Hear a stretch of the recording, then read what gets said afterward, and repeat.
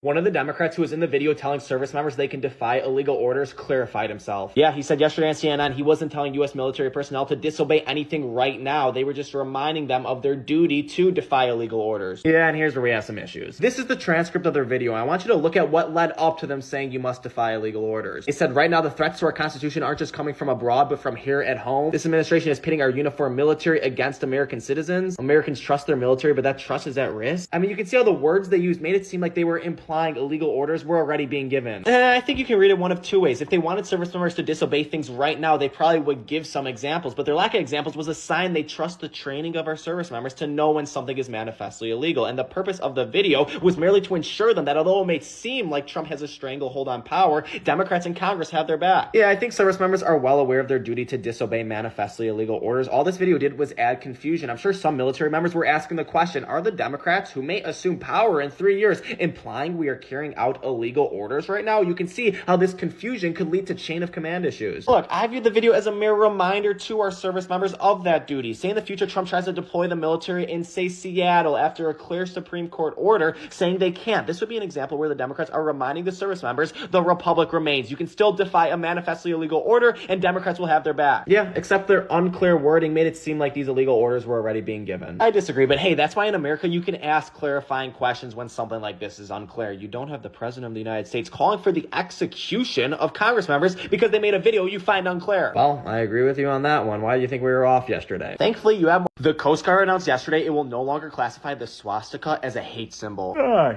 shit. The last thing I want to wake up to. Are we back on the clock today? Yes, Cal, wake the frick up. And you start me with this fake news report by the Washington Post that the Coast Guard has already disproven. No, so what happened is the Washington Post actually did some great reporting yesterday and found that the Coast Guard had updated its guidance on symbols like nooses and swastikas. They used to be classified as hate symbols, but the Coast Guard decided to downgrade them to merely potentially divisive symbols. Here's where the reporting is misleading at best. Sure, they changed some terminology, but they never loosened the prohibition of these symbols, and that's what the Coast Guard was making clear. They're still banned, whether you call them potentially divisive or hate symbols. What's the matter? The matter is, under their new guidance, these symbols will be treated as harassment cases rather than hate incident cases. Also, rather than immediate removal, there was a longer inquire process to remove these symbols only if it was determined they adversely affected good order and discipline, so they objectively reduced the enforcement of dealing with these symbols. Again, these symbols are still banned. They just removed the woke terminology and processes. They would still be removed, and the Coast Guard released an even newer memo last night clarifying your fake news reports. So this memo was a capitulation as they brought back the term hate symbols, clarified they're prohibited, and made clear use of these symbols is a punitive general order enforceable under Article 92 of the Uniform Code of Military Justice. No, the Coast Guard said this new memo was not an update in policy. It was not a capitulation by any means, rather just a clarification to calm down all the media heads blowing up over a non-story. These symbols have been and remain banned. Case closed. Let's move on. If this was really just a clarification, they wouldn't need a brand new memo. They would just be tweeting. Trust me. What has been banned is still banned, bub. Well, thankfully, good reporting forced them to backtrack. No, it forced them to waste time on this non-story. Yeah, that's not what happened. Trump has closed the biggest deal in US history that'll earn the country this unimaginable amount of money. This deal is actually the second time that Trump has broken the biggest in history record, as it comes only months after Trump initially broke the record through a deal worth $750 billion with the EU. This time, the agreement was made between Trump representing the United States and Crown Prince Mohammed bin Salman representing the oil-rich country of Saudi Arabia. As part of the deal, first, the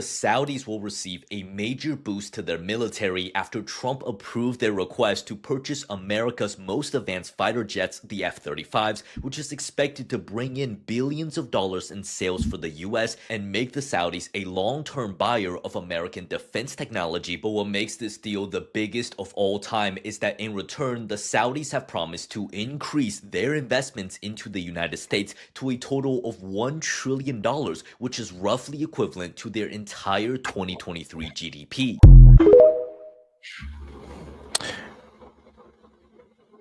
And we are live. Yo, this is Set with Set. I'm sorry, this is Set with Set Media, guys, and I'm back with another one.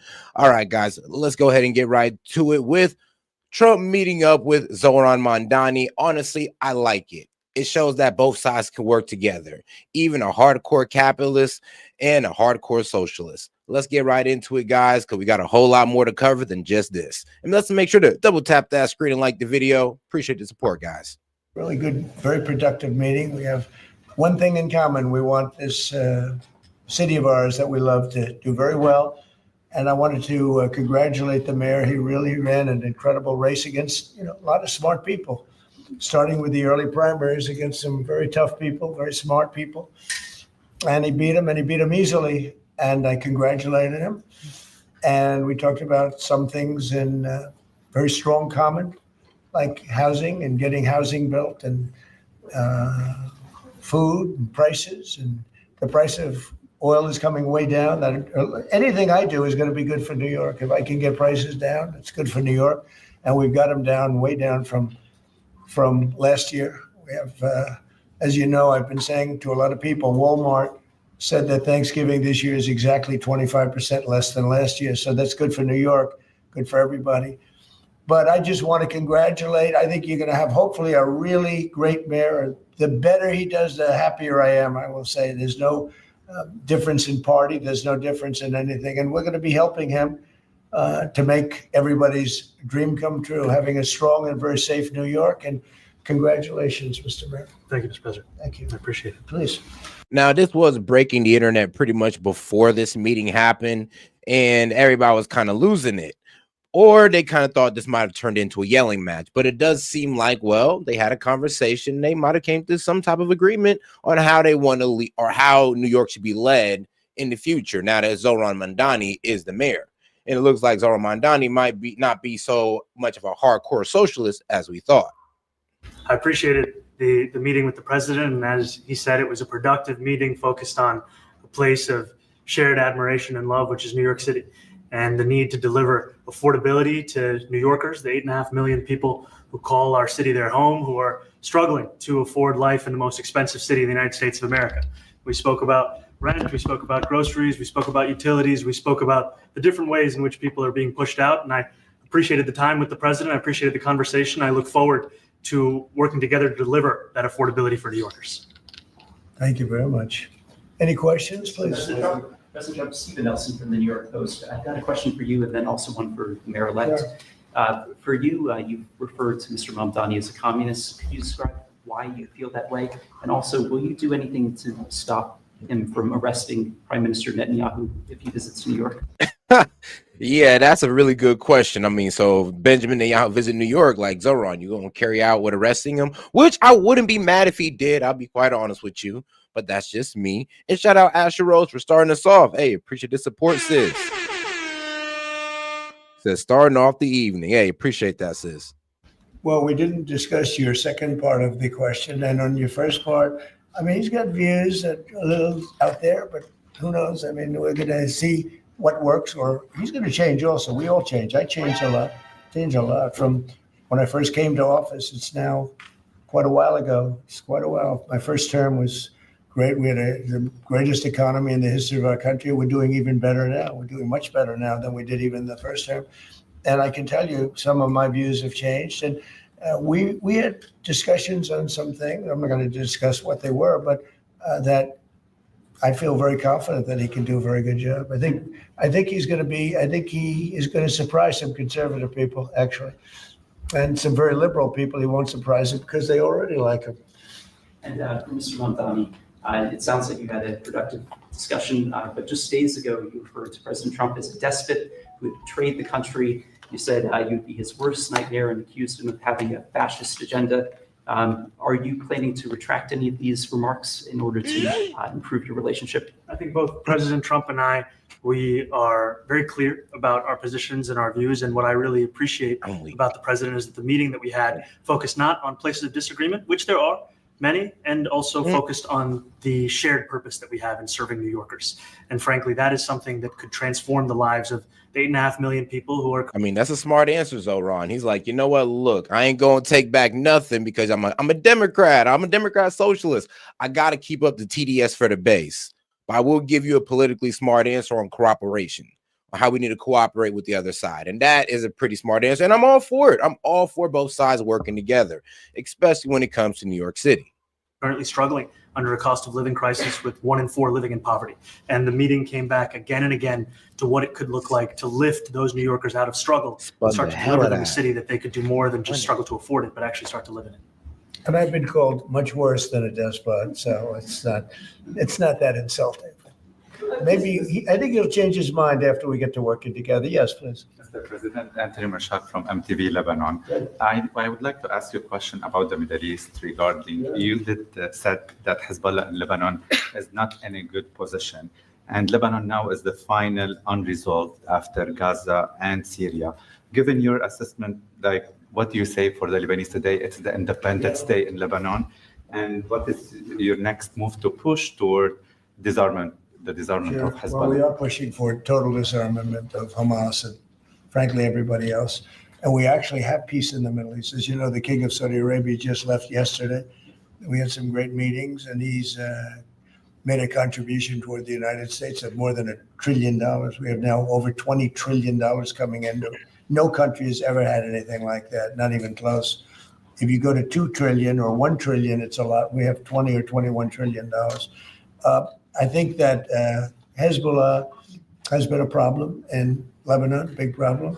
We're working with Lebanon. We're working with everybody in the Middle East. That's another thing I think we have in common. We want to see peace in the Middle East. And we actually have now, for the first time, peace in the Middle East after 3,000 years.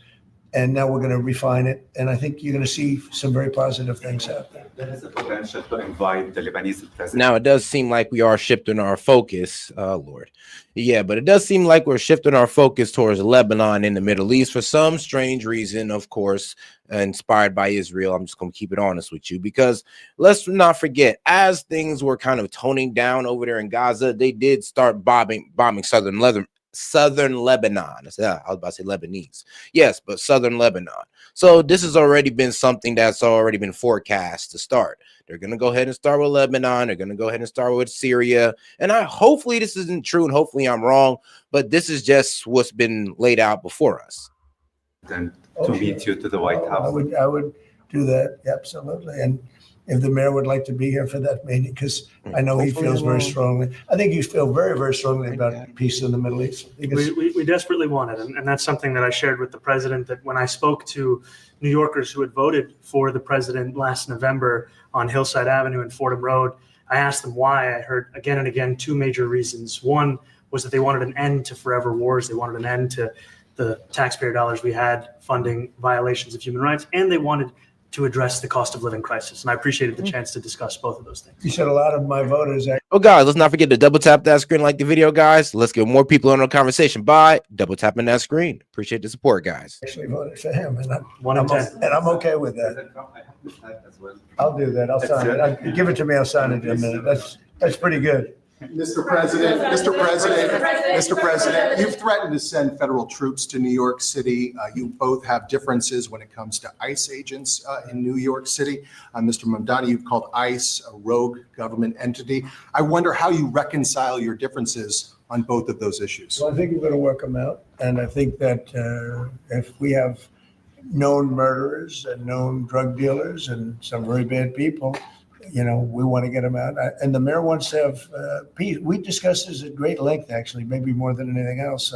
He wants to have a safe New York. Ultimately, a safe New York is going to be a great New York. If it's not safe, no matter how well we do with pricing and with anything else, we can talk about anything you want. If you don't have safe streets, it's not going to be a success. So we're going to work together. We're going to make sure that if there are horrible people there, we want to get them out. I think he wants to get them out maybe more than I do. So we'll work together. We discussed it at great length. Yes, please. 2 questions, if I may. One for you, Mr. President, on BBC. So it sounds like Zohran's going to capitulate when it comes to ICE. He's like, all right, well, don't worry. We're going to bring in ICE. Hey, he might even let Trump bring the National Guard for these funds that, I don't know, hopefully that they use for infrastructure, or, Zohran might reallocate it to fund his socialist agenda. You never know. The second, but first of all, for the mayor-elect, you're both from different parts of the political spectrum. You're both populists, though, and I just wonder to what extent the president's campaign style, his techniques, his social media use inspired any part of your campaign. Well, I actually told the president that, so much of the focus of our campaign has been on the cost of living crisis. And when we asked those New Yorkers who had voted for the president, when we saw an increase in his numbers in New York City, that came back to the same issue: cost of living, cost of living, cost of living. And they spoke about the cost of groceries, the cost of rent, the cost of Con Ed, the cost of childcare. And too often politicians are looking to lecture to New Yorkers what they should care about as opposed to listen. And when we spoke to those voters who voted for President Trump, we heard them speak about cost of living. We focus on that same cost of living. And that's where I am really looking forward to delivering for New Yorkers in partnership with the president on the affordability agenda. And I think we have to work a little bit. We talked about Con Edison. We have to work a little bit on getting the prices because, we've gotten fuel prices way down, but it hasn't shown up in Con Edison. And we're going to have to talk to them. If we're sending them fuel at a much lower price than it was a year ago, which is true, we have to get Con Edison to start lowering the rates. Absolutely. And if I may, Okay. last week you told me you were pushing ahead with your plans to sue the BBC for up to $5 billion. You're going to speak to Prime Minister Starmer as well. Is there any progress or any updates on those issues? Well, we get along very well with the Prime Minister. We made a deal with UK. I like him. He's a fine person. And, I think they have some big energy problems. They've got windmills all over the place. They're going to have to start using other methods because their energy is out of control. Talking about in the UK, it's out of control. And he's got. And I've already discussed how in the UK it's terrible because their energy prices go through the roof because, well, they subsidize it. Yes, the people of the UK subsidize their green energy by having higher electricity prices, higher electric bills. It's just the way they're working it out over there until they've reached this technological advancement that they've yet to achieve through green energy, or at least the power production of it. That problem. He's got a big immigration problem, as you know, and he's got a big energy problem. And we talk about he's a good man. Prime Minister's a good man. You have a chance to speak this week. I haven't spoken this week. Have you spoken to President Zelensky, or do you intend to meet with him, President Zelensky, about your plan? Are you going to meet with him? I've spoken with their people. We have a plan. It's horrible what's happening. It's a war that should have never happened. It would have never happened if I was president, and it's a shame. And I thought they should have acted quicker. But it's a cold winter, and a lot of the you talk about utilities, but a lot of the big energy producing plants have been under attack, to put it mildly, to put it nicely. We have a way of getting peace, or we think we have a way of getting peace. He's going to have to approve it. Mm-hmm. Just so sad. So many people. Last month they lost 25,000 soldiers.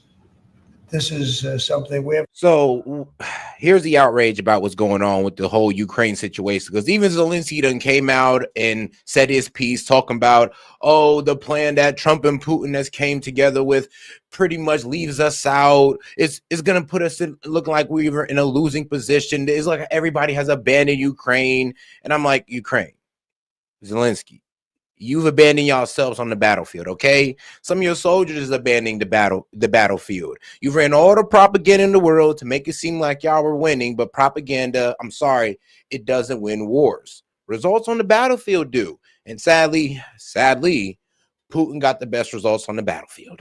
So now everybody has to admit that, Ukraine got to capitulate. Sadly, this is not me being pro-Russian. This is just me understanding the reality of how things are. Haven't seen anything like this since the Second World War, and they're averaging 6,000 or 7,000 a week between the two of them, dead soldiers. Oh yeah, shout out to my man Gaming. He says New York has an immigration issue as well, but hey, I mean, they discussed it at the beginning. He was pretty much talking about, they have a lot of illegals in there, a lot of criminals. You want to go in there and get them. Remember what Zohran said before, that he's going to resist ICE. So apparently when he met with Trump, he already conceded on the whole, all right, I ain't going to stop ICE. We're going to get the illegals out of there. We're going to make sure New Yorkers are safe and things are more affordable. I mean, it sounds like he's capitulating on some of his more radical views. And it goes on. And I think they're getting reasonably close, but I don't want to predict. I would have said that would have been one of my early ones. I did 8 peace deals of countries, including in India, Pakistan. You could even go, in fact, they're coming here in a week or two, go to the Congo and Rwanda. That was 10 million people dead. And we worked something out on that, but so many. And the one I thought would have been, for me, because I have a very good relationship with President Putin, I thought that would have been maybe quicker, but it does take 2 to tango. And now you just see all the death And, it doesn't affect us other than the fact that we don't want to see all those people that really it's on the other side of the ocean. It's a war that should have never happened. It did happen. I blame the person also sitting right behind this desk. This is a war that should have never happened, and it wouldn't have happened if I were president. But we're trying to save a lot of lives. They're losing 25, think of that, 25,000 lives over the last short period of time. That's Ukrainian and Russian.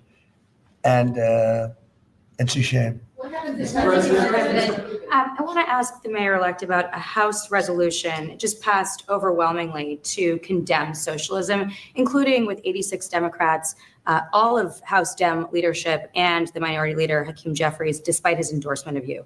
What's your reaction to that? I have to be honest with you, Legendary. I focused very little on resolutions. Frankly, I've been focusing. Condemn socialism. I understand. I think the focus is on the work at hand. I can tell you I am someone who is a democratic socialist. I've been very open about that. And I know there might be differences about ideology, but I'm honestly impressed with the young man. I'll be real with you. The fact that he actually came, he did something that, I'll be real with you, his leadership won't even do. That the radicals in his base won't even do. He actually came there to the president and actually discussed how they're actually going to fix New York. I got to respect that. You can call him an Islamist, jihadist, and all that wild stuff, but he's most definitely a socialist. You can call him all that stuff, but we got to respect the effort, and let's see where it takes him. Well, let's see where it takes New York City. the place of agreement is the work that needs to be done to make New York City affordable. That's what I look forward to. And I want to clarify your answer to Stephen Nelson. He asked about your comment calling the president a fascist. And your answer was, both President Trump and I have been clear about our positions and our views. Are you affirming that you think President Trump is a fascist? I've spoken about. That's okay. You can just say yes. Okay. Okay. It's easier. It's easier than explaining it. I don't mind. And Mr. President, I wanted to ask you also about this Ukraine plan. Yeah. President Zelensky said today that his country would risk either giving up a partner or giving up its dignity. There's been criticism that this deal You mean he proposal. doesn't like it? It's unclear. He was sort of tenuous about He'll it. have to like it. And if he doesn't like it, then, they should just keep fighting, I guess, The suggestion that he made, though, was that if he doesn't And that's Trump pretty much admitting that, yeah, I mean, the worst thing for Zelensky to do is to keep fighting. Not Putin, but Zelensky. He's like, if you don't like this deal, I mean, you could keep fighting. That'd be the worst thing for you. But accepting the deal would be the best thing for Ukraine right now. And like I said, this isn't me being pro-Putin. This is just me understanding the reality of how things are working out there in Ukraine on the battlefield. And also, this is a I told you so moment as well. Like, okay, yes, it is. I ain't gonna lie. I told you so. What did I tell you? I told you that Ukraine was losing on the battlefield. I told you that there was no match for Russia. And for some reason, y'all was believing the propaganda that somehow Ukraine could win this. Somehow, some way, in a fairy tale land far, far away, they could win this. Well, look where we're at. accept it, that the U.S. would pull back its support for Ukraine. Is that Well, at some accurate? point, he's going to have to accept something. He hasn't accepted. You remember right in the Oval Office not so long ago, I said, you don't have the cards. Don't forget, I inherited this war. This war never would have happened. I inherited this war. And I thought he should have made a deal a year ago, 2 years ago. The ultimate deal would have been if it never started. That would have been the good deal. That could have been done too if you had the right president, but you didn't have the right president. Mr. President, Putin back. Mr. President, the cost of living is something that you and Mr. Mamdani seem to agree on. Democrats have run New York City for a long time, Mr. Mamdani. Do you see Democrat policy specifically as being a problem? And I'd like that be a question that both of you could answer in New York City. Look, I think that there are many things in our city where we have to own the responsibility of it, things that existed long before the president was the president. And those are also part of the message of our campaign, was to take on a broken politics of the past. And I ran against a number of candidates who represented different versions of that past. And what we found time and again is that working people were left behind in the politics of our city. And what we're looking to do is put those people right back at the heart of our politics so that we. I mean, yes, and that's why a lot of working people started to abandon New York City. I mean, there's a lot of people who trust me, and I was saying here in my home city of Columbus, that actually comes from New York. And the main reason they say is because, there's not enough jobs, and the jobs they do have don't pay enough. And I trust me, you'll have the liberals come out and say, oh, but we're making all this money. Yeah, congratulations. You're admitting that you're overly taxing your people while the most of them are not making enough money. And yes, most of the high paying jobs, when we're talking about when you have a degree or a specialized skill, are in these cities. So when you highlight those, but forget about the people on the bottom, you kind of expose y'all elitist attitude. Don't have a situation where we're in the wealthiest city in the history of the world, and yet 1 in 5 can't even afford $2.90 for a Metro card. Mr. Mamdani. You know, we had some interesting conversation, and some of his ideas really are the same ideas that I have. But a big thing on cost, you know, the new word is affordability. Another word is just groceries. You know, it's sort of an old-fashioned word, but it's very accurate. And they're coming down high. They were, you know, we had, both of us, we had the highest inflation in the history of our country the last 4 years under the Biden administration. And we've got inflation down now to a normal number. It's going to go even a little bit lower than that. Katie, do you have something? Oh, guys, let's make sure to double tap that screen and like the video, guys. Appreciate the support, by the way. But let's not forget to double tap that screen and like the video. Mr. President, thank you so much. Mr. Mamdani often talks about New York City being covered by international law, that they will follow international law. Doesn't often talk about the U.S. Constitution. What is your response to that? Well, I don't know what you're referring to in terms of it can be covered by international law, local law. It's covered by a lot of laws, but it's covered by U.S. law. Are you referring to anything in particular? He just says that they're a city that endorses and enforces international law. Is that at odds with No, US I don't know. Would you want to? Do you want to respond? Yeah, I think what I've shared with the president is our desire to not only follow the laws of our own city, laws that protect New Yorkers, but also a desire for consistency in our politics across the board. And that's something that we've talked about and something that I know many New Yorkers want. We were with ICE. We were with ICE then? We discussed ICE and New York City, and I spoke about how the laws that we have in New York City allow for New York City government to speak to the federal administration for about 170 serious crimes. The concerns that many New Yorkers have are around the enforcement of immigration laws on New Yorkers across the 5 boroughs. And most recently, we're talking about a mother and her 2 children, how this has very little to do with what that is. Okay. I like this. I like how he's separating it. And yes, New York does have a crazy immigration problem. I mean, of course, and here's the thing. I mean, if ICE can really get into New York, we're going to start seeing Canal Street get locked up. We're going to start seeing the Bronx kind of get a little bit shaky over there. So, hey, I can't wait. Oh, and also Jamaica too. Also that little, also over there. That's gonna be going out. That's gonna be going crazy as well, because we all know New York has a crazy immigration problem, and not everybody there came here legally.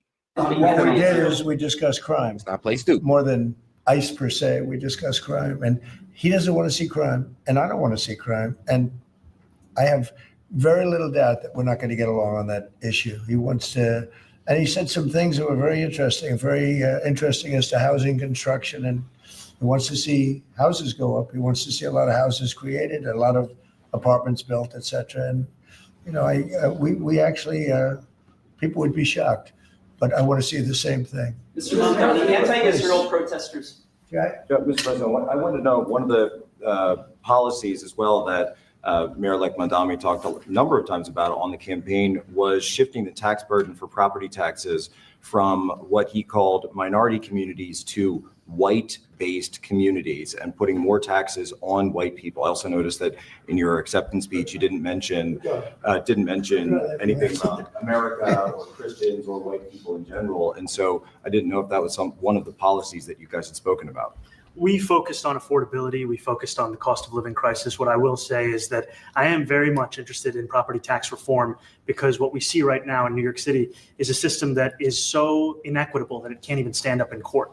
And the president and I spoke about the importance of not only building more housing, but also making sure that regulation of housing is something that is manageable to actually get through and not the cause of yet another weight that we see in our city. But to be clear, you're continuing this idea of race-based property taxes. No, to be very clear, That's what you said. no, the use of the term was a description of neighborhoods, not a description of intent. So you intend to tax the whiter neighborhoods more? No, we intend to create a fair property tax system because we want a New York City that is not only fair and equitable, but also one that every New Yorker can afford.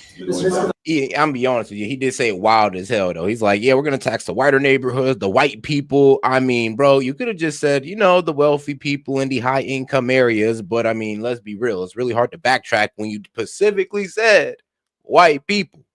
So I don't know how you know the New Yorkers felt about that one. But hey, as long as it's about sticking it to the rich man, I'm pretty sure that's all they cared about. Please, go ahead. Mr. Mamdani, anti-Israel protesters just targeted a synagogue in New York. Are you concerned about Jewish New Yorkers feeling welcome and safe in the city? And President Trump, you've threatened to cut off federal funding to New York City. What policies would prompt you to do that? Would that be city-run grocery stores? Would it be something else? Well, I think if we didn't get along, whether it's cut off or just make it a little bit difficult or not give as much, we want to see, I use the term, we don't want good money going after bad. And we don't want that to happen. I don't think that's going to happen. I did say that, you know, subject to what policies are being said. We had a meeting today that actually surprised me. He wants to see no crime. He wants to see housing being built. He wants to see rents coming down, all things that I agree with. Now, we may disagree how we get there. The rent coming down, I think one of the things I really gleaned very... You know, I've always said that, though, about the two sides. It's like, we low-key agree on a lot. Like, we agree on a lot. We just disagree on how we want to get there. We all want affordable housing. Like, we just disagree on how we want to get there. We all want prosperity for all Americans. We just disagree how we want to get there. And if we can come in the middle, we can actually find some understanding and really get all of that, I guess, political strife out the way and actually get some things done. Very much today. He'd like to see him come down, ideally, by building a lot of additional housing. Yeah. That's the ultimate way. He agrees with that, and so do I. But if I read the newspapers and the stories, I don't hear that. But I heard him say it today, and I think that's a very positive step. No, I don't expect. I expect to be helping him, not hurting him. A big help, because I want New York City to be great. Look, I love New York City. It's where I come from. I spent a lot of years there. Now I'm right here. We took a big setback with the mayor that we had, named de Blasio. I thought it was a tremendous setback for the city. I think this mayor can do some things that are going to be really great. Mr. President, Mr. President, you. Thank you, Mr. President. You're a billionaire. You have a different address nowadays than you used to, but you used to call New York City home. Would you feel comfortable living in New York City under a Mamdani administration? Yeah, I would. I really would. Especially after the meeting. Absolutely. What makes you comfortable? We agree on a lot more than I would have thought. I think I want him to do a great job, and we'll help him do a great job. You know, he may have different views, but in many ways, you know, we were discussing when Bernie Sanders was out of the race, I picked up a lot of his votes, and people had no idea, because he was strong on not getting ripped off in trade and lots of the things that I've practiced and been very successful on. True. Tariffs, a lot of things. Bernie Sanders and I agreed on much more than people thought. And when he was put out of the race, I think quite unfairly, if you want to know the truth, many of the Bernie Sanders voters voted for me. And I felt very comfortable, frankly, in seeing that and saying that. And, you know, it just turned out to be a statistical truth. But no, I feel very comfortable. I would feel very, very comfortable being in New York, and I think much more so after the meeting. Yes, please. Thank you, Mr. President. I have a question for you, but a very quick one for the mayor. Why did you fly here? Aren't trains greener? I'll use every form of transit, and I want to make sure that they're all affordable in New York City, and that's why making buses fast and free is a centerpiece of our campaign. There is a bus that goes. Hey, this man be so slick. This man's so slick. I ain't even gonna lie. When it comes to the way he answered things, of course, you know, he skirts the hell out of the question, but he's just like, well, like, yeah, so why didn't you take the train? You know, I mean, why'd you use a plane? Isn't it greener to take the train? He's like, look, I use all forms of transit, and, you know, it's all about affordability. So I'm trying to make everything lower. Even the plane ticket that I took to get over here. You know what? I can respect that answer, even though, you know, he is low-key spinning it. Quicker, too. You know, I mean, he's working very hard for him to be, that's a That's a very long drive. I'll stick up for you. You know, the plane takes you 30 minutes and driving takes you a And long Mr. time. President, I was wondering if you could clear up some confusion around a Washington Post report. There was this explosive report that the Coast Guard is no longer going to characterize swastikas and nooses as hate symbols. DHS called that a lie and fake news. Can you clear up? I don't know anything about it. When was this written? I think yesterday. Well, look, the Coast Guard's an incredible group of people. I know them very well. We just ordered a lot of new Coast Guard cutters, beautiful, the most magnificent ship. They look like yachts with lots of guns on them. So I don't know. I haven't seen any report like that, but certainly we want them to remain a great force, and they are. Mr. President, I'm a peacemaker, and you did a peace in all the 9 months around the world. I would like to ask Mr. Mamdani, you've accused the U.S. government of committing genocide in Gaza while President Trump was working on peace. Why that? I've spoken about the Israeli government committing genocide, and I've spoken about our government funding it. And I shared with the president in our meeting about the concern that many New Yorkers have of wanting their tax dollars to go towards the benefit of New Yorkers and their ability to afford basic dignity. And what we see right now is we're in the 9th consecutive year of more than 100,000 school children being homeless in our city. And there's a desperate need not only for the following of human rights, but also the following through on the promises we've made New Yorkers. And I appreciated the meeting we had and the work. I ain't gonna lie, I respect that answer because they try to make it something geopolitical, and he spun it back to home policies. He spun it back to let's talk about what's going on in America. Let's talk about what's going on in New York and how these kids are suffering, instead of talking about or always bringing things back to what's going on overseas. I gotta respect that, to be quite honest with you. And that's really one of the reasons why he won.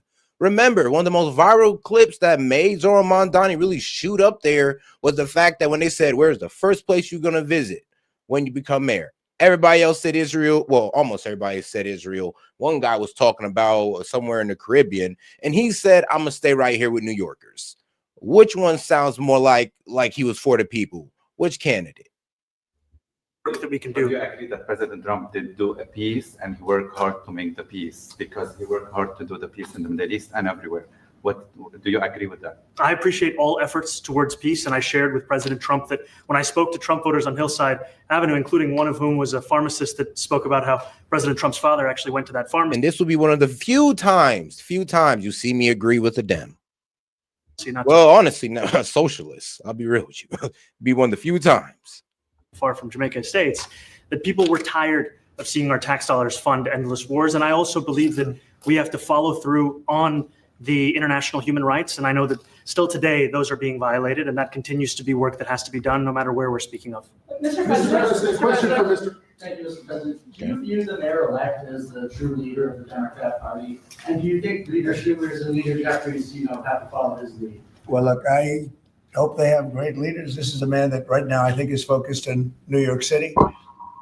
I really think he has a chance to do a great job. We're going to help him, but I really think he has a chance to do a great job. But I'll let you answer that. You consider yourself the leader of the Democrats. I think it's more appropriate for him.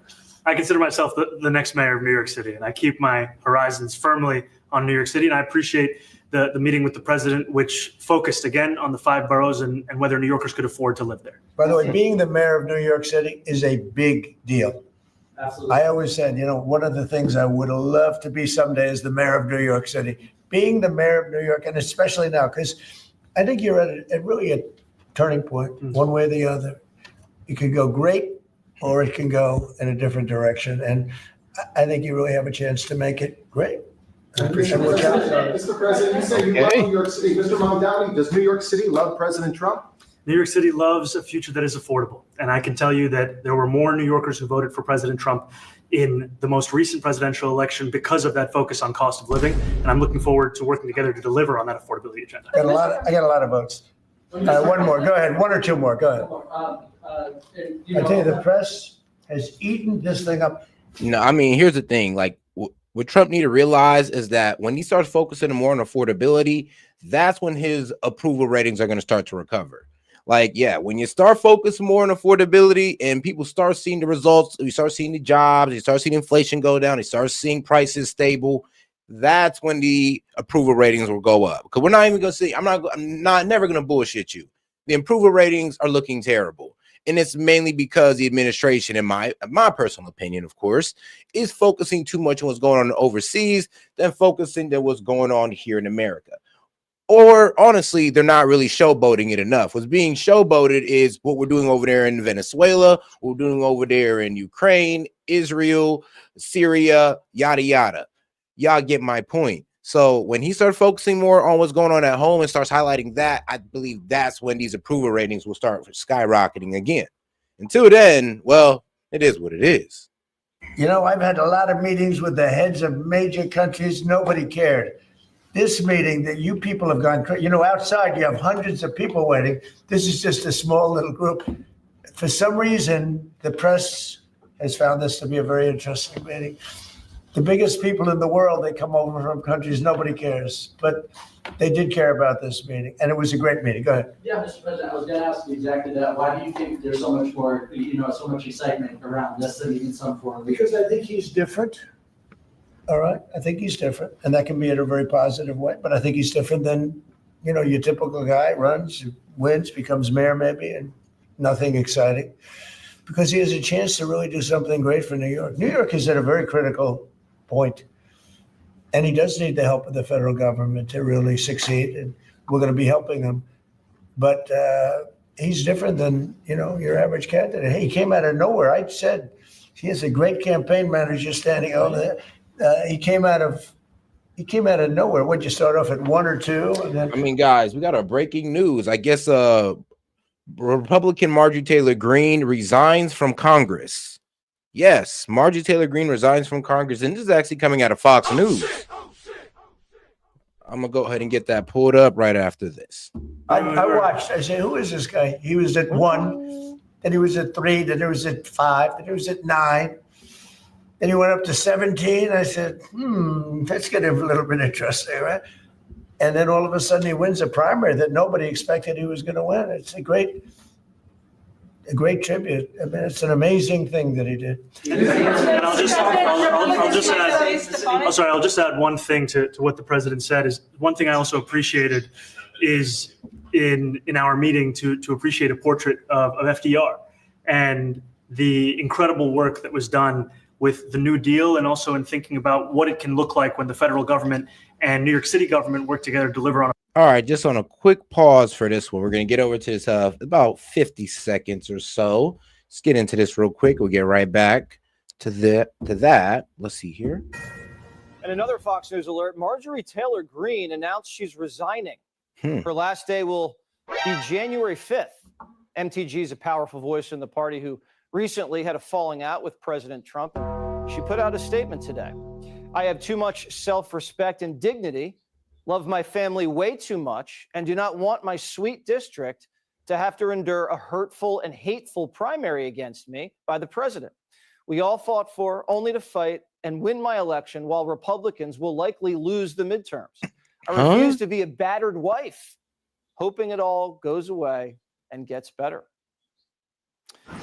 Okay. Click here to subscribe. I don't know if I like that response. I mean, Marjorie, stick in the fight. Don't bow out and just say, oh, well, I'm clocking out because, I already know I'm going to win. I already know I'm going to beat the resistance. Then beat the resistance. Like, we need you in there if that's the case. Hopefully she kind of withdraws that, but we'll see. There might be some hidden forces behind there, too. Maybe she's actually, those threats are, intensifying. Maybe, I don't know, they got something on Marjorie Taylor Greene. You never know. But the way she's leaving right now, I don't know. I don't like it. I'll be quite honest. But all right, though, let's get right back over to Zohran and Trump. Affordability, it can be transformative. We have a great portrait of FDR that I found in the vaults that was missing for years. I found it, and I put it up. He's a Democrat, to the best of my knowledge. He's a Democrat. And when the mayor saw that portrait, he said, sir, do you mind if I have a picture taken by that portrait? It's an amazing portrait. I hope the picture comes out good. But it's an amazing portrait in the cabinet room. So he's a big fan of the New Deal, I guess, and of FDR. Yes, ma'am. Thank you, Mr. President. You said that you both spoke about crime. There are many police officers set to come off the rolls at the end of this year in New York City. Are you going to allow those police to be replaced with police officers, actual cops? And are you going to require that that happens? Would there be some consequence if the Well, I hope staff? it happens, but again, that's going to be ultimately the mayor's decision. What's your answer? Is that I look forward to delivering public safety with the NYPD. And I've said over the course of our campaign that we have the number of police officers today. They are the ones that's budgeted about 35,000 headcount. And I think the key thing is that we have to make it easier for police to focus on police work, not ask them to respond to 200,000 mental health calls a year. So is that a reduction from what you're at right now? Are you committing to maintaining the same level? Yeah, I don't know about that agenda still, because you never know. The mental health cause, those mental health calls might turn into a violent situation where you need law enforcement. So unless law enforcement is going to tag team with the social worker or tag along, I don't think we should just send social worker just because there's a perceived mental situation. Cops? I've committed over the course of the campaign to maintain the 35,000. That's the headcount that we had through the And campaign. not replace them with caseworkers, social workers? No, I've said that's the headcount that we want. What we need to do is make sure they can focus on serious crime. And he just retained a great police commissioner, I believe, right? Yes, If yes, the- we did, Commissioner Tisch. If the newspapers are correct. That one Just- they're correct about. He retained, I think, somebody that is she's a good friend of some of the people in my family, of Ivanka, and they say she's really good, really competent, and he just retained her, so that's a good sign. Mr. President, are there still topics that you see the two of you disagreeing on in the future? And do you think you'll have more meetings like this? There will be topics that we disagree on. I think we'll probably come to a conclusion, and ultimately, he'll convince me or I'll convince him, it's for the good of New York. Ultimately, it's for the good of New York. I don't care about affiliations or parties or anything else. I want to see if this city could be unbelievable, if he could be a spectacular success, I'd be very happy. Do you think you guys will meet more in the future too? Sure. Do you think you'll meet again in the future, throughout the administration? I think we will. I think we will. I hope we do. I enjoyed the meeting. We had a great meeting. Please. Mr. President, Republican Elise Stefanik has campaigned multiple times by calling Zohran Mamdani a jihadist. Do you think you're standing next to a jihadist right now in the Oval Office? No, I know, but she's out there campaigning. Not far from it. I mean, far from it. I mean, let's be real. We're talking about a guy who was sticking up for trans, prostitution, all the stuff that's haram. I mean, he's going for it. I mean, hey, it is what it is. He's one of them liberal Muslims, not a moderate, not even. It's definitely not no jihadist, definitely not no extremist, but one of the more progressive Muslims, obviously. And I know y'all still don't like that, but I mean, hey, it is what it is. You say things sometimes in a campaign. Isn't that sort of She's a very capable person, but you really have to ask her about that. But no, I don't particularly. I think I met with I met with a man who's a very rational person. I met with a man who really wants to see New York be great again. And I can say again, because New York was great. When I came down to Washington initially, the city was so hot. It was doing great. We were having some telltale signs of problems. We had a mayor that was not doing a great job, but still, it was moving along. And it went bad. It really went, pretty bad. And I think it's been at lower points, but it went pretty bad. I think he can bring it back. Now, the question is, will he bring it back all the way? Will he bring it back greater than ever before, which is, I guarantee, that's his wish. I think he wants to make it greater than ever before. And if he can, we'll be out. Like Mamdani will be taking some type of advice or leadership from Trump when it comes to governing or his leadership over New York.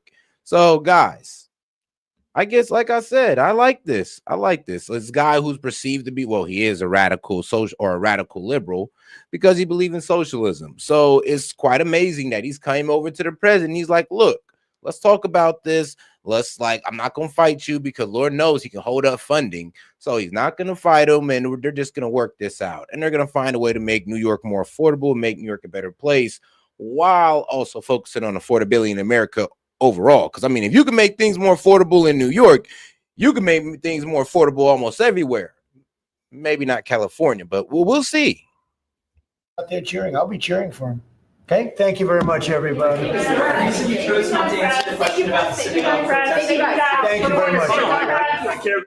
All right, let's get over to the right side of media right here with Jesse Waters, and then we're going to make our way over to the left side of media as they, lose their ish over Ukraine. It's all about Ukraine, I swear to God. communist and a Turn him into dictator walk into a neoliberals. bar. I've had a lot of meetings with the heads of major countries. Nobody cared. This meeting that you people have gone, outside you have hundreds of people waiting. This is just a small little group. For some reason, the press has found this to be a very interesting meeting. The biggest people in the world, they come over from countries nobody cares, but they did care about this meeting. The press was foaming at the mouth. They thought it'd be the biggest brawl since Zelensky. Just days ago, you referred to President Trump as a despot who betrayed the country. You said you'd be his worst nightmare and accused him of having a fascist agenda. Are you planning to retract any of these remarks in order to improve the relationship? I think both President Trump and I, we are very clear about our positions and our views and what I. Oh, guys, let's make sure to double tap that screen and like the video, guys. Let's get those likes up by double tapping that screen. Appreciate the support, guys. Really appreciate about the president is the meeting that we had focused not on places of disagreement, which there are many, and also focused on the shared purpose that we have in serving New Yorkers. And I've been called much worse than it. Hey, and shout out to my man Lenny for the $10 super sticker. I appreciate the support, my man. Let me go ahead and give you the shout out and appreciate all the supporters as well. Let me go ahead. Guys, let's not forget to double tap that screen. Despot, so it's not that insulting. Let's try that again. Are you affirming that you think President Trump is a fascist? I've spoken about. That's okay. You can just say yes. Okay. It's easier. It's easier than explaining it. I don't mind. The name calling, that's politics. Trump's been giving it and taking it his whole career. This sends a signal to Democrats that Trump's really about business. And if he really was a dictator, would you let some guy come into your house and call you that? No. And did Mamdani go in there and hide his face like Big Gretch? No. Zohran's mayor, Trump's president. So let's get down to it. I think you're going to have hopefully a really great mayor. The better he does, the happier I am. I expect to be helping him, not hurting him. A big help, because I want New York City to be great. Trump and Zohran want the same thing for the city. They both want it to be safe and affordable. They might not always agree on how to get there, but instead of bickering, they found common ground. He wants to see a lot of houses created, a lot of apartments built, etc. And we actually people would be shocked, but I want to see the same thing. Not just housing. Trump wants to rein in the electric company and help Mamdani fight crime. Trump says we're not going to throw good money after bad. He's not going to be sending money for government-run grocery stores. We're talking common sense stuff that helps the middle class. Some of their playbooks overlap. I kind of like it because it's kind of funny. It's like, all right, so the socialists with all the good intentions in the world, but just not the best ideas. And then he got the capitalists behind him to kind of pull him back when he's getting a little bit too social. It's like, all right, but look, you got a good vision. It's just, we still got to abide by capitalism here. You go full on socialist, things get fucked up. But maybe with Trump's guidance, they could work something out here. You never know. To New Yorkers who had voted for the president last November, I heard again and again two major reasons. One was that they wanted an end to forever wars. They wanted an end to the taxpayer dollars we had funding violations of human rights, and they wanted to address the cost of living crisis. A lot of my voters actually voted for him, and I'm okay with that. Trump looks at Zohran like young Bernie, political outsiders who have some wacky ideas, but have compassion for the working man and a lot of love from their base. Some Bernie bros voted for Trump the same way some MAGA folks in Queens voted for Zohran. They have different policies with the same goals, making life more affordable for the average Joe. The difference between Zohran and Bernie, Mamdani beat the odds and the establishment. I think he's different. All right. I think he's different. And that can be in a very positive way, but I think he's different than, your typical. I would say this. He's definitely going against the base when it comes to just not talking to Trump, making Trump seem like he's unreasonable, like he can't talk to the man. And I'm just like, bro, the guy that you think would never come talk to the man is right here right there in the White House. And they're over here looking like they're the best of buddies now. Like they done took on a whole new friendship or something. Like it don't even make sense how cool they look. And like I said, everybody was thinking that this was going to be a Zelensky like part 3, like the part 3 that we never really got. And guess what? It wasn't. It seemed completely, non-confrontational. They seemed like they actually got down to some real agreements. You know what? It seemed like Trump walked away with something and Zohran Mamdani. and we will see where this goes, because you never know. You never know how things go. He might just be talking, and then he have a mask off moment, or the mask falls off when he gets into office. Runs, Never know. wins, becomes mayor. Love him or hate him, Zohran's fresh, and Trump likes to get his hands on new brands. He can work with anyone: Jews, Muslims, communists, little rocket man. The New York relationship is based on action and results, not labels and insults. Zohran might be a communist today, but tomorrow, who knows? I mean, Jesse Waters saying this is completely rich, seeing that. I mean, like, bro, you was kind of one of the main ones calling him a communist, a socialist, a jihadist. I mean, like, bro, what happened to that attitude? Come on now. He's going to change also. We all change. I changed a lot. From when I first came to office. I feel very confident that he can do a very good job. I think he is going to surprise some conservative people. Mamdani might come to realize some of his ideas don't work. I mean, he really never had a real job before. He's a little immature, but with Trump's help, Mamdani can help New York. And if he screws it up, that's on him. I'm weak. Trump holding like a new version of The Apprentice, except political style. He's going to take on these Democrat socialists. He's going to be like, don't worry, man. By the time you get through my apprenticeship, you'll be a full-on capitalist. Don't worry, we're going to fix y'all. Like, all y'all going to have to come to Trump. You'll all bend the knee, kiss the ring, start talking sweet, and then we'll guide you back onto the proper path of capitalism. Not crony capitalism. We all hate crony capitalism, but populist capitalism. Like, why not? It kind of seemed like Trump knew Mamdani said a lot of things to get elected and now knows he has to govern and might have it in him. Would you feel comfortable living in New York City under a Mamdani administration? Yeah, I would. I really would, especially after the meeting. Absolutely. What makes you comfortable? We agree on a lot more than I would have thought. The president's giving the new mayor a fresh start and the benefit of the doubt. Whatever happens, you can't say Trump didn't try.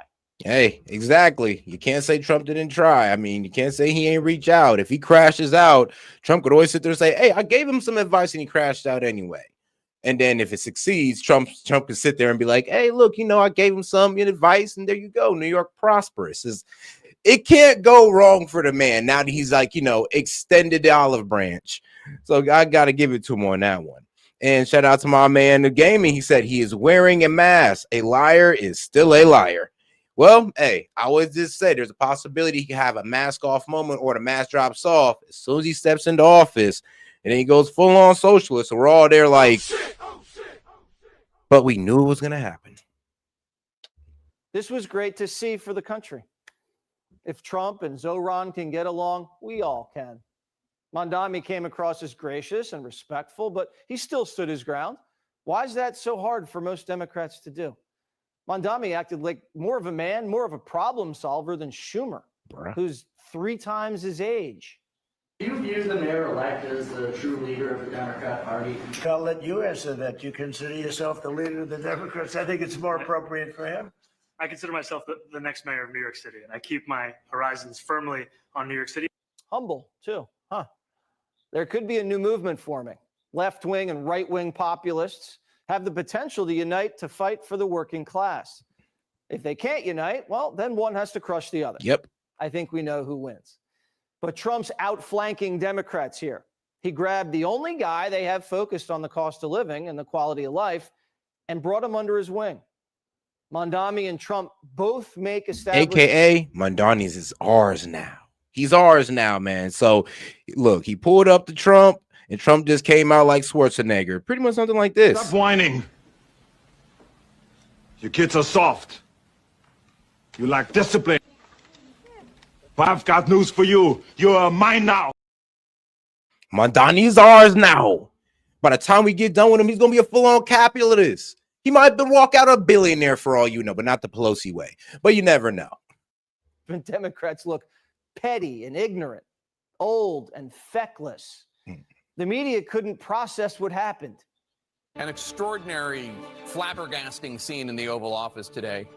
While some may have expected tension or even fireworks in the first ever meeting between New York City's first ever Muslim mayor and the first president to ever have called for a ban on all Muslims entering the country, instead we got handshakes, pats on the back, niceties. No, really. After all these years, they still don't get the guy they report on every day. They thought Trump was going to go waterboard him and shave his beard and send him back to Africa. I'm weak. Obama doesn't like seeing his rainbow coalition rally around a skinnier messiah with a funnier name. Barry's trying to make himself the mentor in chief. Barack and Pelosi huddled dozens of Democrats into a house and gave them a little pep talk. Obama put out some soda, water, crackers, and crudité, and gave Democrats his keys to success. I get feeling discouraged sometimes. I get feeling worn out, tired, and embattled. But in our second term, we used to pass out stickers. We do not succumb to cynicism. Cynicism is our enemy. Stickers? That's Barack's cure? Don't be cynical? That's your pep talk? He says he wants to build a party that can survive without him. Barack's been out of office for a decade. Take a hike. Republicans aren't asking George Bush for help. They grew into a new party and let Bush enjoy retirement. Of course. The Obamas should do the same because they're not really helping anyway. The brothers didn't listen to Barack. And now Michelle's saying America's too sexist for a lady president. MSNBC is MS angry. It's just an insane conclusion to draw. Aside from the fact that that's just so destructive and ridiculous and sexist and wrong, if people want to backlash the antidote to Trump, in many cases, that is women, that's women of color. Yeah. Kamala Harris is why we should nominate a woman again. We agree, Mika. Wow. Kamala Harris is why we should nominate a woman again. I thought, they learned their lesson, but I guess not. Shout out to Toe. She said, people ask how Trump has benefited you personally. You want to educate them? I mean, yeah. Due to Trump's initiative, bro, the immigration problem in Columbus is solving itself. Like, shops are shutting down. That, guess what? We're really being too much of an add-on to the community, and it was just pretty much a hub for illegals. These are data, well, not data centers, but these temp agencies that were hiring, that was getting illegals pipelined and all that crazy stuff. They're crushing down on that. Certain African communities that abuse the marriage law for immigration, they're hopping down on that. So guess what this does for my community? Frees up resources, open up jobs and opportunity. So honestly, that's how Trump has benefited my community personally. Now, as far as me personally, I mean, thank God he came in because the rapid increasing of pricing finally stopped. Like under Biden, things was getting expensive every month for me personally. So the fact that things have actually stalled and actually just been instead of going up by like $2, $3 almost every week, things have stalled to about 50 cents or so. So yes, there's still inflation. And I'm talking about smaller products that I buy, of course. But so there's still inflation, but it's not crazy inflation like we had under Biden. And I know y'all hate what about Biden? Well, I got to talk about me personally. Do I not? Do I get to make comparisons in my personal life or not? All right, then. Kamala should run again. When MS and the Obamas are brawling, you know the base is breaking. And they're not just broken, they're broke. The DNC had to take out a $15 million loan last month because they blew all their cash to win a few blue states 3 weeks back. They got some power back, but they still can't get it together. The Sombrero boys botched the shutdown, and now the Epstein files are exploding like a Coke boat. I'm telling you, and it was so dishonest the way they did it because it was just so funny. Look, think about it like this. They shut down the government for 40 days and get nothing out of it. They dragged the American people on. We're talking about Obamacare healthcare subsidies that, like I said, they never got. All they got was the pinky promise of a conversation. So you dragged the American people on. People didn't get their benefits. They didn't get paid for 40 days, 45 days, making it the longest government shutdown in history. And y'all got nothing. And then all of a sudden, the next day, Epstein emails come out of context one. That don't really give you the full conversation, of course, but just something to make Trump look bad. Just all of a sudden comes out the next day. I don't know. Just call it suspicious. They thought they could Epstein Trump, but it ricocheted and hit him right in the Harris. Madam Vice President, can you tell us why your administration didn't release the Epstein files? Can you tell us? Nope. 4 years, you guys didn't do it. What's your take on it? Gotta protect that. You gotta protect Bill Clinton. Now the whole country knows that a pedophile funded their party. Hey, it's protect Bill at all costs over there at the Democrats. Apparently, that's what I've heard. That the reason why they were just pushing it to the side for 4 years straight is because, one, yes, it did implicate both sides, and they didn't think it was worth it. And of course, they would bomb their own side by, of course, Bill Clinton. And they didn't want to take that damage. And of course, the Clintons still hold heavy power in the Democratic Party. And I mean, let's be real, you go against the Clintons and somehow you end up dead. Like, weirdly so. So I don't know. Is it worth it? Is it really worth it? I think that's what the Democrats were telling themselves, or when they looked themselves in the mirror about the Epstein list and go like, I don't know, bro. Do I want to get killed by allegedly get taken out by the Clintons? Is that just something I want to deal with? And they said no. The cowards. Well, they begged him for dinner dates and dating advice and texted about Actually, no, never mind. I don't have the video no more. I wonder if I can find it. TDS. But if you think that's wrong, you're racist. The idea or the audacity to decide that you want to strip a Black woman of her committee assignment because she was texting with Epstein, but you don't even want to dig into the nitty gritty about what the president of the United States was up to? Bruh, look, this Plaskett girl, right? I want to let y'all know she's a congresswoman in the Virgin Islands where Jeffrey Epstein had an estate at, right?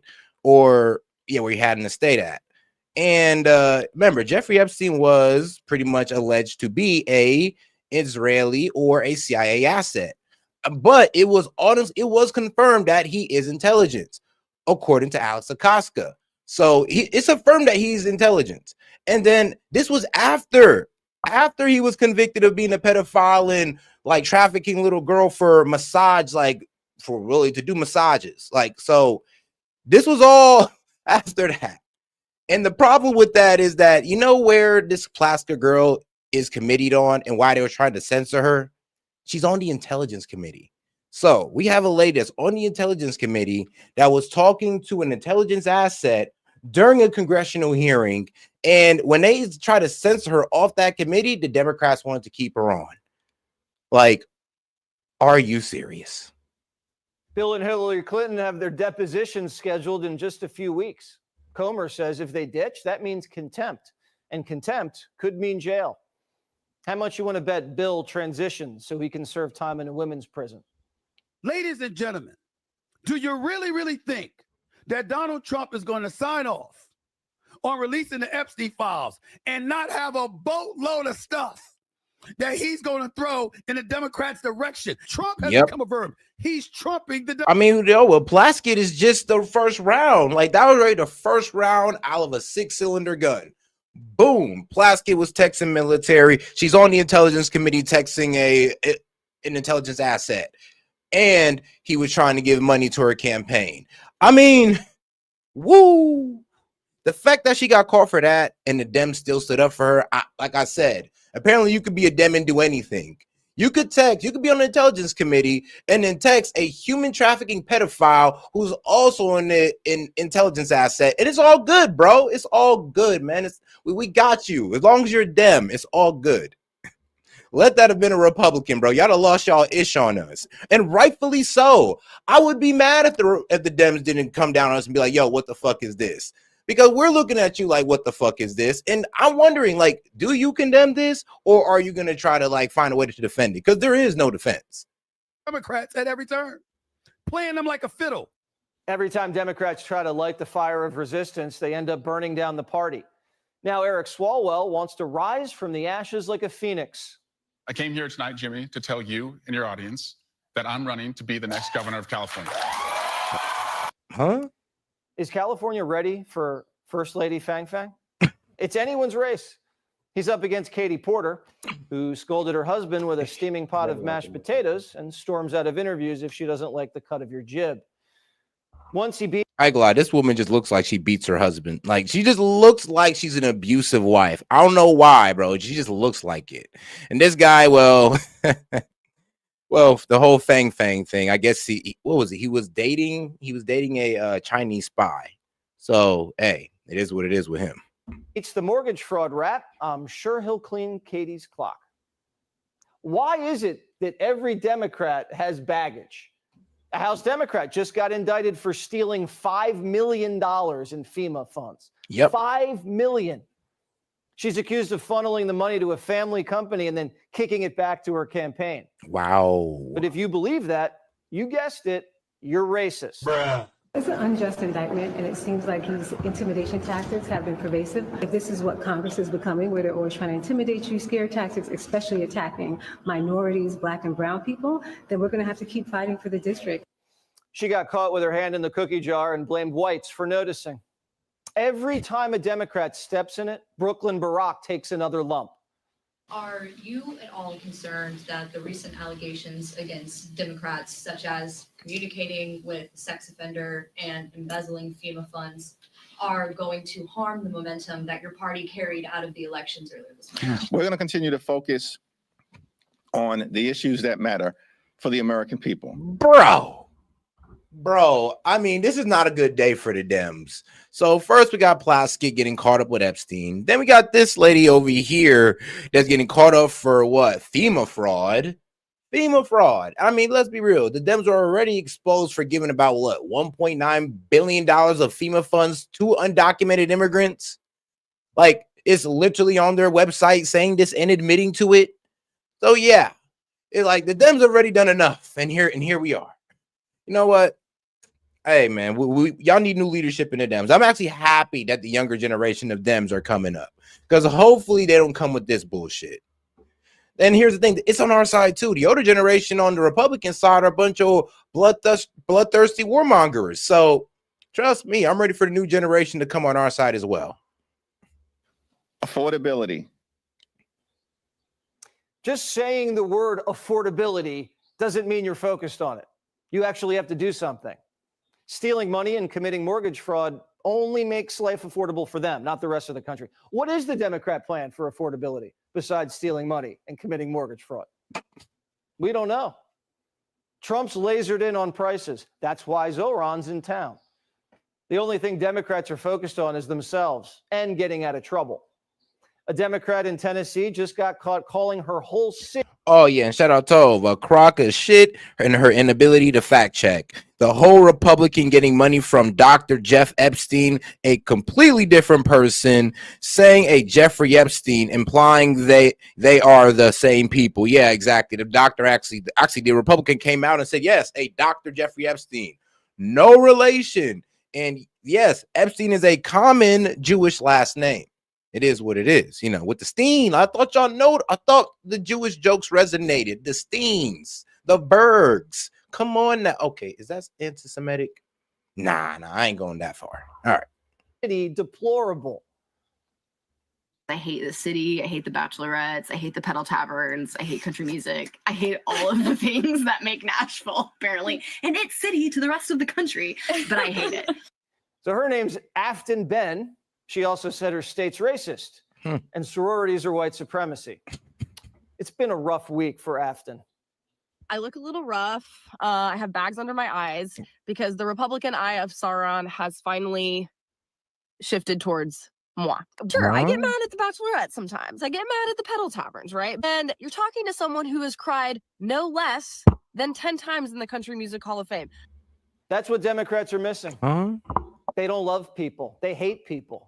Mamdani and Trump have that in common. I mean, like, all right, look, I ain't gonna say all lefties are like this or all people on the left, but when you go on TikTok, if you spend too much time on TikTok, yeah, the guys on the left are the most condescending assholes ever. They don't even try to come with an eye level perspective. They don't try to come and look at your eye level. No, they just look down and they're condescending as hell. And then they get mad when they get that bad energy back. Like, it's the most hilarious thing I've ever seen. Like, I literally watch these liberal guys debate, like Dean Withers, Get a Job Parker, and they always come in with the worst attitude, looking down on them already, and then get surprised when these guys are actually upset with them. I'm like, dog, you ever heard of you get what you put out there? Okay. But it's like they don't have, honestly, no real social skills. Like, you can kind of tell. Because, like, though, if you was sitting with this person face to face, would you honestly be coming at them like that? No. When I try to talk to you guys, I try to talk to you as if you're right there in front of me. I'm not going to sit there and call you out your name or try to just completely make you look stupid or disrespect you. Well, even if you're on the left, unless you get that way with me, then of course I'm gonna give you back that same energy. But I at least try to come at you like, reasonably, not just sit there and call you all types of idiot or whatever. Or sit there and say you're in a cult, or you're a Nazi, or you're a communist socialist. Love people. They love the people they represent. Maybe they have different plans, but they're men of the people. And that's what their focus is on, not themselves, workers. If all politicians could look out for you instead of themselves, this country would take off. So if Kami Mandami's MAGA curious and the Bernie bros want to flirt with America first, Trump's got a big tent, and he's not going anywhere. By the way, being the mayor of New York City is a big deal.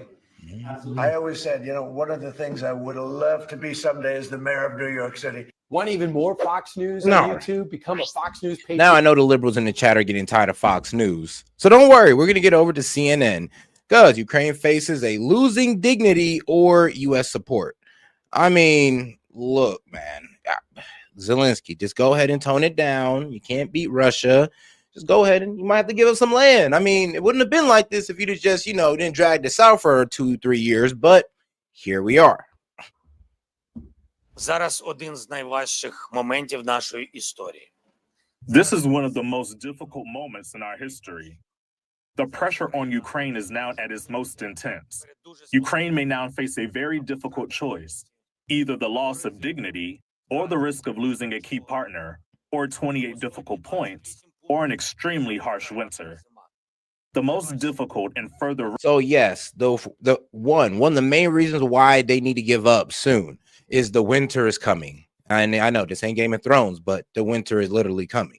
And when the winter comes over there, it's a little bit colder than over here. And guess what? It's a gruesome winter. And having that type of warfare in the wintertime while your people have no electricity, no heating, and the water is starting to become a problem, that's not the best for Ukraine.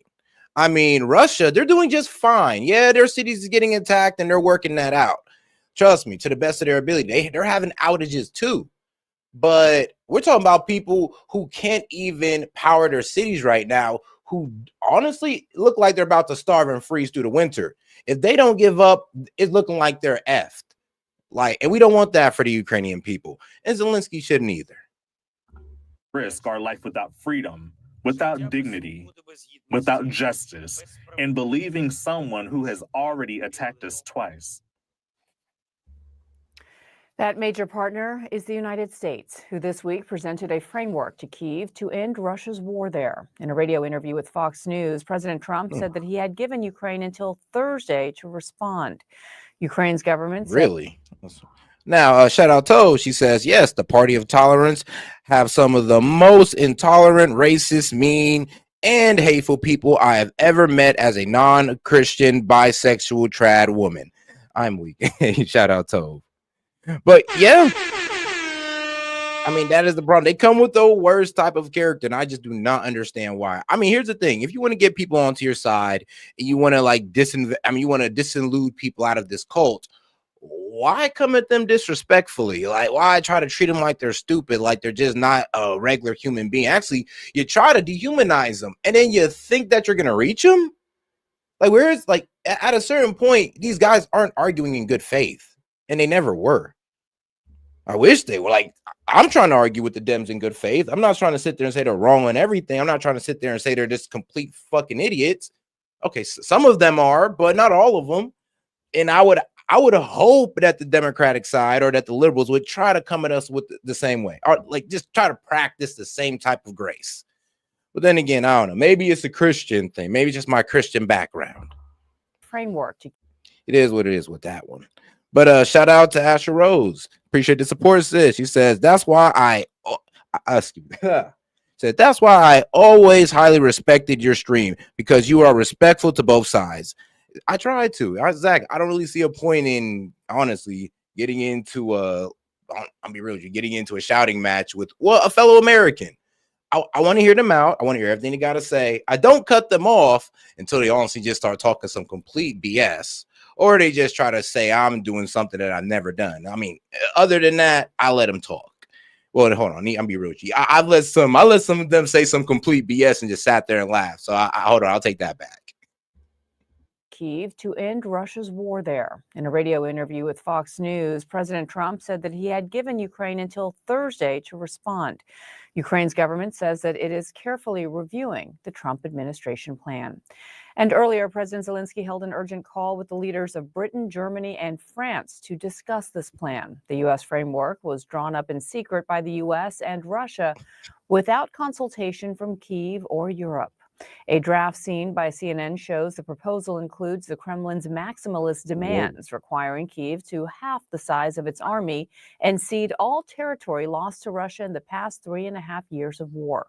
Under the draft framework, Luhansk and Donetsk would be recognized as de facto Russian territories, as well as Crimea, which has been occupied by Russia since 2014. I mean, yeah, honestly, that been Russia at this point. Like, we all knew Crimea was going to be Russian.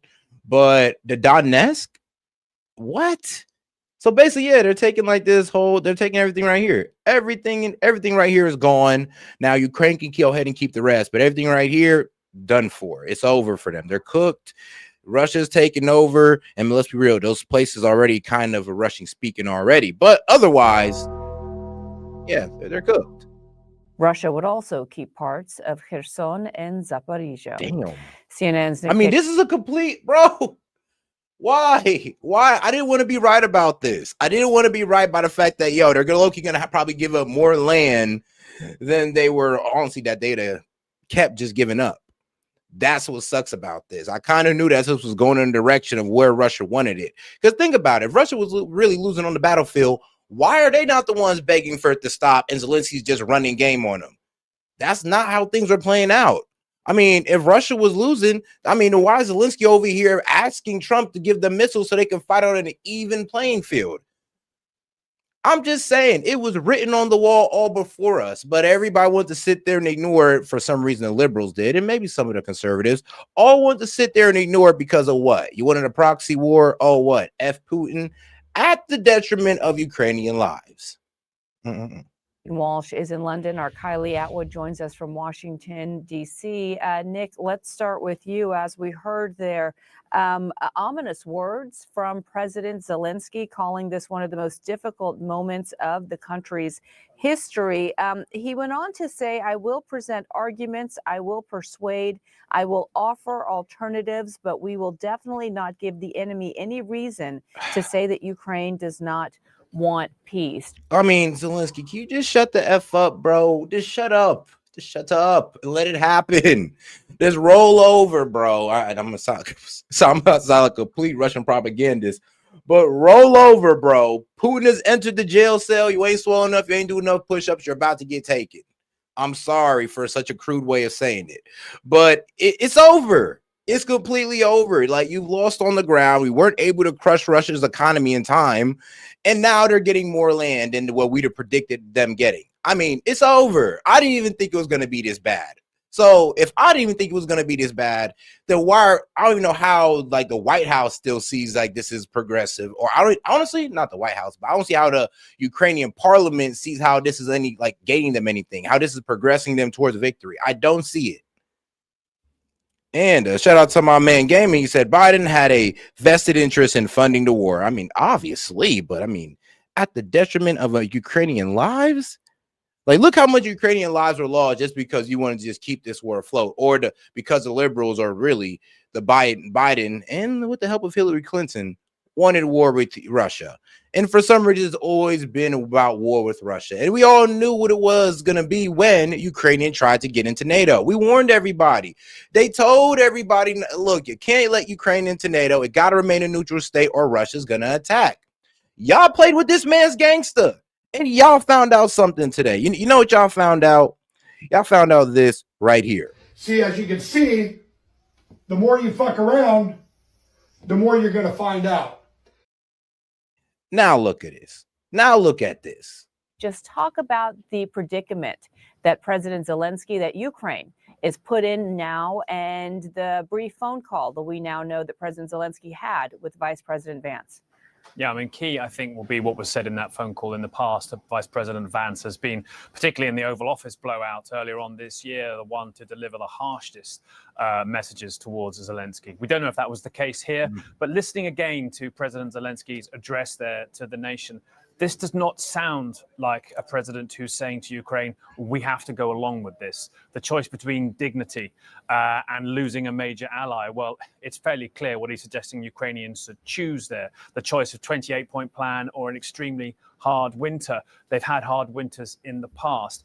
This is clearly a process. Well, they'll lose even more land because why? Their people barely have electricity. Some of these people are going to be going without heat. So people will be freezing to death during that winter unless it's stopped. How do y'all want to play this? What do you guys want to see? And I'm hopefully this goes out to the people in Ukraine because I know they translate my streams in y'all language. I see the analytics. So please ask yourself that question. And shout out to my man Guess Dude. He says, how many times have I said it? Boy, do I hate being right all the time. This was inevitable. Me too, bro. I hated I didn't want to be right either, Guess Dude. I was sitting there going like, please don't let it be as bad as I think it's going to be. And then every day it just inch closer and closer to the worst case scenario. And here we are.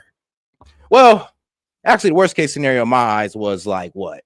Putin nuking Ukraine. This is like 3 steps down from that.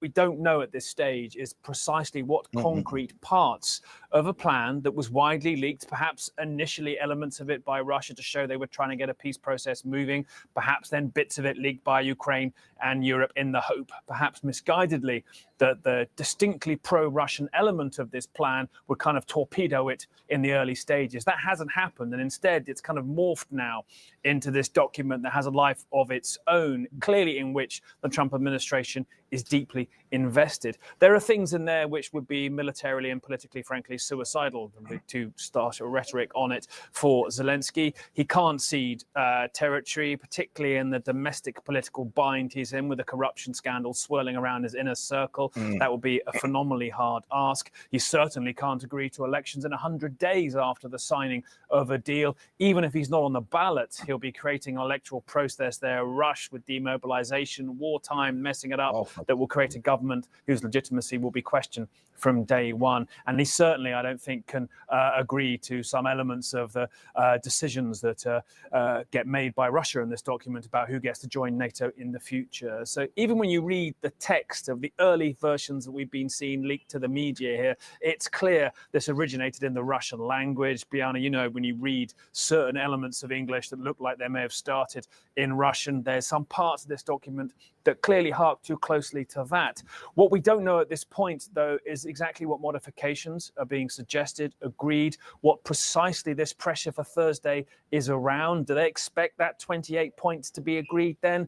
Well, that's frankly impossible at this stage. But it's important to just quickly remember the timing here. Not only is domestic political pressure on Zelensky possibly at its worst since the start of this war with this corruption scandal on the front lines, Pokrovsk is probably days, maybe weeks away from falling fully to the Russians. That's been fought over for over a year and will be a key victory that Moscow has been hankering for months. What drafted proposal? Russia retains parts of Kherson, Zaporizhzhia. I'm not even going to try that. Zaporizhzhia or Pereza, however you pronounce it, it now controls. So pretty much, yes, it has been taking more and more land. What do we tell y'all? Also, Russia moving fast in the Zaporizhzhia region, faster, I think, than anyone potentially thought. So a frontline emergency is coinciding with a domestic political crisis for Zelensky, and now with this extraordinary moment where he's had to address the Ukrainian people and say they may have to choose between their own dignity and keeping their key ally, the United States. We've seen pressure vacillate, and this pendulum of Trump's love of Kiev versus Moscow vacillate, but there's clearly an acute level here. If you're Ukraine, do you just remember how you survived the last time it got this bad, or do you think there's something different now? Can I ask you, Nick, if you know exactly what, if any, involvement Ukraine had in this? Were they blindsided by this proposal? Because there had been some reporting that perhaps a Ukrainian official had also been in Florida meeting with Steve Witkoff, though the majority of this reporting seems to suggest that this was drafted between just Witkoff and Russian envoy Dmitry Kirillov themselves. I think the simplest answer to that notion of secret meetings is if you look at the text, well, any influence Ukraine thought it had in these meetings or presence it thought it had in these meetings hasn't really resulted in a document that includes much, if anything at all, in their favor. Even the clause about reconstruction of Ukraine is very complexly phrased. It potentially gives the possibility of that money going to rebuild areas of Ukraine that are actually Russian occupied, and through complex mechanisms through which the US says it might get 50% of the profits and other joint projects that the US and Russia will devise by themselves. Really? So new plan for Ukraine. Ukraine seized territory to Russia. I told you that was going to be the case. U.S. de facto recognition of Crimea and other lands seized by Russia, aka that would no longer be Ukraine no more. It is now Russia. And of course, like I said about 4 months ago, Ukraine military reduction. So they're pretty much going to take away the Ukrainians' ability to fight or do this again. Yeah, I mean, actually, I could damn near say that yeah, I mean, Ukraine might be actually Russian now. I mean, at this point, considering how close it is to the border now, considering that they've taken land, reduced their military, they could damn near take Ukraine at any time. Even that isn't really in Ukraine's favor. Yes, there's recognition of Ukraine's sovereignty in that document, but remember, too, sovereignty of what doesn't necessarily guarantee there won't be a third invasion. So yes, maybe there has been Ukrainian input. Whether that's actually translated into a document that's now in front of Zelensky and Trump and even Putin potentially for discussion, or the input has been lost along the way, we don't know. And that's, I think, why this moment is so key, because clearly Ukraine's sounding the alarm here, but we don't know the precise details of exactly what's concerning it. Yeah, another party that was clearly not involved here from all of the reporting was Europe as a whole. Nick Payton-Walsh, thank you. Let's go to Kylie Atwood. And Kylie, what more are we learning about this phone call between President Zelensky and Vice President Vance? We think back to that first meeting in the Oval Office where the talking down to, the shouting between Vice President Vance towards President Zelensky was quite shocking to see. The relationship has improved a bit, but what do we know about this call today? Well, listen, we don't actually know a whole lot about the call yet, but to your point, it is interesting that the vice president is even becoming a critical player in this conversation overall. Obviously, there were those dramatic moments in the Oval Office earlier this year, but J.D. Vance, the vice president, has not been someone who has been viewed as a behind-the-scenes operator when it comes to driving a solution to end the war in Ukraine. These have been roles that have really fell on the shoulders of Steve Witkoff, who we know is still very actively engaged in this portfolio. He is the one who worked with Kirill in order to come up with this new 28-point proposal, but also Keith Kellogg, who was the president's special envoy for Russia and Ukraine. He was really leading the talks with Ukraine. We have learned that Keith Kellogg has told people that he's planning to leave the administration earlier next year. That will create a bit of a gap, a dramatic gap, really, in terms of who the Ukrainians rely on to talk with the Trump administration. And J.D. Vance is signaling today, and we'll see if this, pans out, that he might be the person to begin to step up and, converse with the Ukrainians on how to drive a solution here. We also, I mean, about time, man. Let's see J.D. Vance show some leadership. I mean, hey, he shows that he can talk, so let's see some leadership quality. Like, let's see it.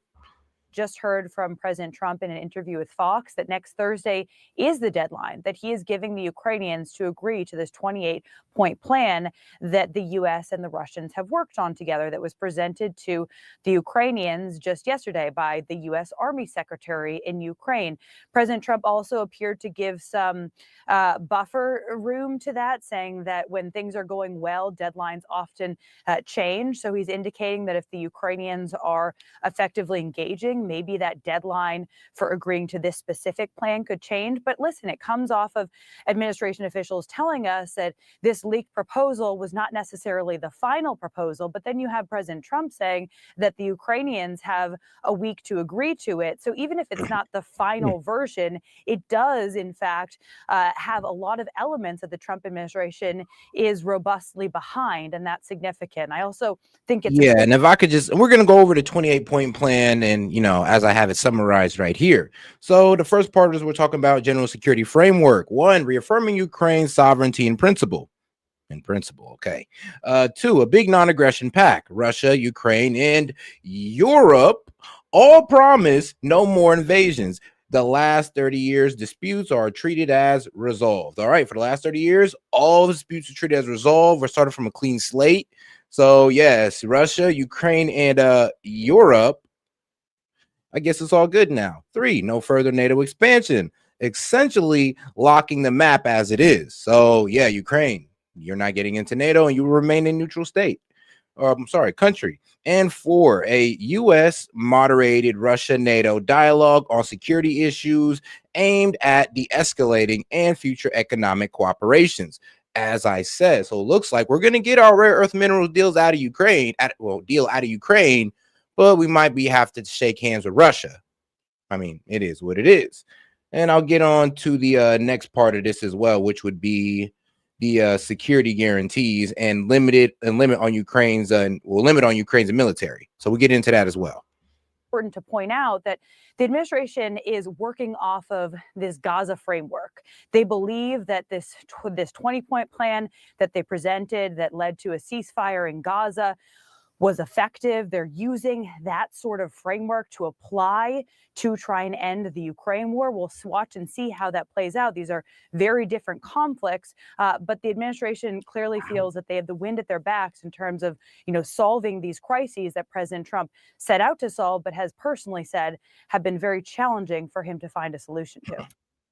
And all right now, so as we get into the next video, I'll go ahead and I'll read off the next 5 to 10 points of the 28-point Ukrainian plan.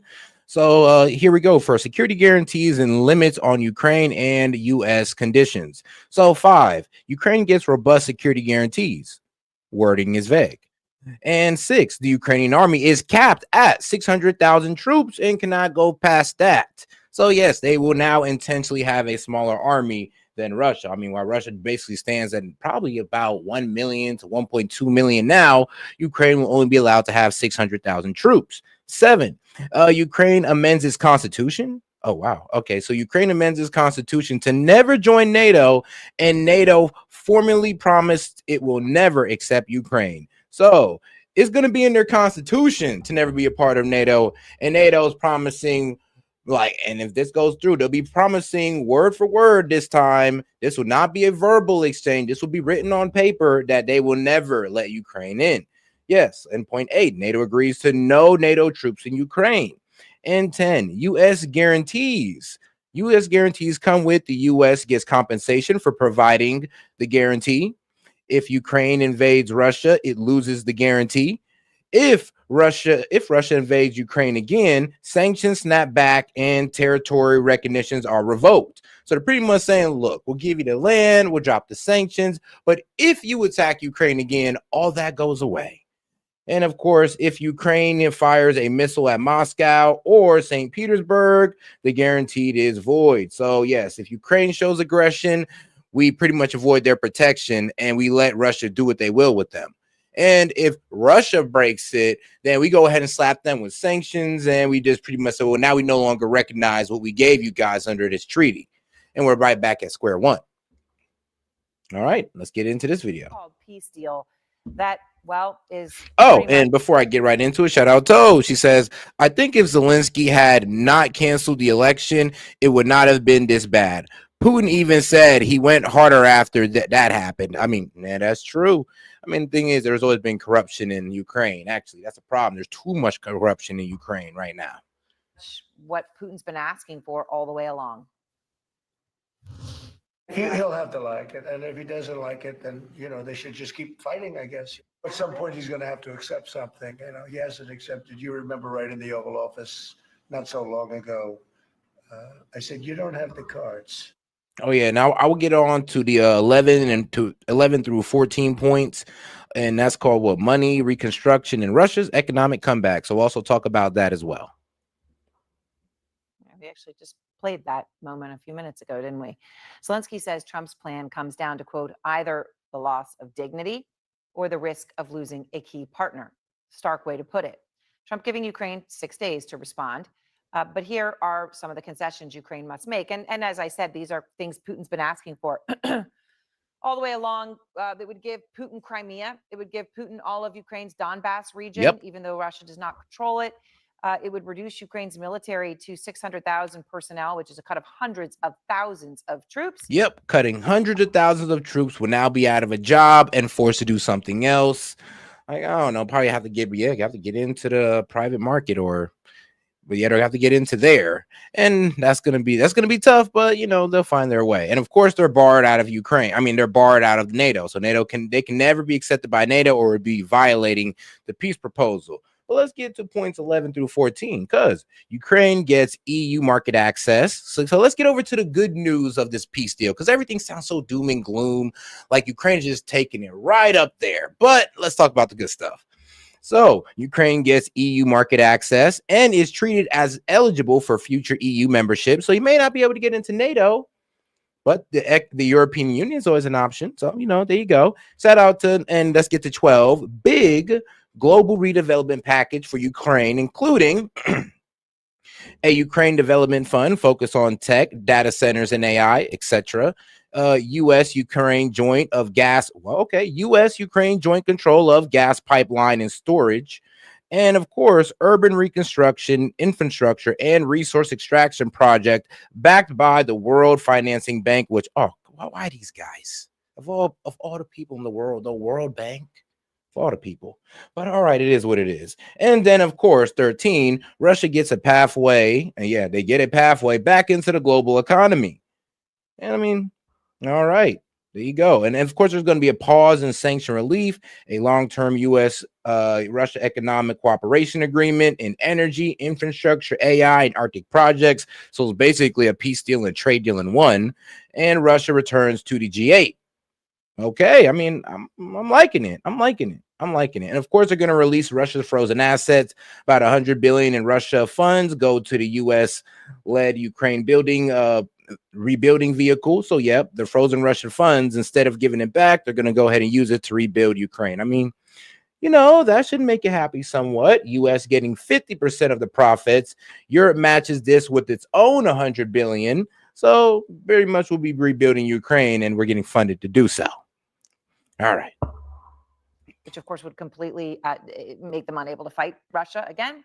And it would bar Ukraine from joining NATO, which, of course, has been Putin's goal also. These have been non-starters for Zelensky for years and for Ukraine. In 2023, when I interviewed Zelensky in Odessa, he told me then that the war could not end with Russia even controlling Crimea. But that was delusional. We all knew that was delusional, because he been had Crimea. Like, how delusional was it to think that y'all was gonna be able to push Russia back all the way back and even make him give up Crimea, even make Putin give up Crimea? That was just completely delusional.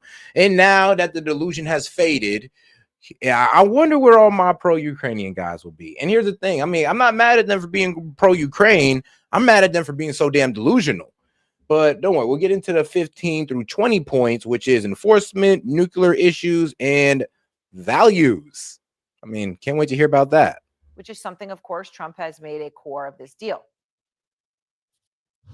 To be clear, in victory, in peace, is there any scenario where Crimea is not part of Ukraine? It will not be victory then. As for Putin, in addition to getting all of the things I listed, Putin would come back into the G8. Zelensky says Ukraine is now facing one of the most difficult moments in his history. Putin, of course, is thrilled with this, saying the plan could, quote, serve as the basis for a final peace settlement. Jim Sciutto is out front with breaking news because, Jim, I know you've been speaking with officials in the United States as well as Europe. I mean, I thought it was important just to mention that G8 point at the end. Like, on top of all of that, Russia is welcomed with open arms back to the core of the international community. And you are getting some very strong reactions to all of this hour, I know. Well, here's the thing. I mean, I don't know what it is about Putin, but bro, there's like some type of Putin derangement syndrome with the TDS as well, with the Trump derangement syndrome going down on the left. Like, I remember when I had Sid up here, and honestly, I see Sid as a reasonable Dem. I know you guys disagree with me, but I see Sid as a reasonable Dem. And even that man was spouting some old liberal, I mean, low-key neoliberal talking points. I mean, it sounded like a Clinton talking about, oh, yeah, I would want us to put boots on Ukraine. I'd want us to defend Russia. I was like, bruh, like, what? But, you know, if you talk to this man about any other war, he'd be like, nah, I don't want beef with that. I'm good. So it was kind of confusing how, and this is a lot of liberals, that they were just so gun-ho into getting into war with Russia, but they did not feel like that with anybody else. It was a bit weird. And then they were kind of getting mad at Trump for not wanting to get into it with Russia. I can say without exaggeration that my phone was lighting up today. Yeah, but shout out, what? Laughing Panda. It's like, yeah, well, why do Dems want to supply the war? What do we have to gain? I'll tell you, not a damn thing. Not a damn thing. With reaction from Ukraine to Europe to here in Washington, frankly, to this plan with one consistent description of it, that it would amount to a Ukrainian surrender. And keep in mind, and you know this well, that when Ukrainians say this, this is not just political talk, right? This is existential to them. They're talking about the survival of their country as an independent state. One Ukrainian military commander said this to me. He said, Trump is stubbornly pushing Ukraine into capitulation and also humiliating Europeans. The whole Capitulation? No. They lost the war. They were losing the war. They got pushed into capitulation due to the results on the battlefield. Stop trying to blame Ukraine's performance on the battlefield on Trump. Like, that's completely unreasonable. But for some reason, that's what they're trying to do. Shout out to my man Guest Dude. He says Crimea didn't want to be part of Ukraine under the USSR. That green shirt is a dictator. I mean, he's talking about Zelensky. So I mean, shout out to my man Guest Dude, because yeah, he's right. He's right. And hopefully we can have him come up and explain that one. But all right, guys, let's get right back into it with the 15 to 20 point part plan of the Ukrainian peace proposal, which talks about enforcement, nuclear issues, and values. Now let's get into point 15. A joint U.S.-Russia security task force is created to enforce the deal. 16, Russia writes a non-aggression policy towards Europe and Ukraine. So it kind of settles the whole, oh, if Russia takes Ukraine, we're next. So, you know, Russia was doomsdaying it, but didn't really do too much about it. But, hey, this guarantees that, you know, kind of squashes that fear. And then 17, the U.S. and Russia extends key nuclear arms control treaties. So, yes, we're going to, you know, chill out with the nuclear talks or the nuclear aggression. And 18, Ukraine stays non-nuclear under the NPT. And now we got the Zaporizhzhia, bro. How do you pronounce that? Well, Zaporizhzhia nuclear plant restarts under the IAEA supervision. Electricity is split 50-50 between Russia and Ukraine. Ooh. And then 20, both sides commit to educate social policies promoting tolerance. Ukraine adopts EU rules on minority and religious rights, and both pledge to repeal discriminatory measures and ban Nazi ideology. I mean, let's go. I told you there was Nazis. But they try to say we were liars. Then why is it part of the plan? Because there was Nazis in the Ukrainian army for some strange reason. Idea looks naive. And I spoke to a Ukrainian member of parliament, Helena Yanchenko, and I think quite deliberately she used some colorful language describing her reaction to this peace proposal as described. She said, it's like they are pissing on your boots and telling you it's raining. She went on to say to me that, listen, this would be forcing my country, Ukraine, to its knees. What was interesting to me in particular, though, Aaron, was that criticism extended across the Atlantic to here in Washington and among both Democrats and Republicans. You heard the Republican chairman of the Senate Armed Services Committee say this was unacceptable. And Brian Fitzpatrick, Republican member of Congress from Pennsylvania, he said this Russian drafted propaganda, that's how he's describing President Trump's peace proposal, must be rejected and disregarded for the unserious nonsense this is. Wow. And you see what I'm saying? Like, these liberals turn into not liberals, but these Democrats turn into complete warmongering savages when it comes to Russia. Like, I'm gonna be real with you. I just read out like all the way down to point 20 of the plan. I didn't even get into the most explosive parts, which is point 21 through 22. I didn't even get into that yet, but overall, this kind of takes care of everybody's needs.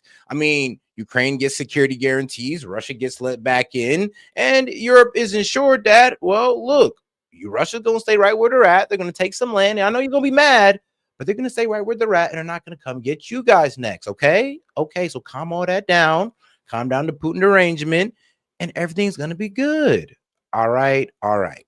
And, you know, this is important, Aaron, because there is discussion now of a discharge position on Capitol Hill that would allow Congress to vote on a new punishing sanctions package for Russia, in effect, over President Trump. Hey, and shout out Shay Ron for sending 100. Appreciate the support, my man. Support. And it's notable because we did see this just happen now on the Epstein files, right? You had Republicans defy their president.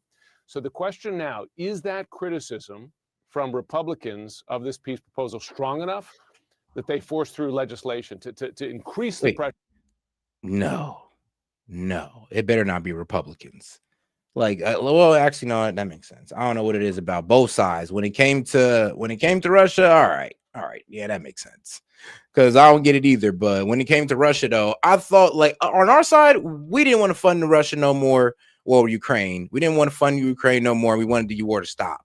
Now, on the Republican side, they still have their warmongers, like, of course, Lindsey Graham, like he loved the Ukrainian war. And that's pretty much what the few Republicans who actually liked it was, of course, conservatives. But for some reason on the left, it was just like all accepted to be all out warmongers against Russia. Like y'all just hated Russia that much with a passion that I could feel from here. Like you hating Putin all the way over there in Cali, and I'm feeling it all the way over here in Ohio. Okay, it is that strong. Pressure on Russia, as opposed to what we're seeing now, which is pressure on Ukraine. Yeah, and to put all of those things in it, giving all that territory to Putin as well. Yep. All right, Jim Sciutto, thank you very much. I want to go now to Bridget Brink. She's the former U.S. ambassador to Ukraine under Biden, as well as part of Trump's second term, now running for Congress in Michigan as a Democrat. Ambassador, I really appreciate your time. Just hearing what Jim Sciutto is reporting about. Now, this is where we're going to get to the most explosive part of the 28-point plan. It's 21 and 22. 21, territorial settlements. So Crimea, Donetsk, and Luhansk are recognized de facto as Russian. Yes, they are no longer Ukraine. That is Russian territory or part of Russia.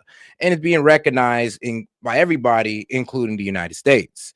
Then there's Kherson and that one funny one that starts with a Z, Zaporizhzhia or whatever, are frozen at current contact lines, effectively recognizing a split. So there'll be a split. That means they're pretty much splitting that between Russia and Ukraine. Okay. Russia gives up other territory it controls outside of those 5 regions. So, yeah. So, and like I said, Russia was taking more land, like I said, to give up in the peace deal. I've been told you the reason why they're going past and they're pushing so hard is because they want to take land that they can give away and get what they want in the end. Because all they want with these 5 regions, let's take a little bit more, so it just looks like we're conceding. But really, it was all about those regions that they got. Ukraine withdraws from part of Donetsk it currently holds, and the area becomes a demilitarized buffer zone that the world recognizes as Russian. But Russian troops stay out of the buffer itself. Okay. All right. And then 22, both Russia and Ukraine promise to never to change these borders by force. Any security guarantees vanishes if either violates this. All right. And of course, we'll later on get into 23 to 24, which is trade and humanitarian issues. Ryan Fitzpatrick specifically, the Republican congressman who calls this proposal unserious nonsense and says it reads like Russian drafted propaganda. Bruh. Pretty stunning words to describe it, and to come, of course, from unelected. I mean, damn, can I at least comb through it like I am? It don't seem that bad. It don't seem overly Russian. Now, okay, yes, it does. Yes, it does. But it's not that bad, okay? It's not like the complete takeover. They just lost the regions that they were losing already. So I'm not even sure why you guys are trying to frame this as, oh, it just looks like a Russian propaganda wrote this. Well, you want to know why? Because the Russian propaganda was right and they was winning on the battlefield. Republican congressman. Is this how you see Common it? sense. Just use a little bit of common That's sense here. Aaron. Thank you so much for having me on. That's exactly how I see it as well. I believe that this so-called peace plan is really a capitulation by Ukraine, and it fulfills Putin's wish list. You went over some of the points. There are 28 of them, but I would just highlight three. One is that Ukraine is required to cede territory that Russia could not take in 4 years of fighting. Two, it basically reduces the Ukrainian military to the point where it would be, and the country would be weak and vulnerable. And third, it requires no NATO enlargement. That applies to Ukraine, but even more broadly. So it essentially delivers Putin a clear strategic victory. It's unthinkable for Ukraine, GOP. and it is not in our. Well, look, GOP congressman on Trump's Ukraine plan, unserious nonsense. Yeah, bro. Well, we don't care what you think, bro. I'm be honest with you. Whoever that GOP congressman is, kick rocks. We don't care what you think. You just want to keep going to war because you're a neoconservative. We don't care. Any Republican that's speaking out against Trump's peace plan, just kick rocks. We do not care. National security interests. Appeasement never works to end war. It didn't work in 1938, and it's not going to work today. It is incredible after all of the back and forth, right? And the failed summit, and then Trump talking tough, and then this is what gets put on paper. I mean, I think after all of that, it is still somewhat stunning, Ambassador. And Zelensky insinuated in what I played that if he doesn't accept this deal, right, that the choice is either Ukraine or lose American support, right? That was a very explicit choice. Trump was asked about that in the Oval Office earlier, and he didn't address it directly. He certainly didn't deny it. So what do you think is happening here? And what message does it send Putin that this would be put out there in the way it did? No NATO enlargement of any sort.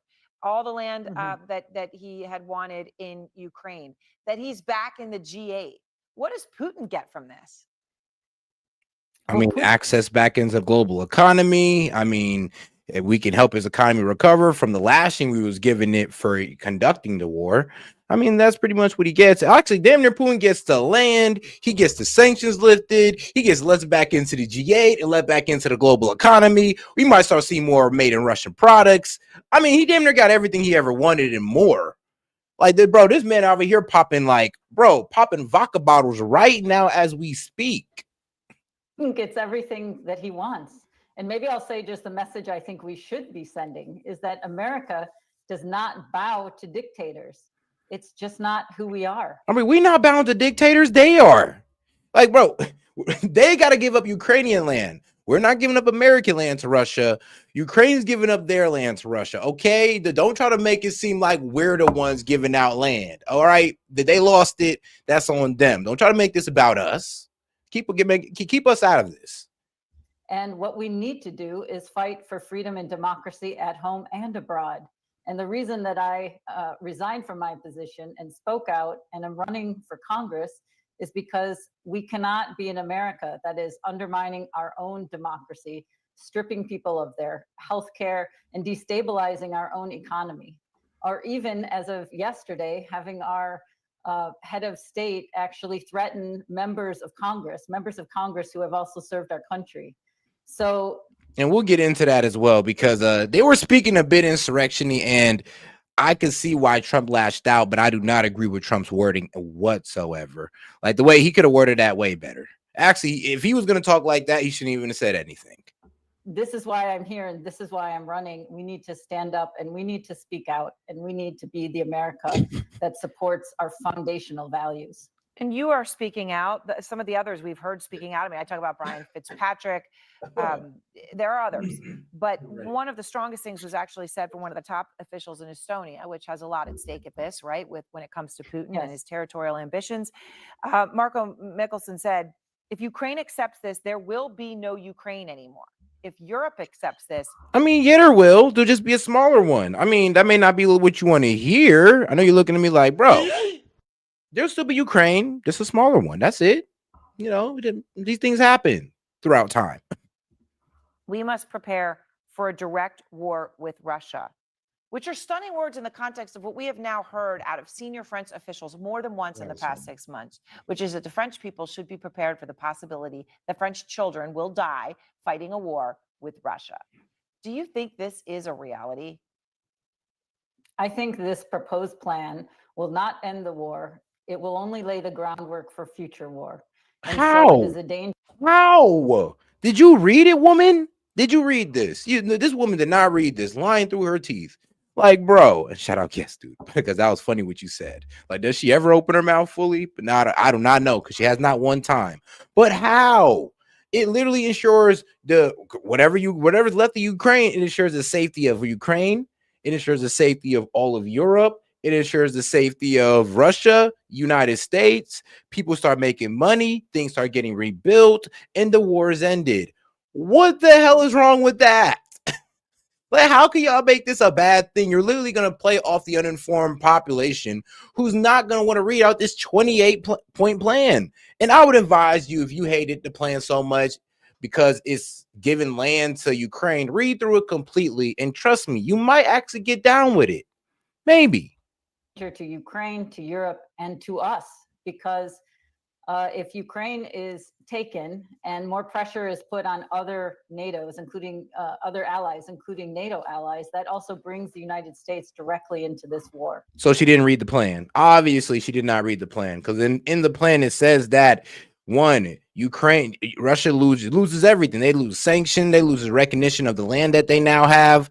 If they attack Ukraine, it would be unbeneficial. It would have no benefit for Russia to start this war now. There's no benefit, and they would lose everything that they low-key been fighting for. They're getting back into the global economy. They're over here getting land, and I'm gonna be real with you. Basically, they won the war, and they go ahead and get to work out some new deals with the U.S. I mean, the only thing they really lost is that money that got sanctioned, and that's going to be used to rebuild Ukraine. And I mean, you can't get mad at that. I mean, if you're mad at, Ukraine, like, honestly, Ukraine losing, okay, fine, whatever. But read that peace plan. You can't sit there and tell me that this is not what's best for the Ukrainian people as of now, of course.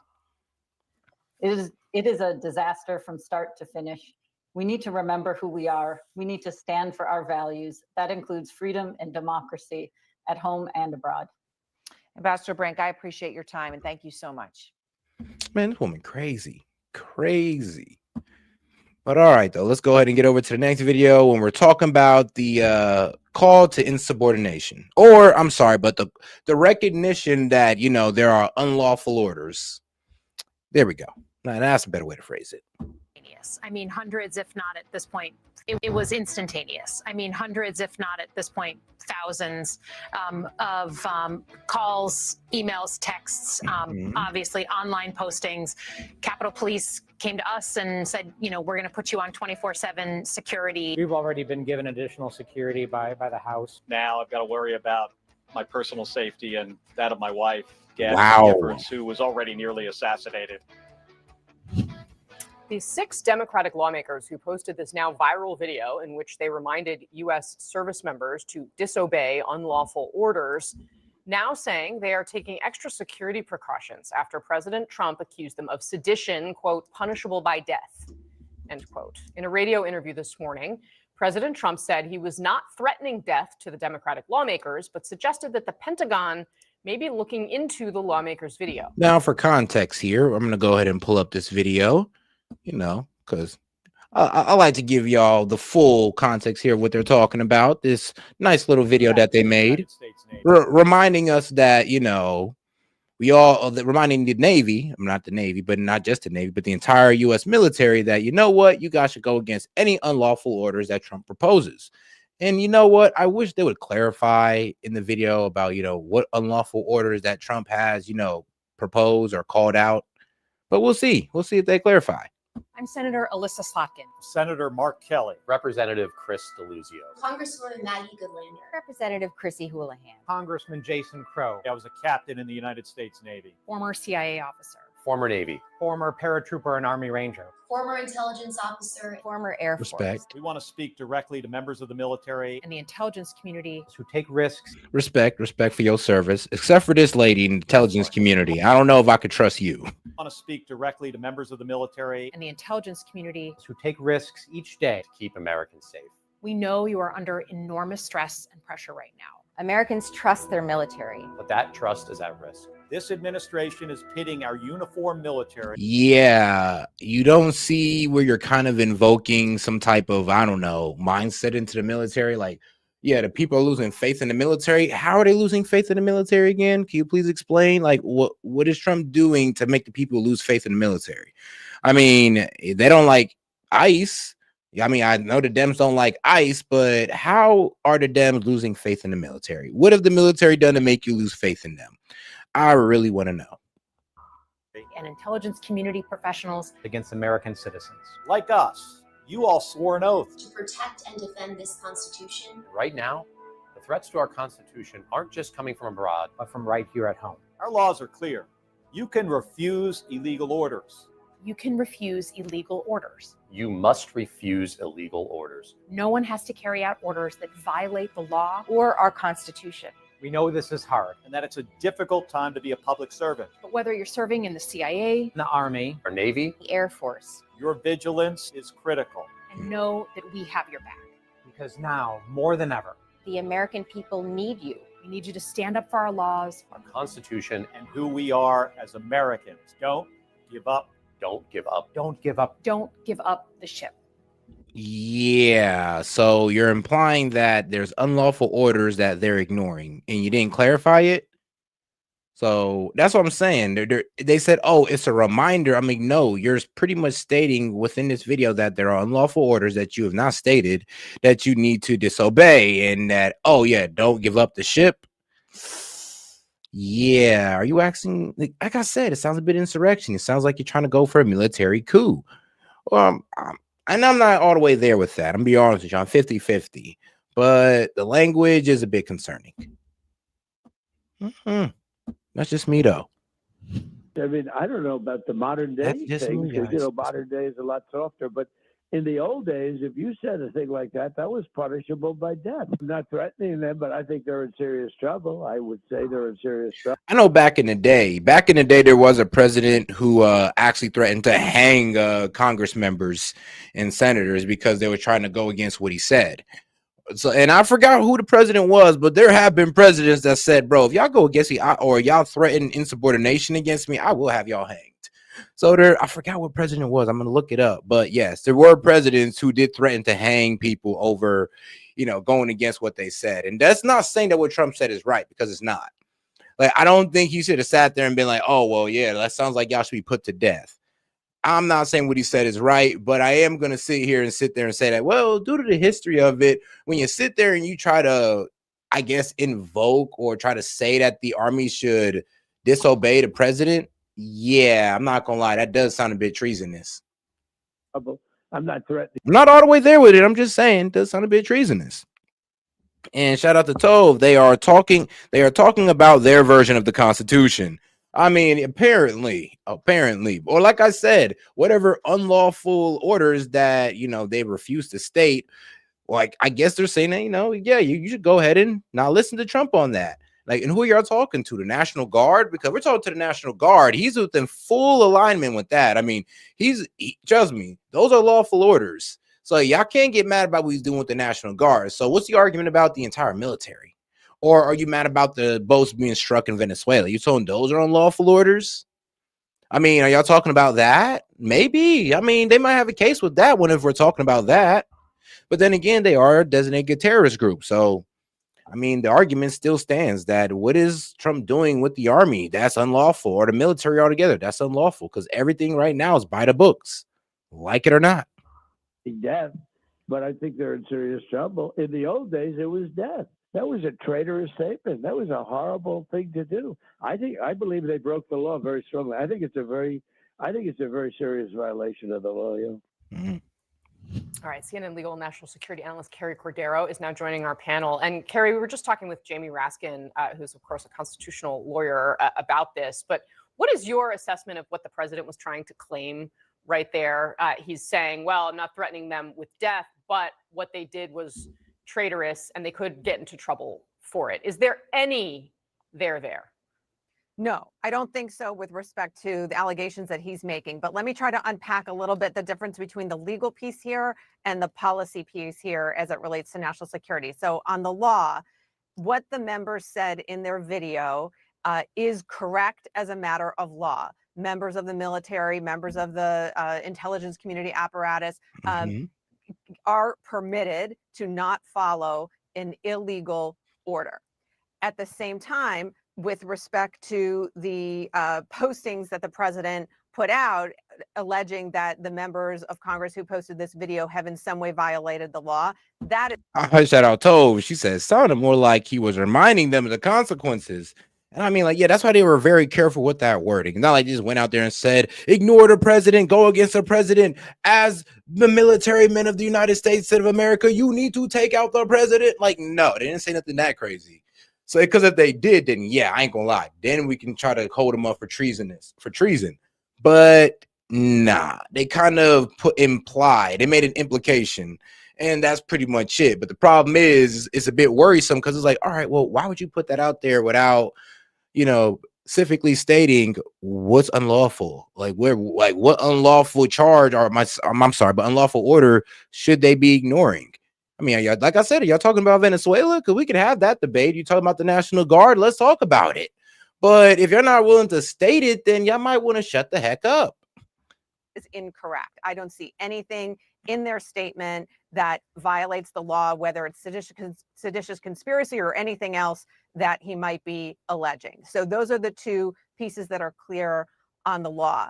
As a policy matter, from a national security perspective, the statements that the president then put out have created an environment that obviously we had in the lead in there that contribute to the politicization of the military and national security community and the overall polarization and threatening environment that lawmakers face. All of that said, as a national security policy matter, I do question why these members put out this video, because if it was intended on the merits to give guidance to members of the military, the national security community, it is actually much more of a nuanced issue as to how those members of the military or the intelligence community would actually be able to not follow a particular order. There are examples of things that might be completely obvious, targeting civilians, engaging in torture, falsifying records. But the members of Congress in their video didn't articulate in any clear way what type of guidance they were actually giving to the workforce that they appear to be directing their message at. Exactly. That's why it just kind of looked crazy, because it's like, yo, what are you guys trying to say? That there's orders that the army should be going against? What you about to do? You already turned to people. You already got people attacking ICE. What you gonna have to do? People start attacking army men? Which, I mean, that's the last thing y'all want to do. Those are the last people you want to attack. But I mean, hey, at your own risk, of course. But I mean, like, what are y'all trying to say? Because y'all already radicalized people to start attacking ICE. Like, what else? So I think it's a little more complicated and nuanced with respect to the message they were actually trying to convey. And certainly, of course, the message as it might be received, very much dependent upon the person's position in the chain of command, job description in the national security community, et cetera. So Kerry mentioned that this creates and adds to potential climate of political violence in our country. And Congressman Jason Crow's office today released some of the calls that his office has been getting in the wake of what the president had to say. Let's listen to some of it. I hope whoever blows your brains out records it, because I would like to watch you stupid. You deserve to die. I hope you all get murdered. Hey, yo, chill. I mean, bro, I get what they did. May have had some duplicitous intention involved, but I mean, damn, bro. I do not support that at all. I could see why they needed upgraded protection. Please keep those people protected. I know they said something a bit stupid, but they don't deserve to die for it. Before your family does. I pray they die a painful death. Oh, come on now, bro. Yeah, yeah, they gotta chill with all that. I don't wish that no painful death on nobody. No matter your political affiliation, it does not matter. Worthless traitor. So, Jamie Gangel, I mean, Okay. this is an example of action and reaction. The president of the United States says something, takes an action, and there is a reaction from people who support him. And this helps underscore the reason why people look around and say, hey, this climate of political violence, this is real. It's absolutely real. And we can just say Gabby Giffords. We can say Charlie Kirk. We can say what happened in Butler, Pennsylvania. Both sides of the aisle. This is real. That kind of rhetoric can incite people to do things, whether or not the president means it. As he said, he didn't mean it. I just want to go back to something Carrie said about the video. First of all, it was very effective. It got under President Trump's skin.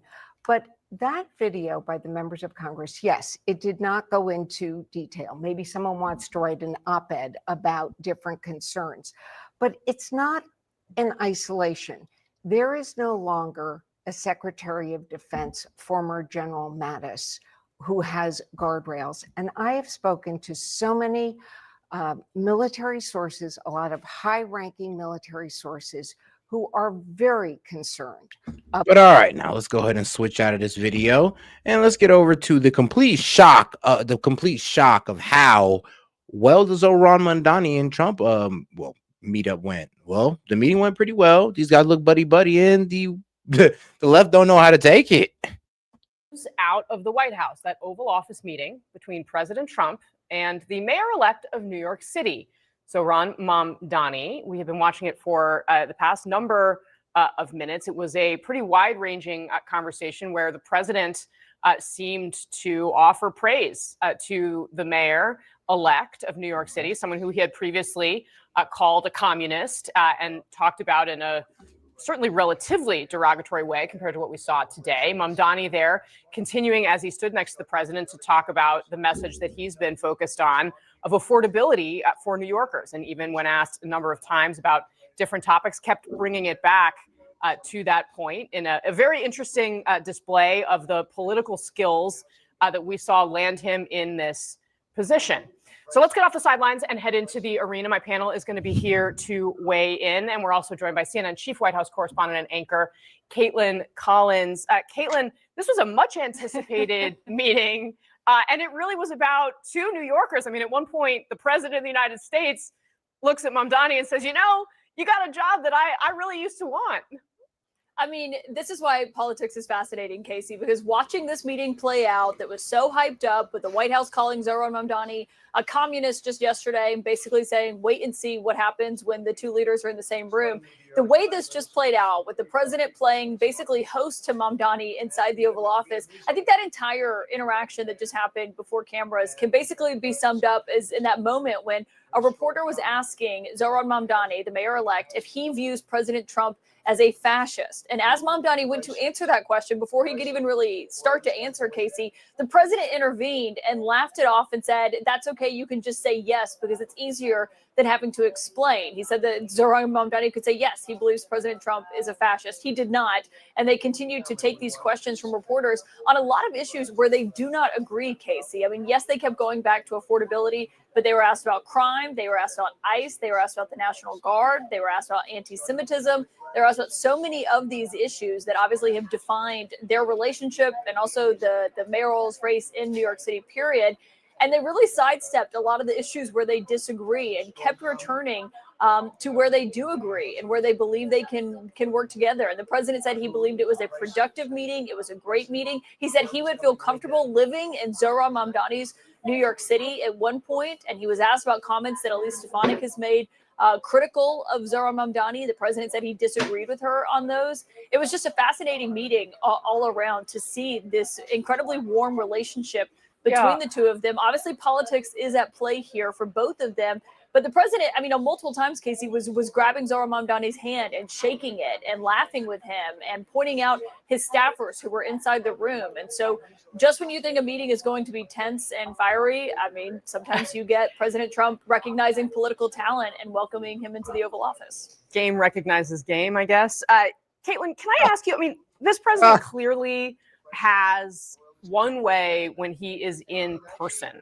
I mean, I guess Trump saw a little bit of himself in Zohran. I guess he saw a little bit of himself. Like, you know what? I also got elected by turning my party on its head. With someone who is willing to do the work to charm him. What kind of effort do you think came from the Mamdani side here to try to generate this as an outcome? Oh, and shout out Bella for sending the gifts. I just seen him. I appreciate the support, sis. Because again, it is extraordinarily different to see them together in person and the way the president reacts to that than it is on his social media, where, as you point out, he was calling him a communist just yesterday, essentially. Yeah, and who knows if this will last. Obviously, if they disagree and the president tries to withhold federal funding, I mean, this is not by any means permanent. But, you know, when world leaders come to the White House, they often try to bring a gift or some kind of invitation or something to flatter the president and win him over. I was listening to Mamdani talk there. A few things he said stood out to me. He pointed out to the president that 1 in 10 voters who voted for Mamdani for mayor, he says also voted for Trump for president. That was something the president clearly liked and highlighted. He talked about how they both ran on affordability and realized that as a key political issue for voters. And obviously how they'll tackle that seems to be quite different, but that was something they bonded over.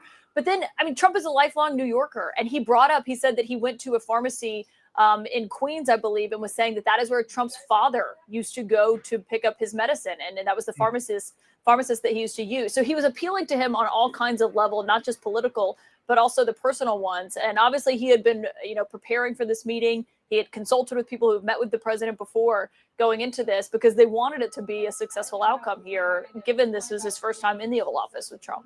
Yeah, that takes some serious staff work. Clearly, they know what they're doing. Caitlin Collins, thank you very much for being here. And of course, we'll catch you tonight on The Source at 9 p.m. right here on CNN. All right, our panel's here. Oh, yeah. If you didn't hear, shout out to Laughable Panda and Asher Rose for sending in the gifts. Appreciate the support. In the arena, CNN Chief National Affairs Correspondent Jeff Zeleny, CNN Special Correspondent Jamie Gangel, CNN Global Affairs Commentator, the former Deputy Press Secretary Sabrina Singh, CNN Political Commentator, Republican Strategist Jermichael Singleton, and the eminent CNN Senior Political and Global Affairs Commentator, the former Chicago Mayor, Rahm Emanuel. Thank you all for being here. Rahm Emanuel, I want to start with you just because I'm really interested in your assessment of kind of the raw political talent and display that we just saw between these two men. I mean, what were your sort of takeaways? What stuck out to you? How do you see and understand what just happened?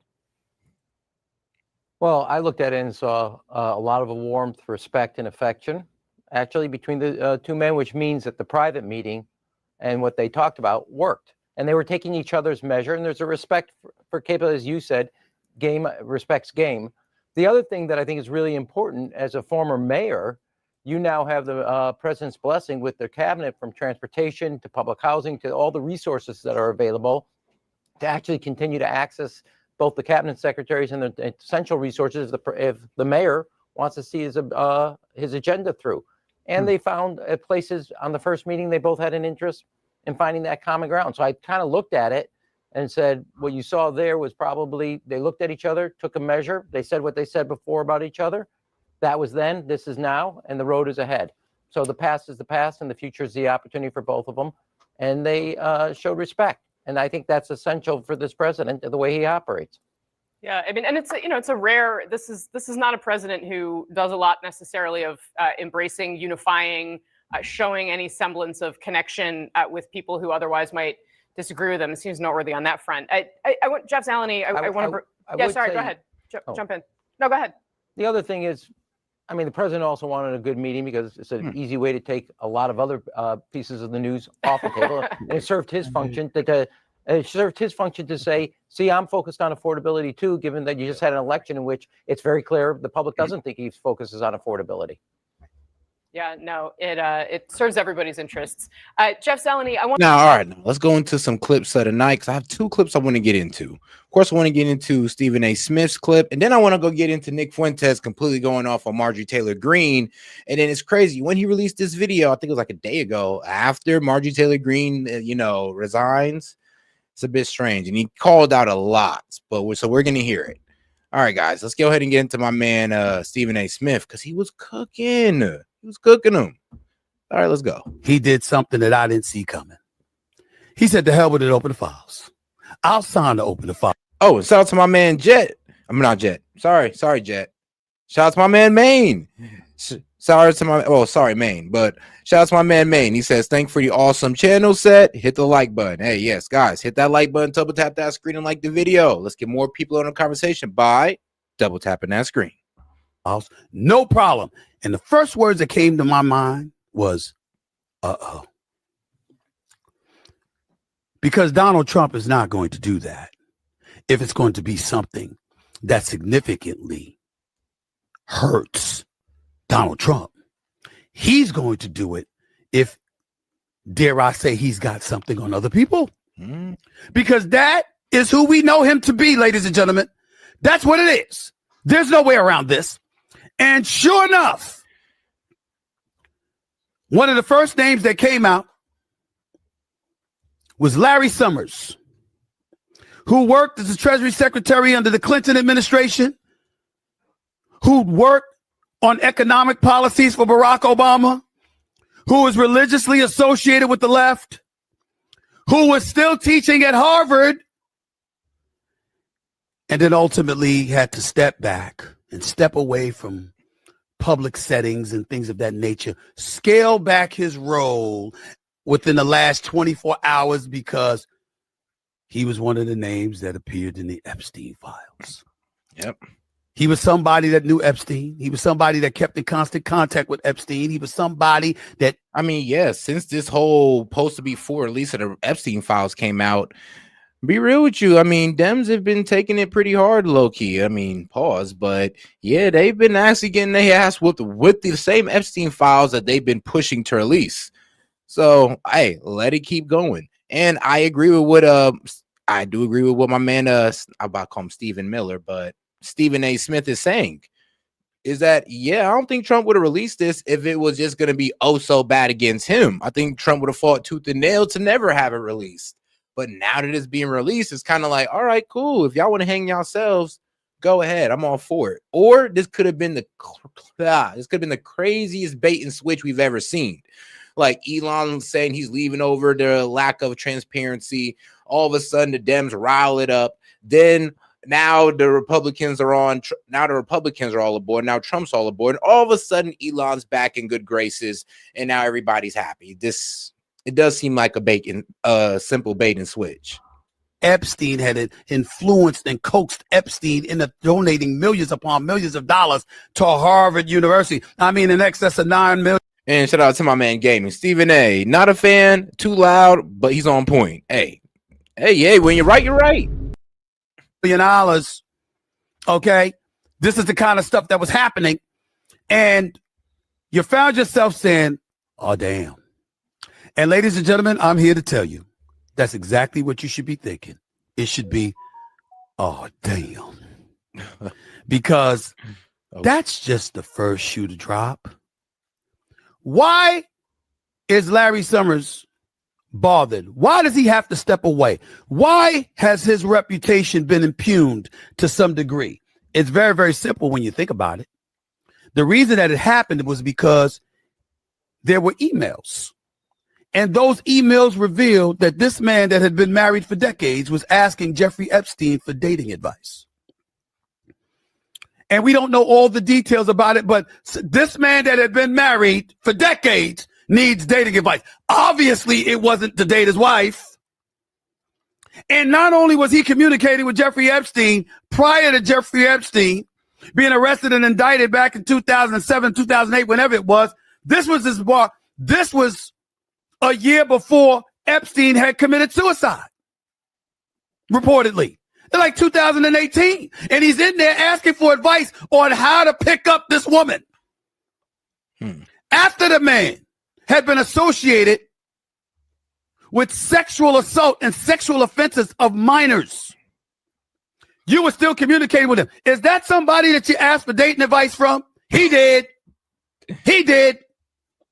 And then as you look and you, I mean, yeah, like, and then when it comes to the whole Plaskett situation, that that Congresswoman Plaskett, like, is it okay really to, I don't know, like, is it really okay for you to be on the Intelligence Committee and texting a possible intelligence asset, while being on the Intelligence Committee? Oh, during the congressional hearing, by the way.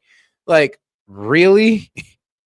scour the internet and you see old footages. We've seen old footages of Michelle Obama. We've seen old footages of Barack Obama. We've seen old footages of Bill Clinton.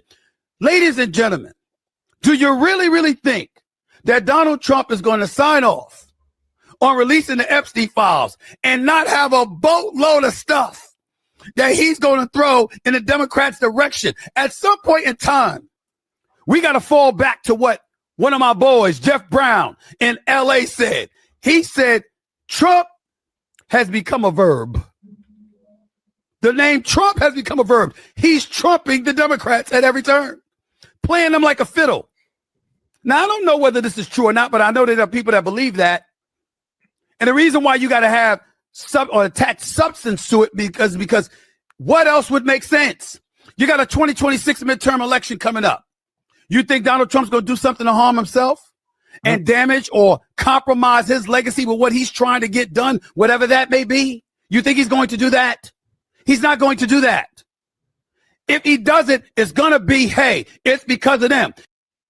And all right, now, while I get over to the next clip, please enjoy these smaller clips. I'm a capitalist. This is not capitalism. This is corporatism and crony capitalism. Who told her that we're giving government guarantees? We're not going to do that. You're not going to get a government guarantee where the American taxpayer, the American citizen, gets stiffed again. They're going to take all your jobs. First, they're going to H-1B visas to have the foreigners come in and take your kids' jobs, number one, and even your job if you're in your 40s in tech, okay? Number two, they're going to have the AI out there, and it's going to kill every apprentice-type job for administrative folks, lower-level managerial, and programmers in lower-level tech for the decade of your 20s. They're going to take all that right away. Okay? Then they want you to pay for it. No. The American people paid for it the first time with their pension funds to the hedge funds that shipped the jobs over to China. It's not. He killed himself. What did you think before you got in office? Did you think that Epstein was murdered?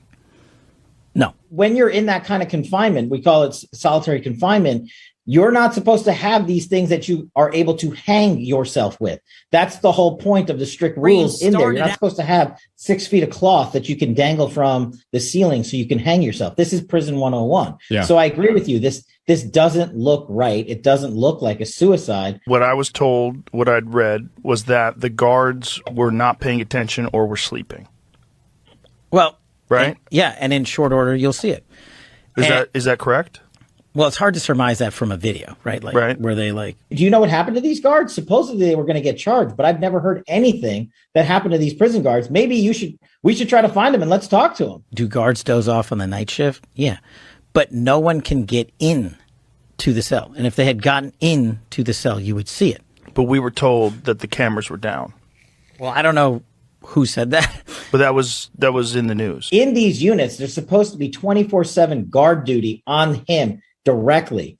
And from what I was able to learn in this, in the lead up to his suicide, is the guard fell asleep. Now, I don't really buy that. Are you familiar with Mr. Stu Peters? Not off the top of my head. You made 8 separate appearances on his podcast.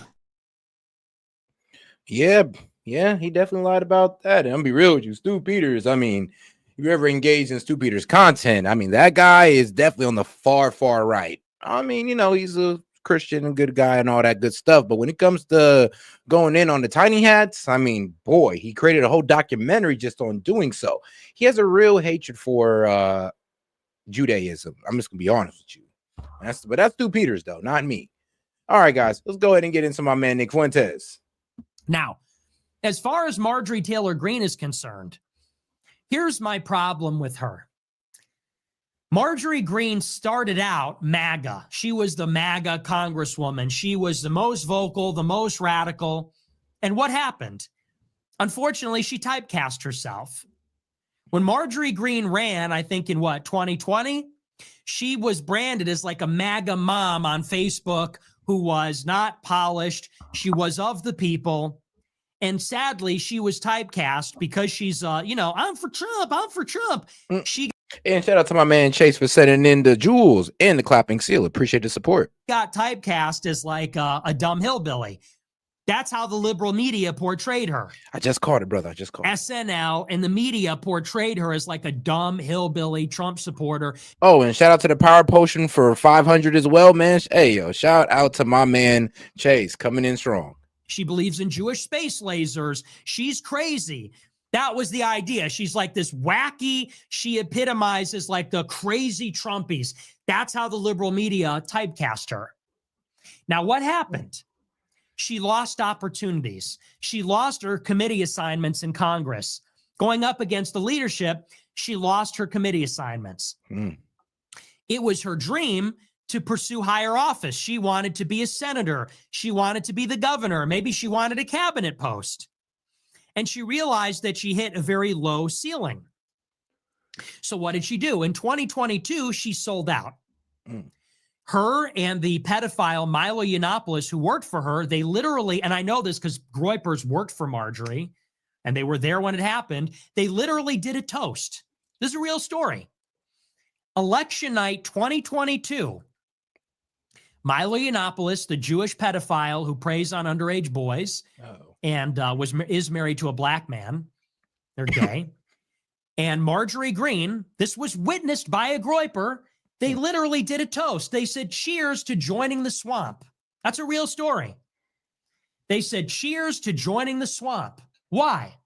Because when Republicans won in 2022, Kevin McCarthy could not get all the Republicans to vote for him to get the speakership, to get the gavel. Marjorie made a deal with Kevin McCarthy.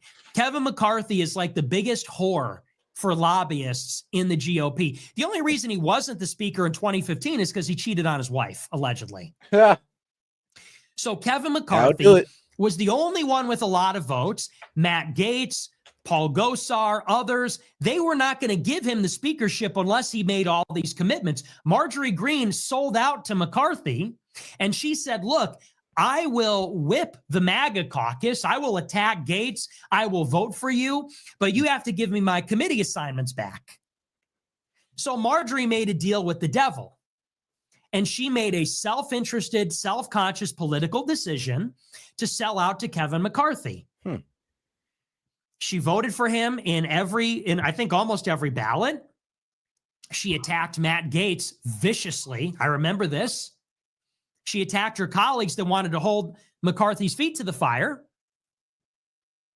And then Kevin McCarthy eventually became the Speaker of the House. Kevin McCarthy betrayed the voters. He did not deliver on anything.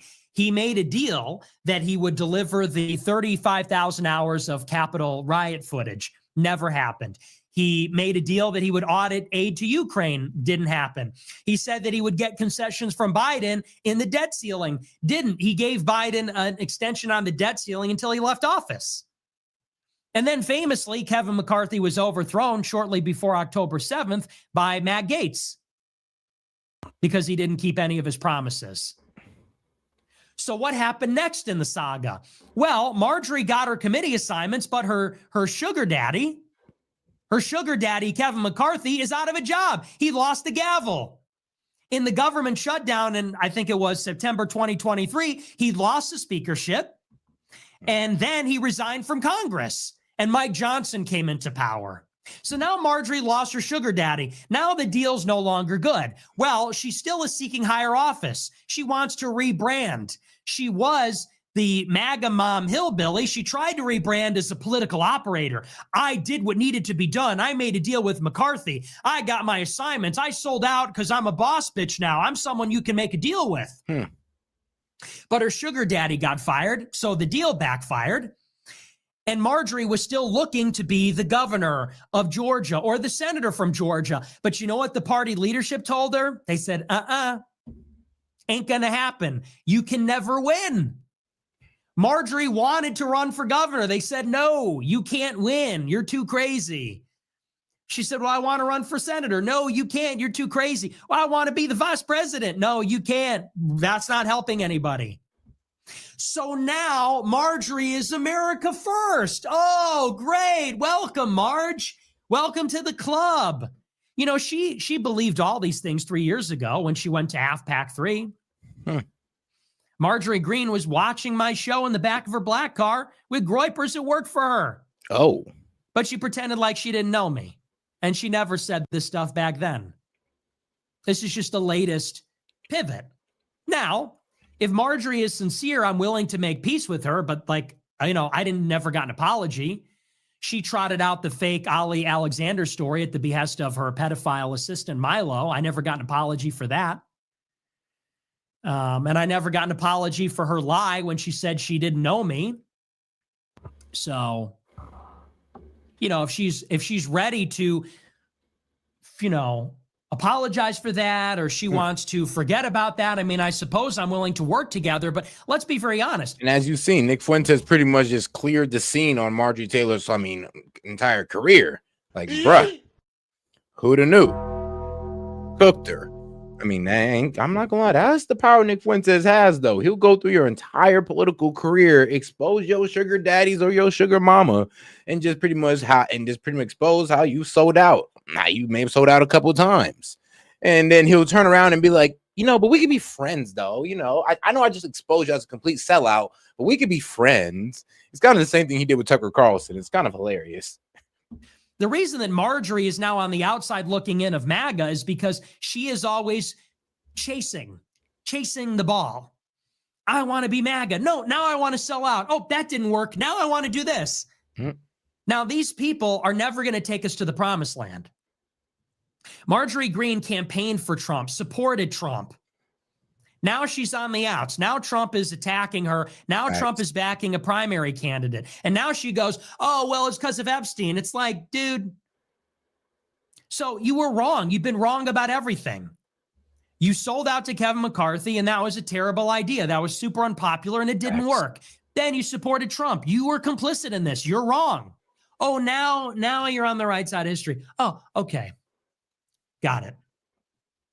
So Marjorie, I don't know what will come of that. I will say this much.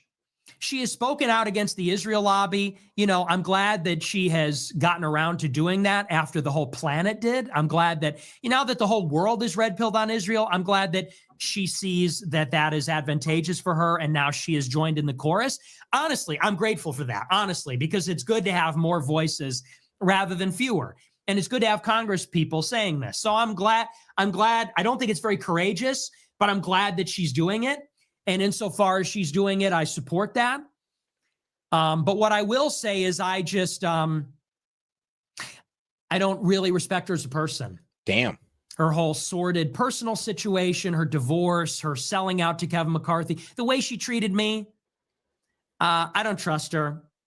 I don't think she's that intelligent. I don't really like her. So, the future of America first, it's going to need a leader that is not that, okay? I mean, yeah, if everything about her past is true, and I'm gonna go ahead and check that all out. If everything is true, I already know about the whole marriage. And I think she was the one cheating on her husband. Wild.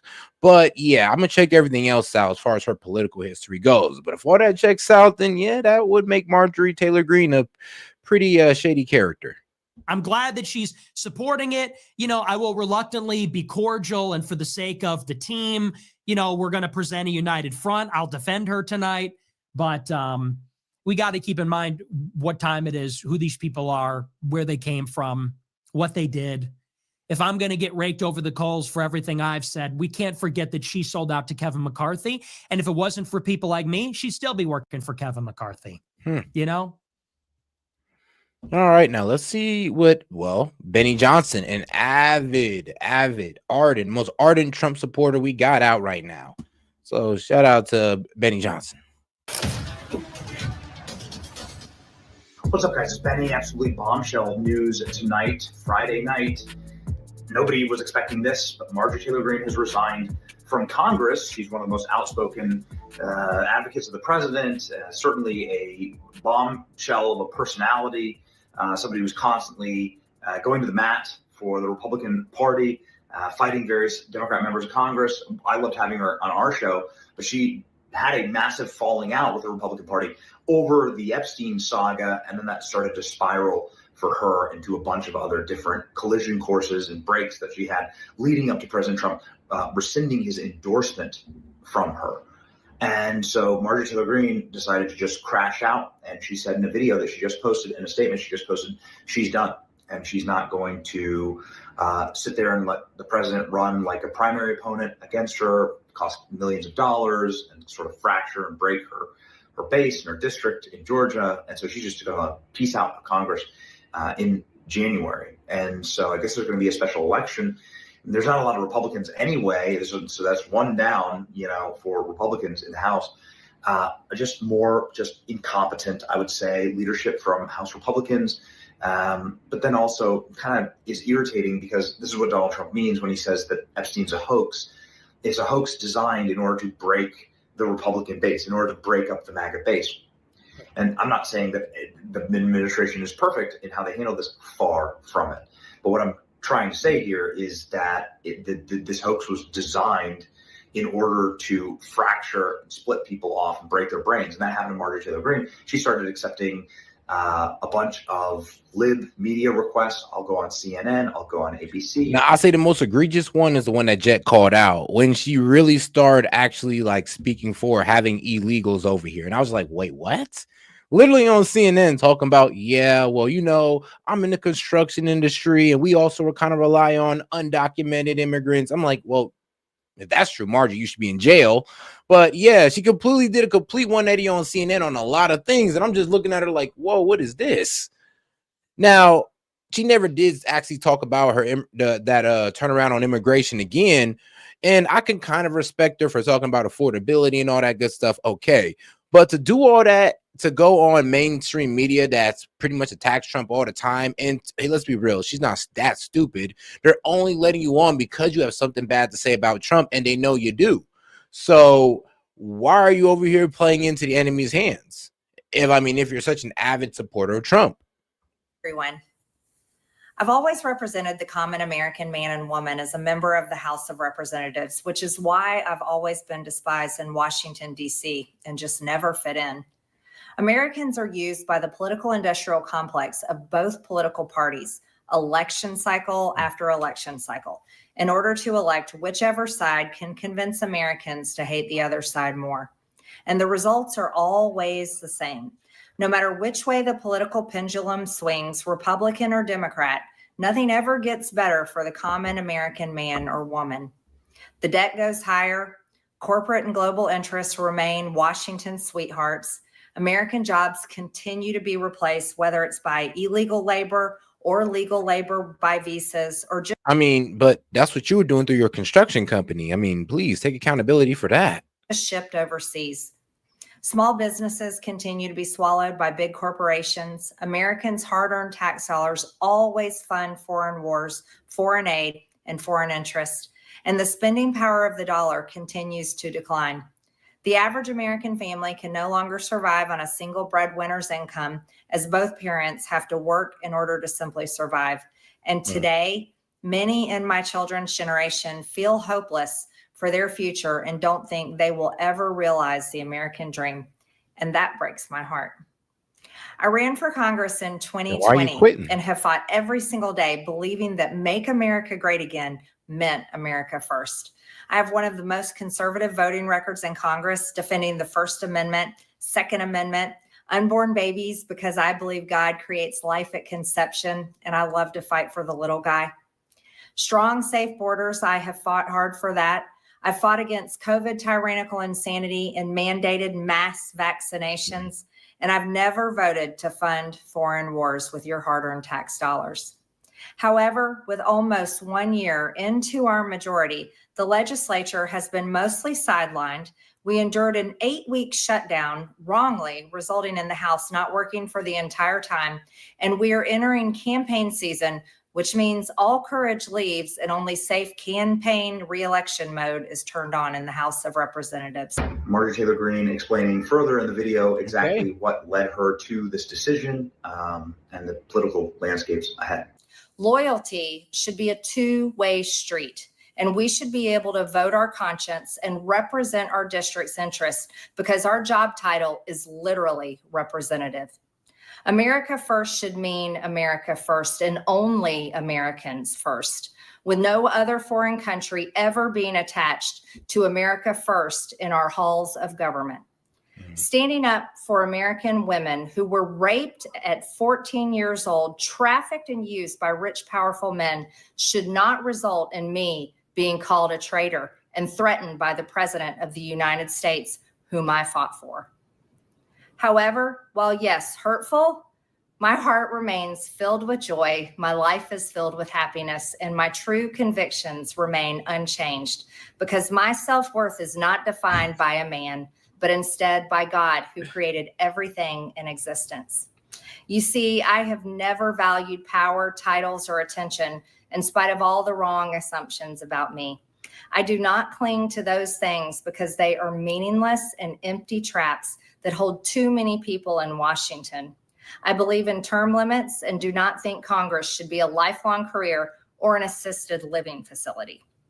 My only goal and desire has ever been to hold the Republican Party accountable for the promises it makes to the American people and put America first. And I have fought against Democrats' damaging policies like the Green New Deal, wide open, deadly, unsafe border policies, and the trans agenda on children and against women.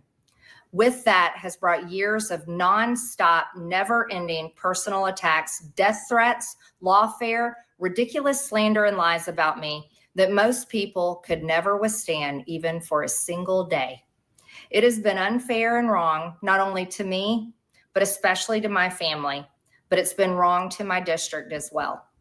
I have too much self-respect and dignity. I love my family way too much, and I do not want my sweet district to have to endure a hurtful and hateful primary against me by the president that we all fought for, only to fight and win my election while Republicans will likely lose the midterms. Well, and in damn. turn, be expected to defend the president against impeachment after he hatefully dumped tens of millions of dollars against me and tried to destroy me.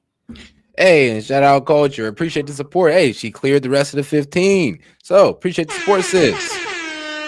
Says, here you go, but let them cook though. All right, I got you. I'm gonna go ahead and post that calling link. But hey, I think she wants the hey, shout out Culture. She wants me to cook for a little bit. I got you. It's all so absurd and completely unserious. I refuse to be a battered wife, hoping it all goes away and gets better. Well, if I am cast aside by the president and the MAGA political machine and replaced by neocons, big pharma, big tech, military-industrial war complex, foreign leaders, and the elite donor class that can never, ever relate to real Americans, then many common Americans have been cast aside and replaced as well. There is no plan to save the world or a 4D chess game being played. When common American people realize and understand that the political industrial complex of both parties is ripping this country apart, that not one elected leader like me is able to stop Washington's machine from gradually destroying our country. And instead, the reality is that they, common Americans, the people, possess the real power over Washington, then I'll be here by their side to rebuild it. Until then, I'm going back to the people that I love, to live my life to the fullest as I always have, and I look forward to a new path ahead. I'll be resigning from office with my last day being January 5th, 2026, and I look forward to seeing many of you again sometime in the future. May God bless you all, and may God bless America. Listen, I'll tell you this. All right. Well, I don't really like the pessimism at the end, but it is what it is. Kind of sounds like she's taking a bit of a sore loser approach, but I do know that she does love America. So maybe she's a bit disgruntled, going like, well, all this fighting I'm doing for America and all this, I feel like nobody really got my back, and they're doing all these attacks against me, and it kind of seems like she's getting crushed under the weight. it's becoming a bit too much for herself. So, I mean, and I guess that's how she feels, like a battered wife. Like, oh, well, I'm just getting my ass whooped out here, and I'm just keep coming back to the same people, asking to be, you know, asking for some type of concession, and I'm still getting my ass whooped.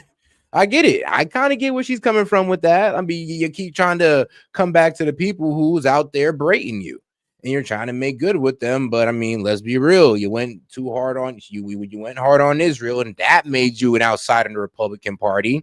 Start talking about AIPAC. I mean, come on now. And then you went full blown liberal for like 2 weeks. What did you think was going to happen? I mean, I feel like there was a way more reasonable way she could have went about this, but hey, who knows what was going through her head, and who knows what her political plans are after this. This could all be the 4D chess move of Marjorie Taylor Greene that we ain't see coming. Since she's saying there's no 4D chess move going on with Trump, man, she might have her own. And shout out to, wow, calling herself a battered wife in this context is straight up slapping the face at actual battered wives. Yeah, I know, right? I mean, you know, you're not like your actual husband is whooping you. It's not like nobody's attacked you, but hey, that's how she's feeling right now. She feels like she's going back to the same people, asking for some type of like cooperation, and they're just whooping her ass verbally. It kind of makes me sad. I always loved having Marjorie on the program. I always thought that she was a truth teller and somebody who speaks the truth. And so I hate to see it. She was very entertaining and fun member of Congress. You never did agree with 100% of the things that people do. I think she had a really silly media strategy. She should have reconciled with the White House and with the Republican Party and not decided to. I said the same thing. I'm just like, it just did not make us. It didn't make sense. I'm just like, what are you doing? You could have reconciled with the Republican Party. I mean, you could have stayed close with Trump, but instead you went and gave all the enemies something to talk about. You went and gave them content. So I'm just like, please, Marjorie Taylor Greene, tell me how you. Like, please tell me that you don't think this is the best way you could have went about it. Like, come on, at least admit that you could have went a better way about this. This was not the best way to do this. I mean, even I said it, and I don't even agree with Benny Johnson all the time, but let's be real. Like, he got a good point on this one. Like, she could have definitely went a different route. She could have played this strategy out better. She could have got her point across while staying good with Trump. But for some reason, she just went balls to the wall in the other direction. And then start speaking out against Trump while claiming that, oh, but I'm still cool. Like, what did you expect? Go to lib media, you know, in order to make her case. It's like a really silly strategy. Literally. And designed to destroy you. So don't ever do that, right? Like, yeah. Like, you went to lib media to make your case when you could have just went to, I don't know, like you going on Fox News and all that. Maybe that like cushioned it a little bit, but you went on your MSNBC, CNN, ABC. Is like, what were you thinking? Like, come on now, whoever your PR person is, whoever your social media person is, or your manager, you like Marjorie Taylor Greene, fire them and then come back to politics after.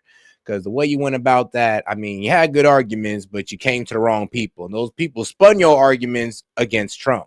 And that I'm not sure if that was her intention or not. I'm not just going to assume duplicity with that. But hey, if it wasn't, well, you got the opposite of what you want. If it was, well, I guess you got a result that you didn't expect. It is what it is. All right, now let's get over to a bit of a geopolitical hour as we get into after Trump warning Zelensky ready for a surrender. And then we're also going to get into America's secret war in Somalia. And then, of course, we're also going to get into Iran missiles live because Khamenei unveils new 10,000-kilometer monster weapons. Yeah, I know. It's crazy over there on the other side of the world. But let's get into it. Make or break point. Now, Ukraine's war is heading at a critical make or break point. Now, President Zelensky, once defiant against any loss of territory, has now said that he's ready for discussions on the US peace plan. But Washington is warning Kiev to agree to the plan by Thursday or to lose all support.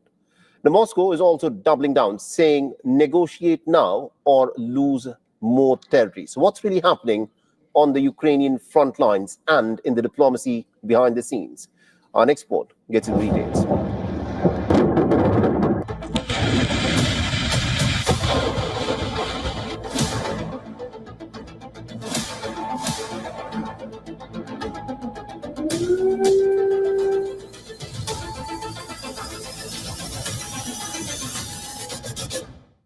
night.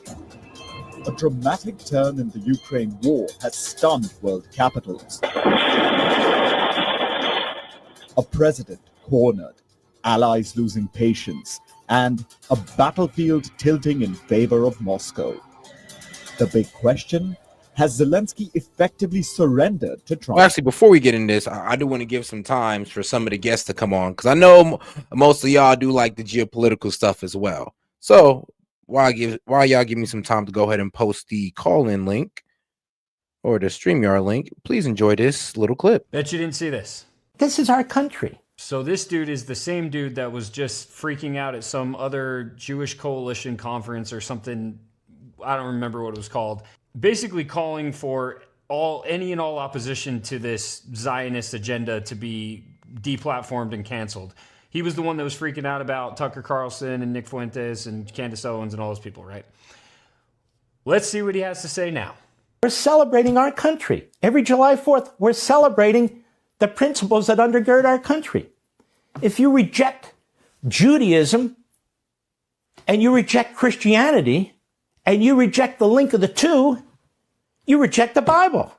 What are you talking about? There is no link. This is, we really, really need to understand this. At this point, everybody needs to understand this, okay? You can be whatever faith you want to be, but we need to understand that there is no link between Judaism and Christianity. Judaism does not believe in Jesus Christ. They do not believe that Jesus Christ is the Son of God. They do not believe that Jesus Christ is the Messiah. They do not believe Jesus Christ is the Savior of the world. They do not believe that Jesus Christ is anything significant. Okay? Here is one of the poster childs for this entire movement explaining exactly what they believe about Jesus Christ. Watch this. You know, from a Jewish point of view, where we don't believe in the divinity of Christ, I think that there you can make an argument that the Gospels, which were written, he was just a prophet. Significant? No. We don't even believe he was a prophet. What do you think he was? What do you guys think? What do I think he was historically? I think he was a Jew who tried to lead a revolt against the Romans and got killed for his trouble, just like a lot of other Jews at that time who were crucified for trying to lead revolts against the Roman and got killed for their trouble. So he became legend in story, and it became a bigger and bigger deal as time went on. Yeah, he had a group of followers, and then that gradually grew, and then do you think he was resurrected? No, that's not a Jewish belief. Okay, I just want to check. Yeah, no, we're not into we're not into miracle stories. No, that's no. You don't have any miracles? No, not by Jesus. Right? No? They're ones in the Old Testament. Ones? Yeah, you've got Moses splitting the sea and all that. What do you think happened there? What do I think happened there? Yeah. Well, I'll go with the Maimonidean explanation that there was. It says in the Bible there was a strong east wind. So there was a naturalistic explanation for a physical phenomenon. Okay, so now that we got that clear, let's just listen to the rest of this ridiculous rant. If you reject Judaism and Christianity and the brotherhood and the sisterhood of the two, not only are you rejecting our founding, you're rejecting our country. You're pushing some other agenda, whatever that agenda may be. You're rejecting the founding of the country. You're rejecting the country itself. So now this old senile bag of psycho is saying that if you reject Judaism, that you're not an American. You're not American.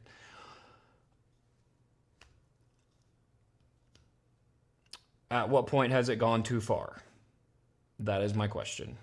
If you want to radicalize people, and if you want to make them start hating people like this man here, this is the way you do it. And it's almost like they're doing it on purpose. It's almost like they're doing it on purpose so that they can create a problem and then create the solution to that problem. But hey, I'm just a conspiracy theorist. Yeah, we're all just conspiracy theorists at the end of the day, right, guys?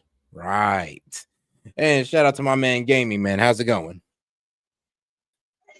It's going good. Got loads to talk about. I mean, for sure. But all right, though, we're gonna go ahead and well, actually, you want to start off? Yeah. What up, everybody? It's your boy, the man, the meme, the legend, the original Backyard Gaming. There is one thing that I want to address right off bat, and there was some disagreement in the chat a little bit ago when they touched on that subject about the UCMJ. And what I said a couple days ago the UCMJ Article 92 failure to follow a lawful order, and it even says that the president is the only one that can give out orders that are lawful. So if you just want to reread that for the folks that aren't quite versed in the UCMJ and have never touched service, active duty or reserve service, or even been, dare I say, a military government contractor, because they're just as much of a government property as we are, that'd be great. Oh wait, so you want me to go ahead and bring that up? Yeah, just bring it up and give everybody a quick refresher. All right, no problem. Let's see here if I still have that file. Yes, I do. Do I? All right. If you could send it over again, that'd be great, because I don't think I have it up anymore. It should be copied or pinned in the Discord. All right, gotcha. Well, in the meantime, Now, Ukraine's war is heading at a critical make or break point. Now, President Zelensky, once defiant against any loss of territory, has now said that he's ready for discussions on the US peace plan. But Washington is warning Kiev to agree to the plan by Thursday or to lose all support. Now, Moscow is also doubling down, saying negotiate now or lose more territory. So what's really happening on the Ukrainian front lines and in the diplomacy behind the scenes? Our next report gets into details.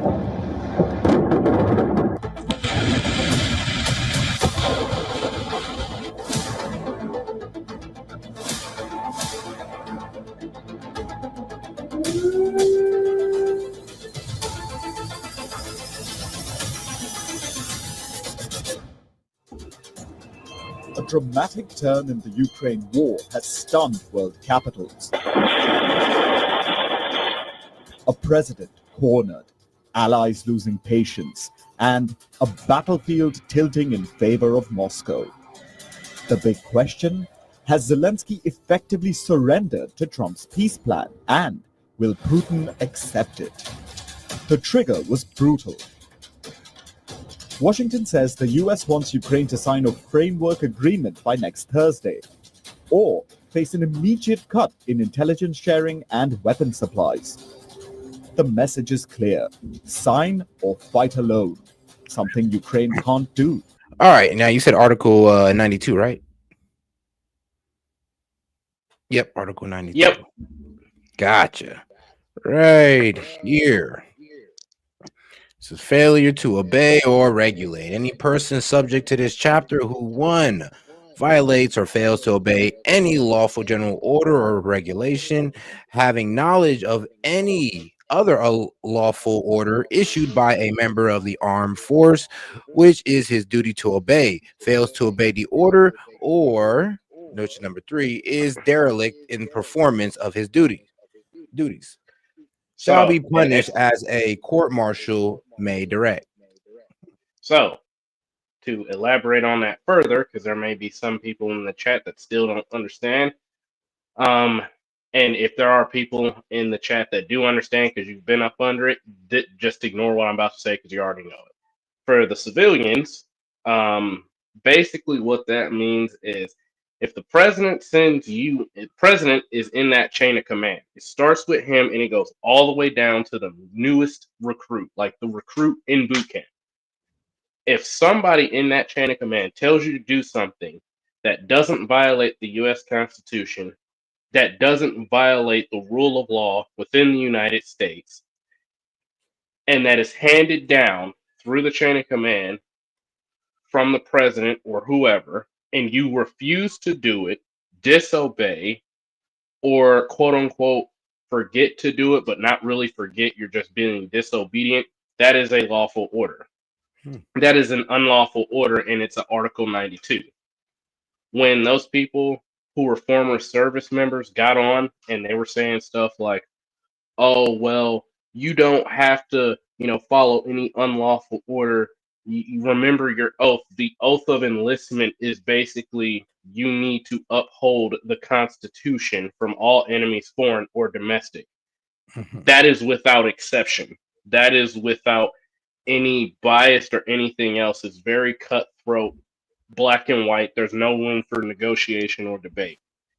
Furthermore, if you're talking about lawful orders and what somebody should or should not do, especially when you're addressing the United States Armed Forces, you have to bring forward what orders constitutes a unlawful order. You have to. So there's pretty much like a chain of command that it goes through. I mean, before it even reaches the soldier. So the fact that like it is pretty crazy to try to talk to the soldiers and not talk to the leadership about following unlawful orders. As a matter of fact, what I would say is the president of the United States, Donald Trump, said it right. It is considered sedition because you have to hand those out. You have to go through the president or the cabinet or somebody in the chain of command in order to get those passed through. Or you need a congressional hearing board to sign off, pass it to the Senate signs off, and then it goes to the U.S. military that way. You have to go through the upper echelons of government for something like that before you can just say it to the military. All right. So okay, so it was wrong for them to even like say that on television, pretty much. Yeah, if it was any other president, they probably would have gotten canned.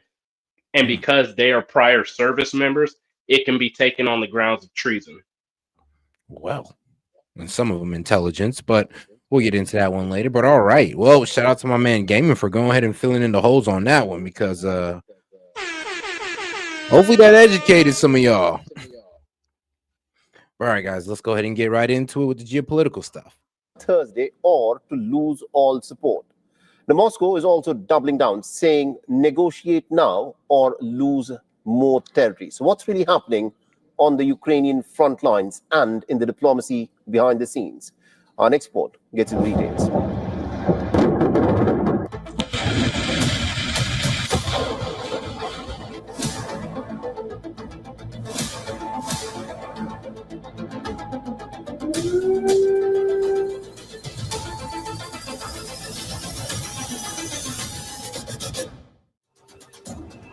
A dramatic turn in the Ukraine war has stunned world capitals.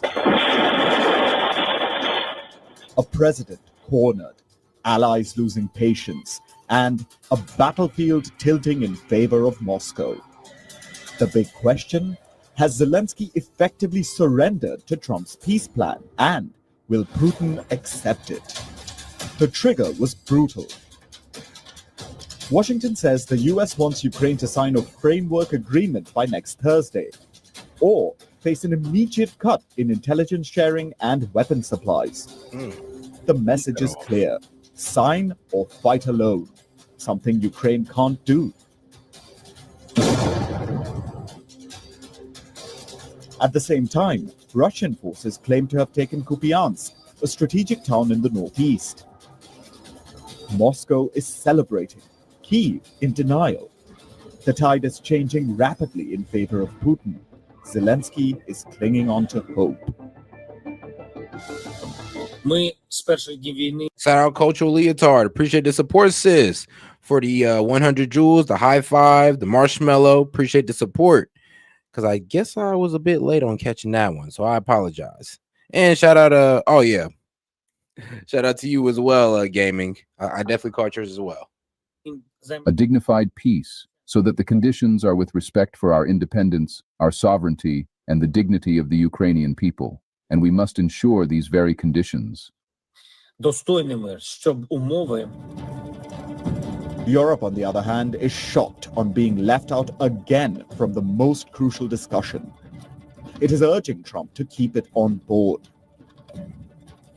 As you said yesterday, a 28-point plan was made public.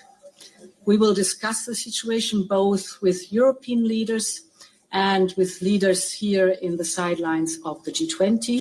And European leaders are going to get down with it. Why? Because if you read the 28-point plan, it does ensure that, well, Europe is protected from Russia, from any Russian aggression, or they risk losing or they risk sanctions and the unrecognition of the regions that they took in Ukraine. I will also reach out to President Zelensky to discuss the matter. As Washington issues a 6-day deadline, Moscow's blunt warning: negotiate now or lose more territory. Kremlin insiders say that Putin believes Ukraine is at its weakest point since the war began, and the battlefield maps seem to agree. Under Trump's proposed deal, Russia would be welcomed back into the G7. Ukraine would be blocked from hosting NATO troops and forced to reduce its military by 50%. In exchange, Kyiv would receive a NATO-style security guarantee, a promise Washington says will act as a deterrent, not an invitation for escalation. European officials have slammed the plan as nothing short of surrender. But the world is waiting for one. I mean, what else is it supposed to be? They're losing. Like, it's nothing short of surrender. What do you want them to do? Go to the last Ukrainian? Like, how far does y'all want them to go? And then it's kind of effed up that y'all want them to go this far without putting in your own soldiers. Well, it goes back to one of those things. It's okay as long as we're footing the bill. But the minute that we get involved and we start drawing up, well, first of all, let's take a step back. We pay the most in terms of Europe's security. And as far as who's the biggest threat to Russia, Russia's going to listen to the U.S. more than it's going to listen to any other country in the European Union in general. That's just me. That's just me. Maybe not in the world, but definitely the U.S. in terms of like Europe. Okay. Just because we have roughly the same amount of nuclear warheads that they have, we have proven that we have a true blue water navy, and we can put boots on the ground anywhere on the face of the planet within 48 hours. So when a nation like that is addressing you, if you're in Russia's position, and a nation like that is addressing you and saying, okay, here's the deal we're going to come up with, you might want to listen. Now, my personal opinion, there are some things that are going to go wrong and can potentially go wrong, such as the point in the plan where it says that basically the borders are basically frozen at where they are in that one region of Ukraine. So whatever Russia has right now in that one region, that's Russia's. Whatever Ukraine still maintains in that one region, that is Ukraine. And just the division of territory, yeah, I could see how that's going to get hairy, because looking at it on down the line, somebody could try to make a power play. Somebody could try to ignore the agreed, whatever, what have you. However, ultimately, this is a plan that where both sides get to make out like bandits. But while one side just looks bad, that's all. Right. And well, here's the other thing is, if you guys want to go keep Ukraine in the fight and say, oh, this plan is basically a Russia wish list, okay, what would you have them do without getting U.S. military assets involved? What do you want to be done? Good point. All right, man, let's get back into it. One final piece. Will Putin take the deal or push harder while Ukraine struggles? Bureau Report, WION. World is one.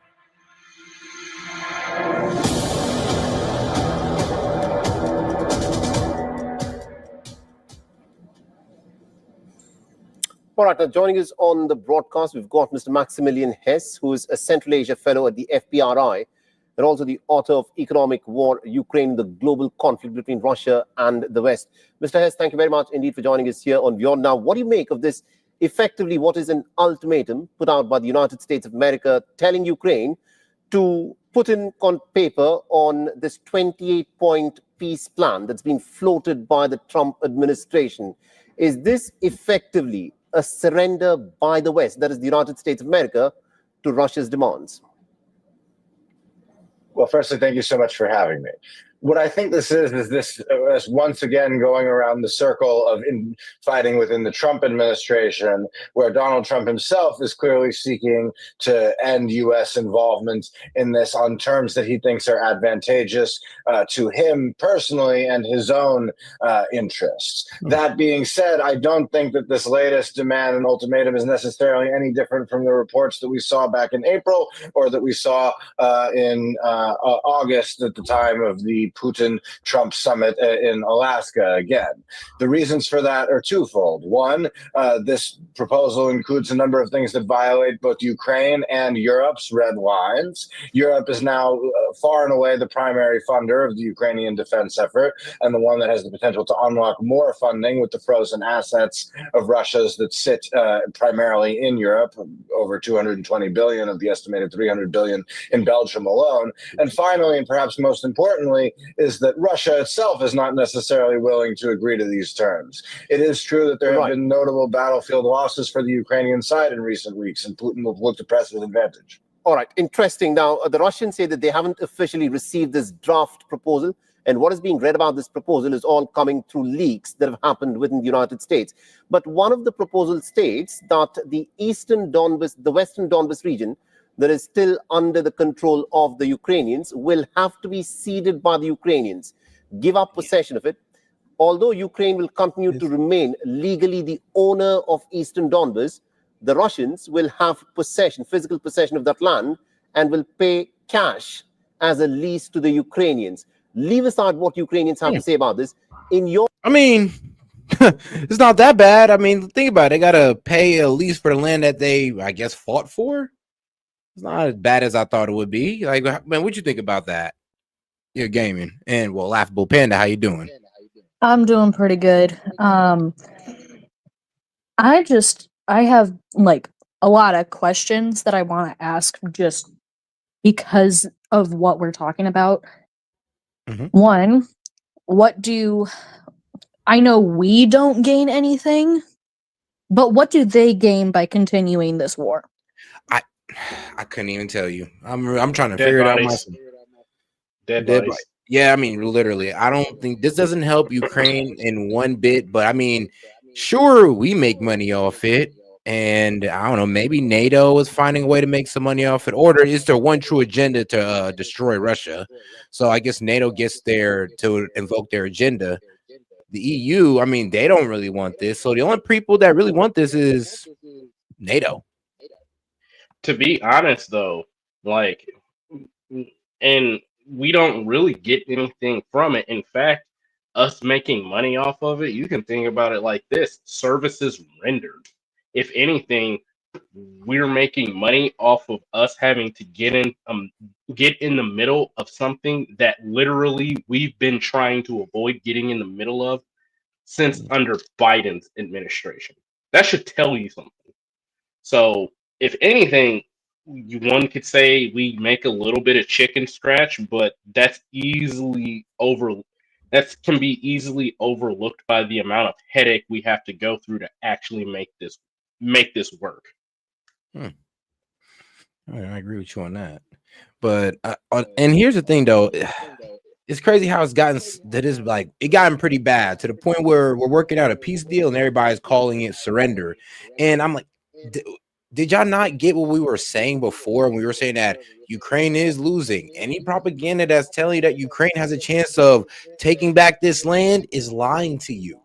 It was so amazing just to hear people call me a Russian propagandist and all this good stuff. And I'm just looking into the future, seeing this exact result right here. And to be honest, the 28-point plan, I mean, it was best for the Ukrainian people, not Zelensky, but the Ukrainian people.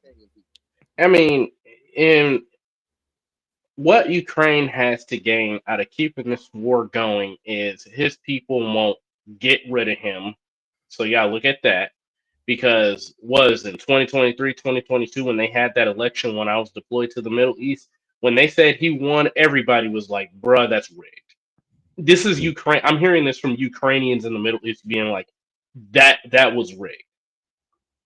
So one point may be, okay, he gets to stay in office. The second point is, if he can dredge up some stupid reason why this war needs to continue, then okay, you have U.S. funding, but how long is that gonna last?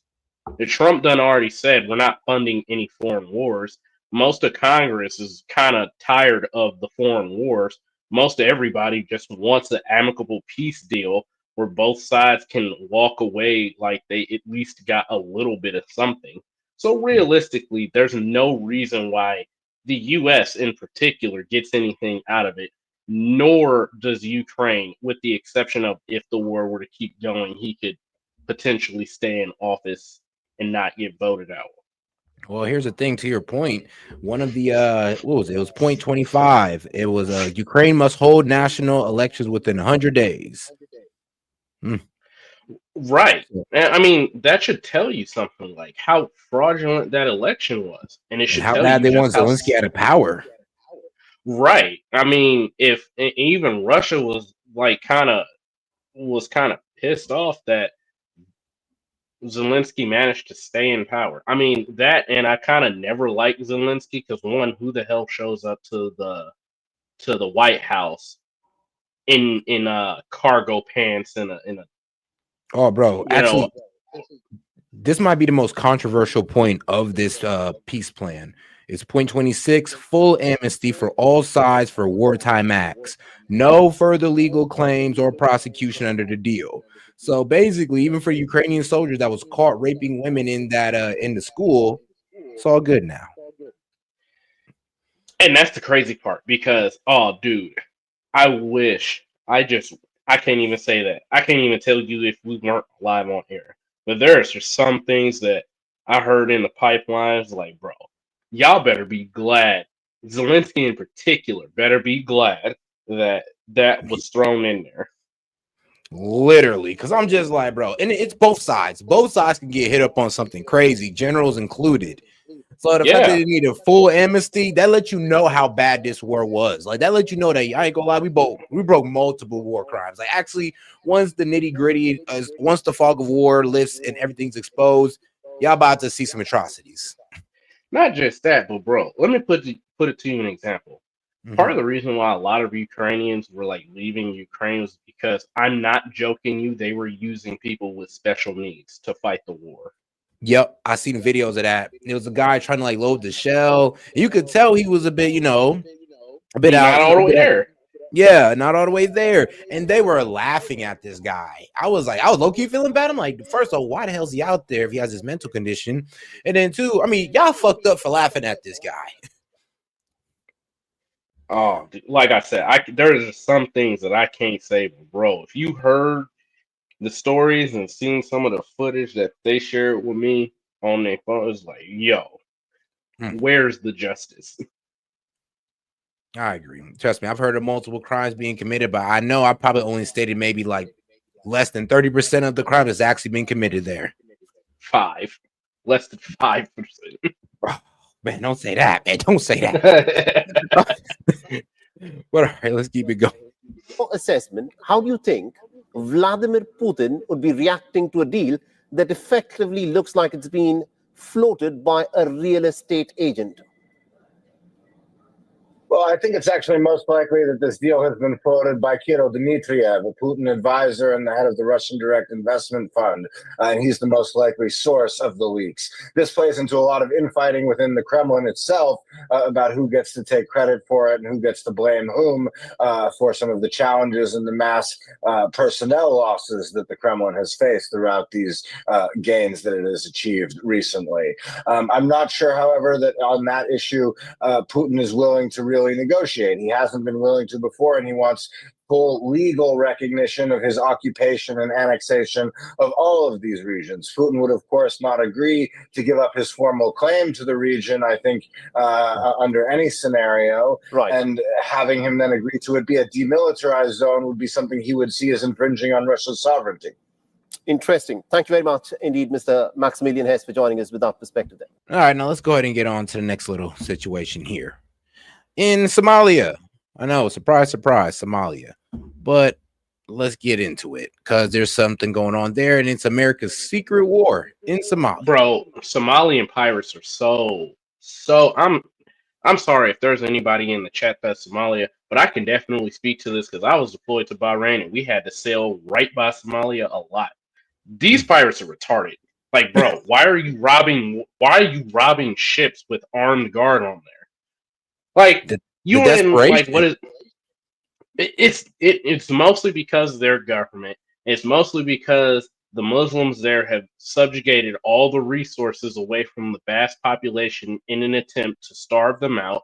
It's also because they're in the middle of a civil war, And it's also because they talk a lot of crap to America, but are too pissant to even come at the French with the same level of disrespect because they know the French will turn off the tap. Maybe go and talk that same level of crap to the French, which still have occupation, basically slave camps, treat you guys like you're nothing before you come to the United States. I'll give you that one, because I do hear a lot of Somalians who be like, oh, like America's this, that, and the third. And I'm just like, sweetheart, if you go back there, you will lose all the freedoms you have right now. Like, you know, this little nice little internet thing you're posting online and complaining on. Yeah, I don't think I got that over there, to be quite honest with you. And oh, you know, this nice little government that protects your, you know, it gives you women's rights. You know, you got rights over here. Yeah, Somalia, you don't got that. And you also don't got protection as well. Oh, and not even a government, because it's like a three-way fight. Dude, they don't even have clean water there. One of the briefings I got told when we pulled in there is, number one, don't eat any food that's not in a actual building. No street food, no outdoor. You know how like in some countries they got like outdoor carts where you can like open markets, open air markets. Can't eat none of that. It is not that uncommon. No, can't eat it. It is not that uncommon to see feces, dead humans, and dead dogs in the middle of the street. But yes, America is so bad. He's not the first person I have heard this from, and it is apparently so bad they tell you not to go into certain areas because it's worse in those areas, like don't even drink the water. And in even the best parts, they tell you just don't be in this area. Like they just tell you don't be in this area. I'll tell you this. I'd rather take my chances drinking the water from Mexico or Flint, Michigan than I will anywhere in Somalia. I mean, bro, that's saying something. That's saying something right there. But all right, let's get into the video. Well, why is the U.S. ramping up drone strikes in Somalia and killing civilians? Now, if we weren't so jaded to this, it should be shocking, but unfortunately, it's not unusual. These are not targeted strikes, as if there were such a thing. Local reports say that strikes over the weekend killed at least 12 civilians, including 8 children, 3 women, and an elderly man. Now, based on antiwar.com's count, the latest U.S. bombing in Somalia brings the total number of airstrikes in the country to 96, just since Trump took office. This surpasses the previous annual record of airstrikes when Trump was first in office in 2019. Previously, that record was 63. And since we're counting, President Biden launched a total of 51 airstrikes in Somalia throughout his 4 years in office. Jump in, President Obama. Go ahead. Real quick. They talking about airstrikes. How many bombs and airstrikes and Tomahawk cruise missiles did Obama drop in the Middle East? Bro, I mean, bro, he damn near bombed Sudan back to slavery. Actually, wait, he did. He did. Hey, check this out. This man dropped so many bombs that he almost ran the U.S. inventory for bombs dry.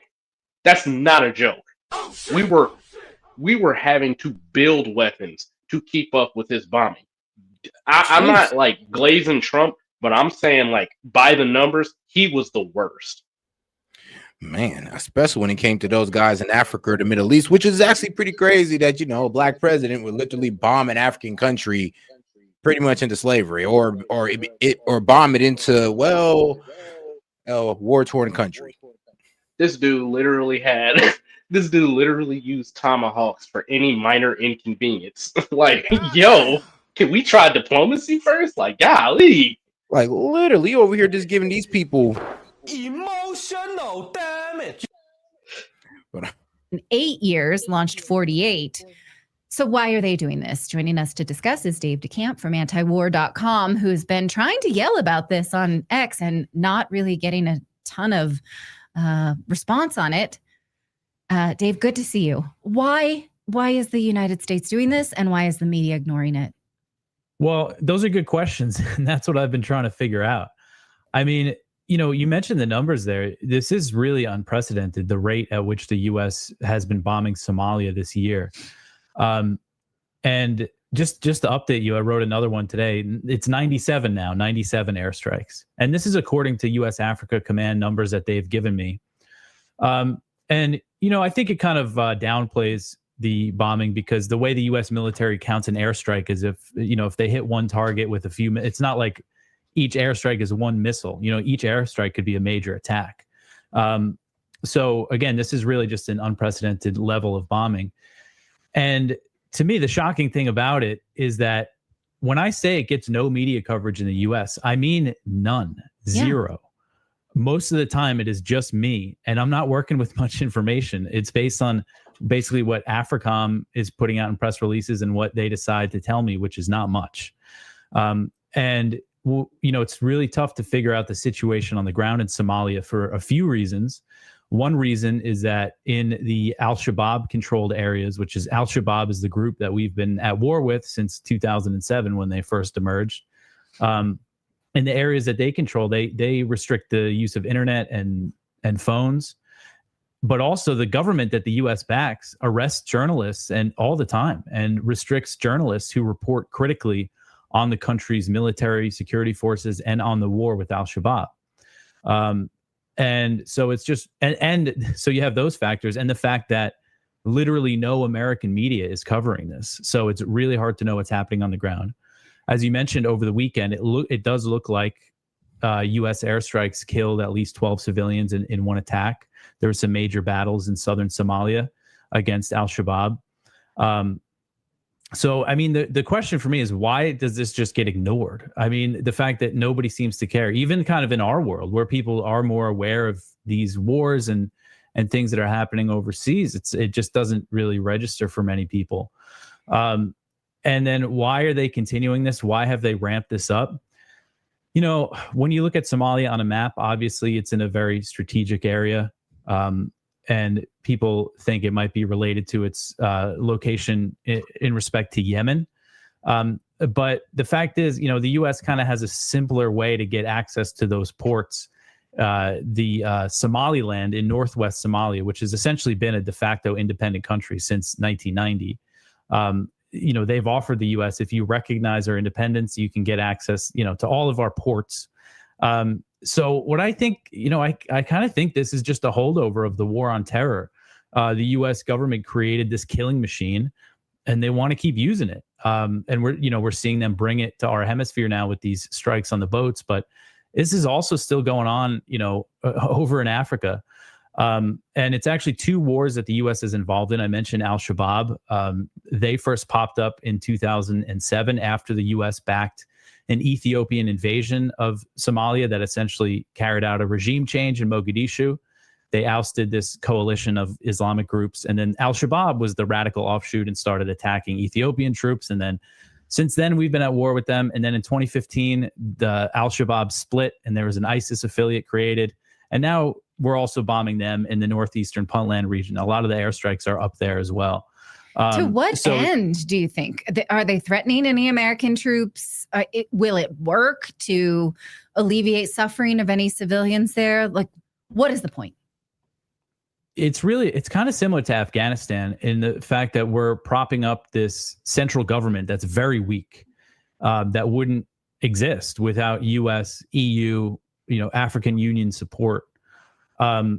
So, like, to what end? I mean, we'll probably be doing this until the U.S. decides that that's basically enough and gets out of there, and then the government will collapse, similar to Afghanistan, unless they do decide to negotiate and make peace.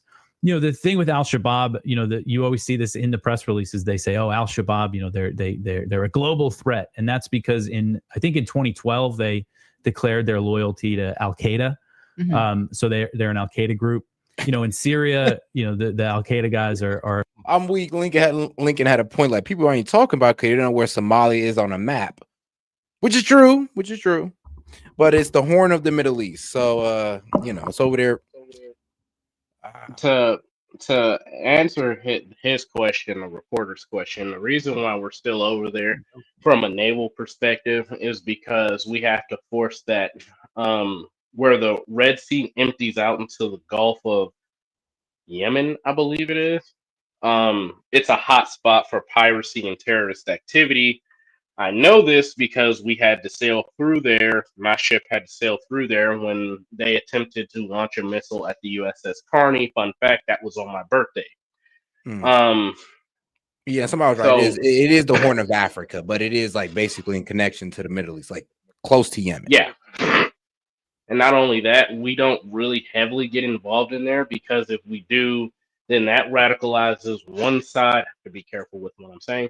It radicalizes one side of the organization that's over there, and they heavily align with Iran, which, if you don't know, Saudi Arabia is actually in a proxy war with Iran, and they're currently duking it out over Somalia and Yemen to try to get control and install governments over there. And all the U.S. is doing, realistically, is trying to put out the fires that these two nations keep making. I'm not shilling for the U.S. I'm saying that because that was my neck of the woods. All right, appreciate the expertise on that one. Yeah, and there was a saying in boot camp for the Navy. We have to like give so much presence because if you mess with one of our ships, it's the end of you. Right. All right. Are our allies now, but in Somalia, we got to keep bombing them. But the claim, the claim is that Al-Shabaab's a global threat, but there's just no evidence to back that up. They have carried out terrorist attacks in other African countries, but the common thread there is that they targeted the countries involved in the African Union mission fighting against them. But that's what they would tell you, like if you were to ask someone in the Pentagon, why are we doing this? They'd say, oh, Al-Shabaab is, they're a global terrorist group, which is just not the case. So that's what they would tell you.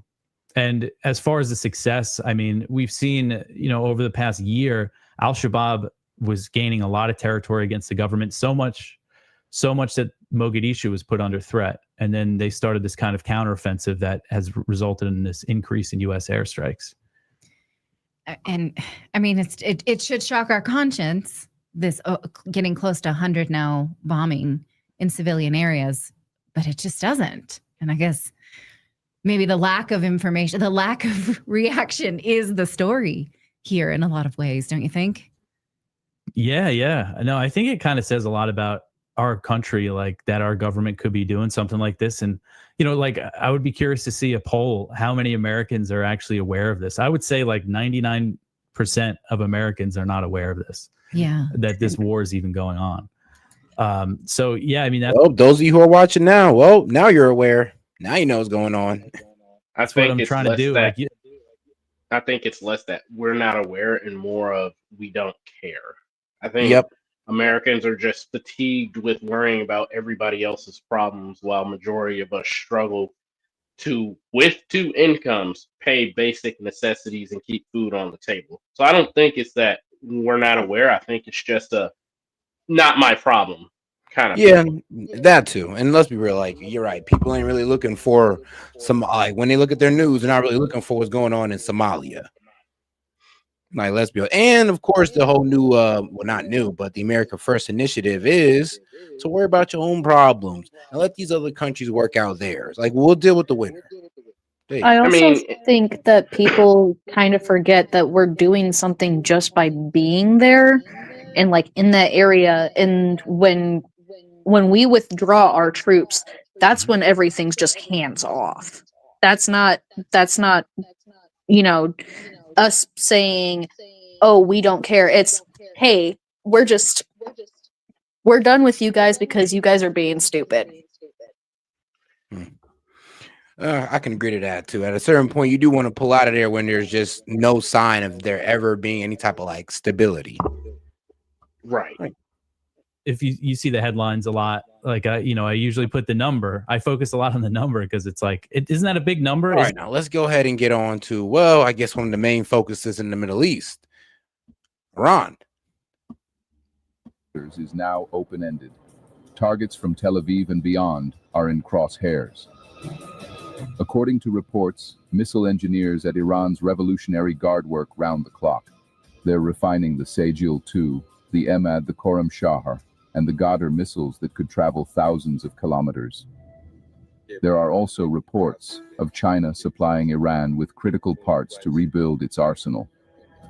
Western experts say Iran's command structure is evolving for simultaneous launches, swarms of missiles guided by electronic synchronization. The new objective is to overwhelm Israeli radar and drain its interceptors within minutes. Israeli officials have warned repeatedly since June that they are prepared to attack Iran again if it moves closer to producing a nuclear weapon. Tehran has firmly Seems denied. like it's about to abandon a nuclear weapon for, well, missiles. Well, I will say one thing though, and take this with lots of context when you're watching this video. Iran is not the same as the people. The government is the Islamic Republic of Iran.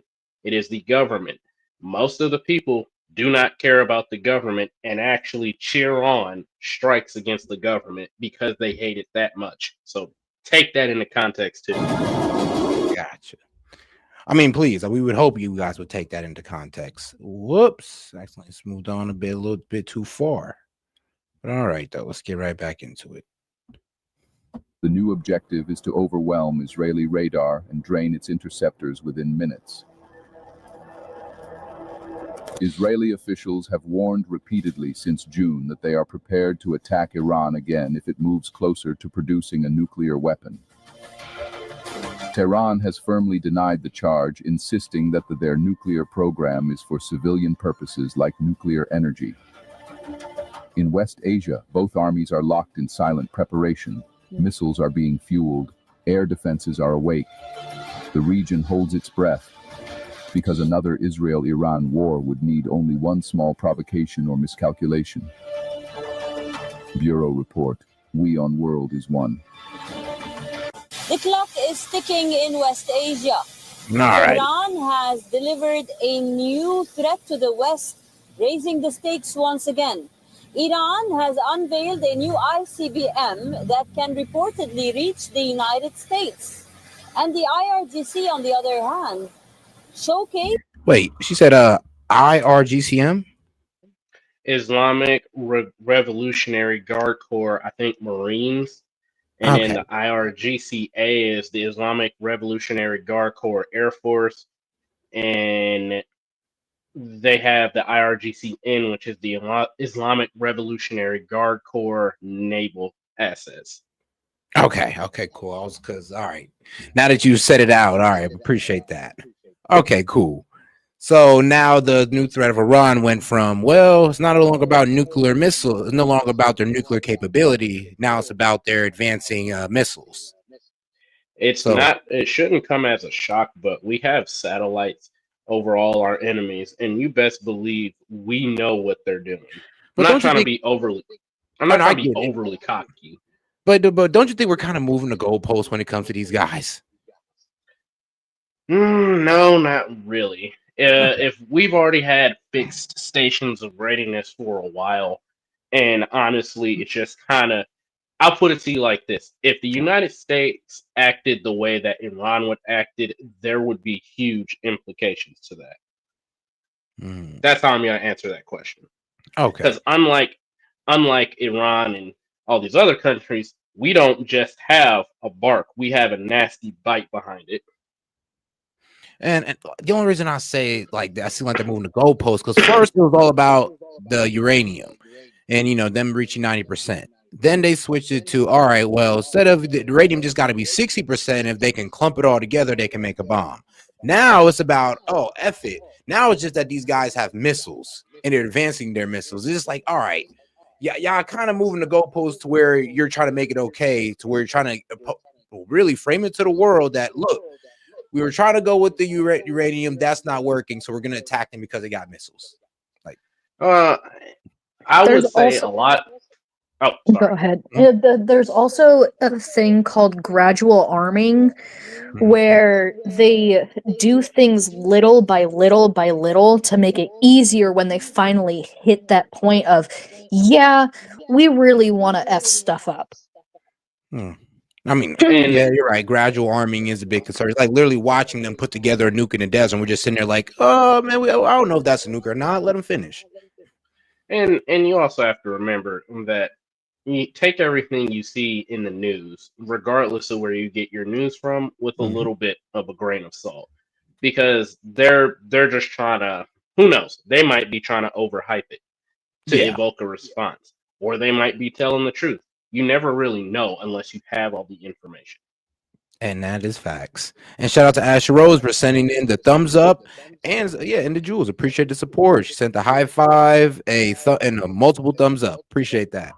All right, let's get right into it and let's listen to, well, as my man Gaming said, man, just listen to propaganda with a grain of salt.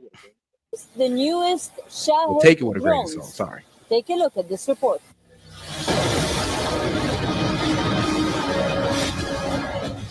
Tehran just pulled the trigger on a new arms race.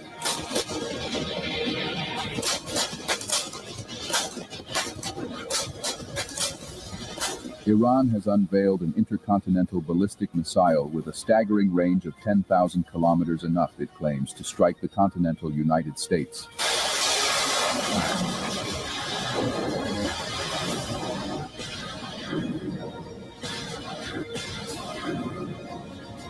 Iranian military commanders declared it a strategic. In my honest opinion, I don't think Iran would want to hit us with a missile. I believe they'd hit us with a nuke. They try to go all or nothing, because if you just hit us with a missile, trust me, we're gonna decimate them. We're gonna glass them overnight.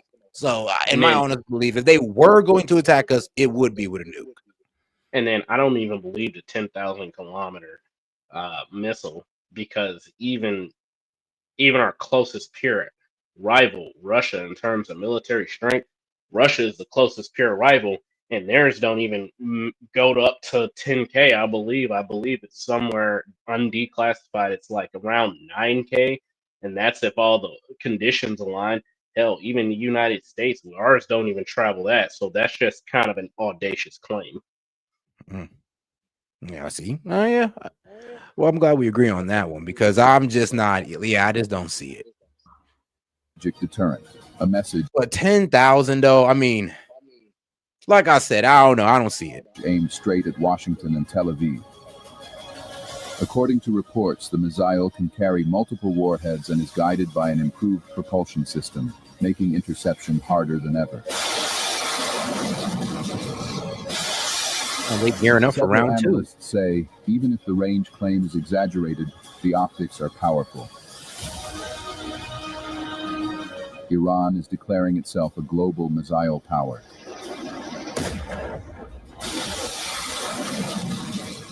The announcement came days after the Islamic Revolutionary Guard Corps showcased a new generation of Shade drones. These drones have reshaped battlefields in Ukraine.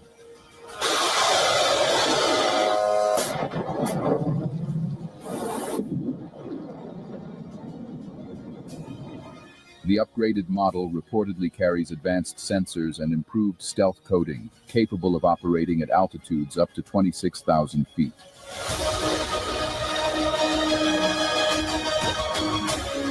Along with their new drones, there were several other missiles on display in Tehran. I can say that the 12-day war was a very good platform for testing systems, even the ones that were old. For example, I heard news that they were using old missiles instead of using Khyber Shekan or Sajil. It was a very good platform for testing and developing systems. This equipment, what we see here, is maybe less than a third of it is real military. Even if our guys come forward with all their might, God willing, they will undoubtedly wipe out the enemy from the face of the earth. On the other hand, the International Atomic Energy Agency has urged Tehran to comply with its nuclear obligations to allay international concerns. But Tehran insists its intentions are defensive. President Masoud Pezeshkian said Iran seeks peace, not provocation.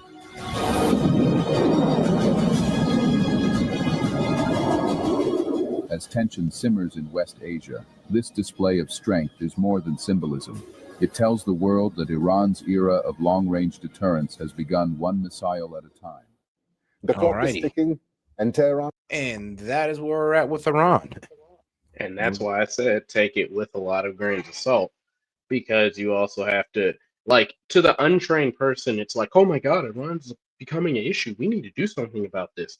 Until you realize, hey, one of our jets can take off from an undisclosed location in the U.S., fly all the way across the globe, literally circle it without ever touching land one time, drop a bunch of bunker buster bombs, and then land again. Man, and nobody even noticed anything. And then 26,000 feet.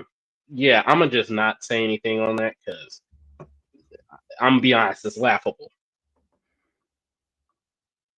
Man, I give you that one. But all right. All right, we're gonna go ahead and close it down on this one, guys. We almost went the whole 4 hours on this one, but I'm getting a bit tired. But all right, guys, I'm gonna go ahead and end it off with a monologue. So if Panda or Gaming want to go ahead and close out with anything, or finish off with anything you got to say, go ahead. Release the Epstein files. Quit sidetracking. Rip that Band-Aid off. Democrat, Republican, conservative, liberal, all of the American people want to know who's in the files and why they're in the files. Secondly, Republicans, if any of you watch this, for God's sake, talk about affordability and actually come up with some plan. People are literally losing their houses and their livelihood because they're having to pick and choose what bills they can and cannot pay for the month.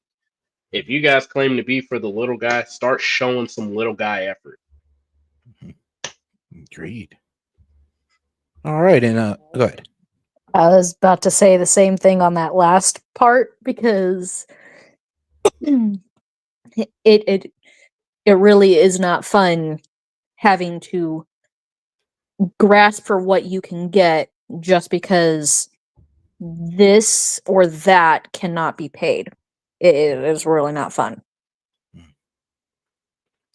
Like even when you have a high income salary, because the cost of living is so high,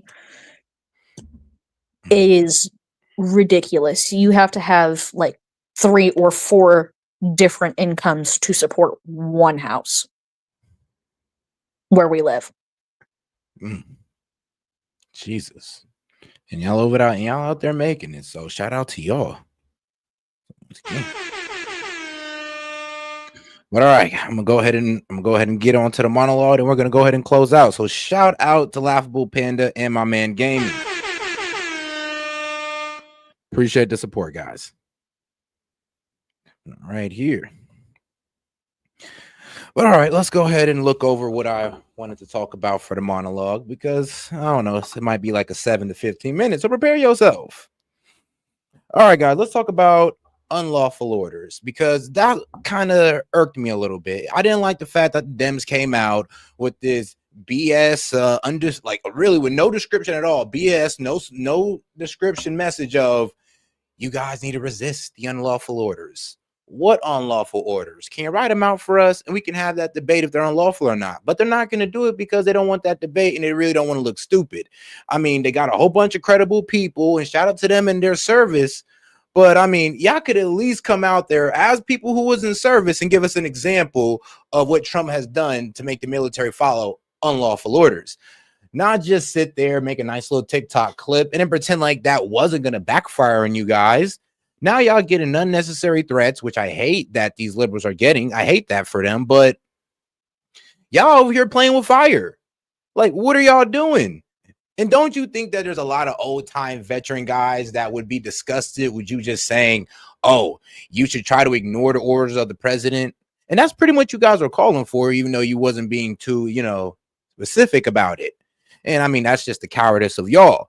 But to be quite honest, if you guys are going to start talking about unlawful orders, please start laying out the examples. Now, let's get on to Marjorie Taylor Greene. Now, her quitting, I don't know. I see it as a big cowardice. And I know you're going like, damn, Sid, that's a bit mean. Well, I'll be honest with you, it is cowardice.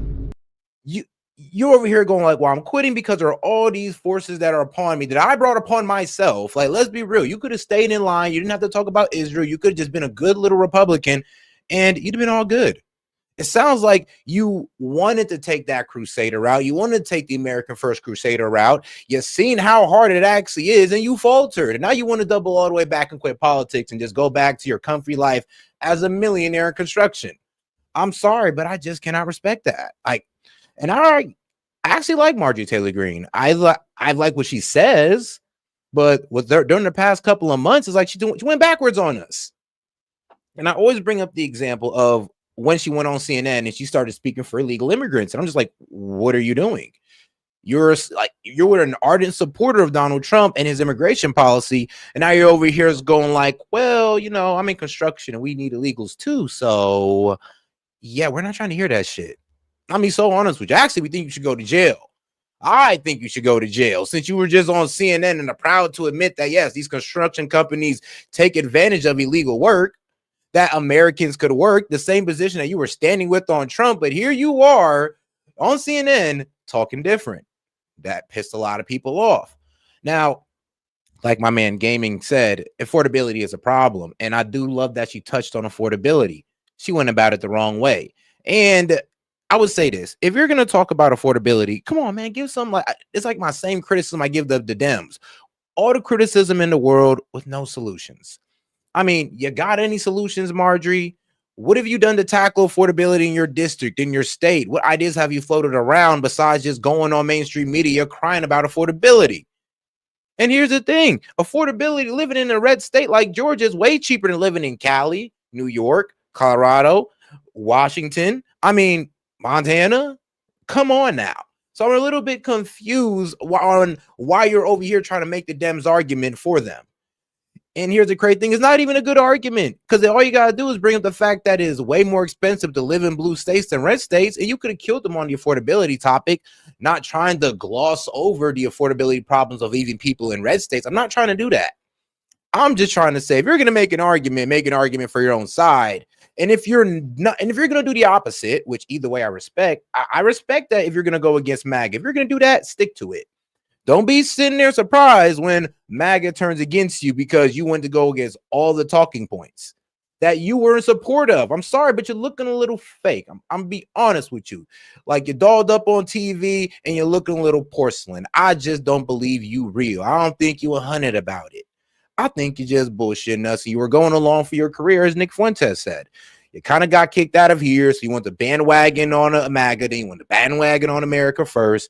And it's starting to seem like that's the reality because you bowed out when shit got hard. That's just how it is. I mean, well, sorry, but that's just how I see it. I don't know. I hope she actually comes back around and actually stands and fights for all the stuff that she was complaining about in that video. Or else, I mean, like, so you're just going to bow out, say F it, with the Epstein listen in there, with the with these complaints about the affordability on the table, and you talking about, oh, well, you know, my kids are saying, woman, your kids are cool. You are a millionaire. You want to talk about the affordability problem of your kids?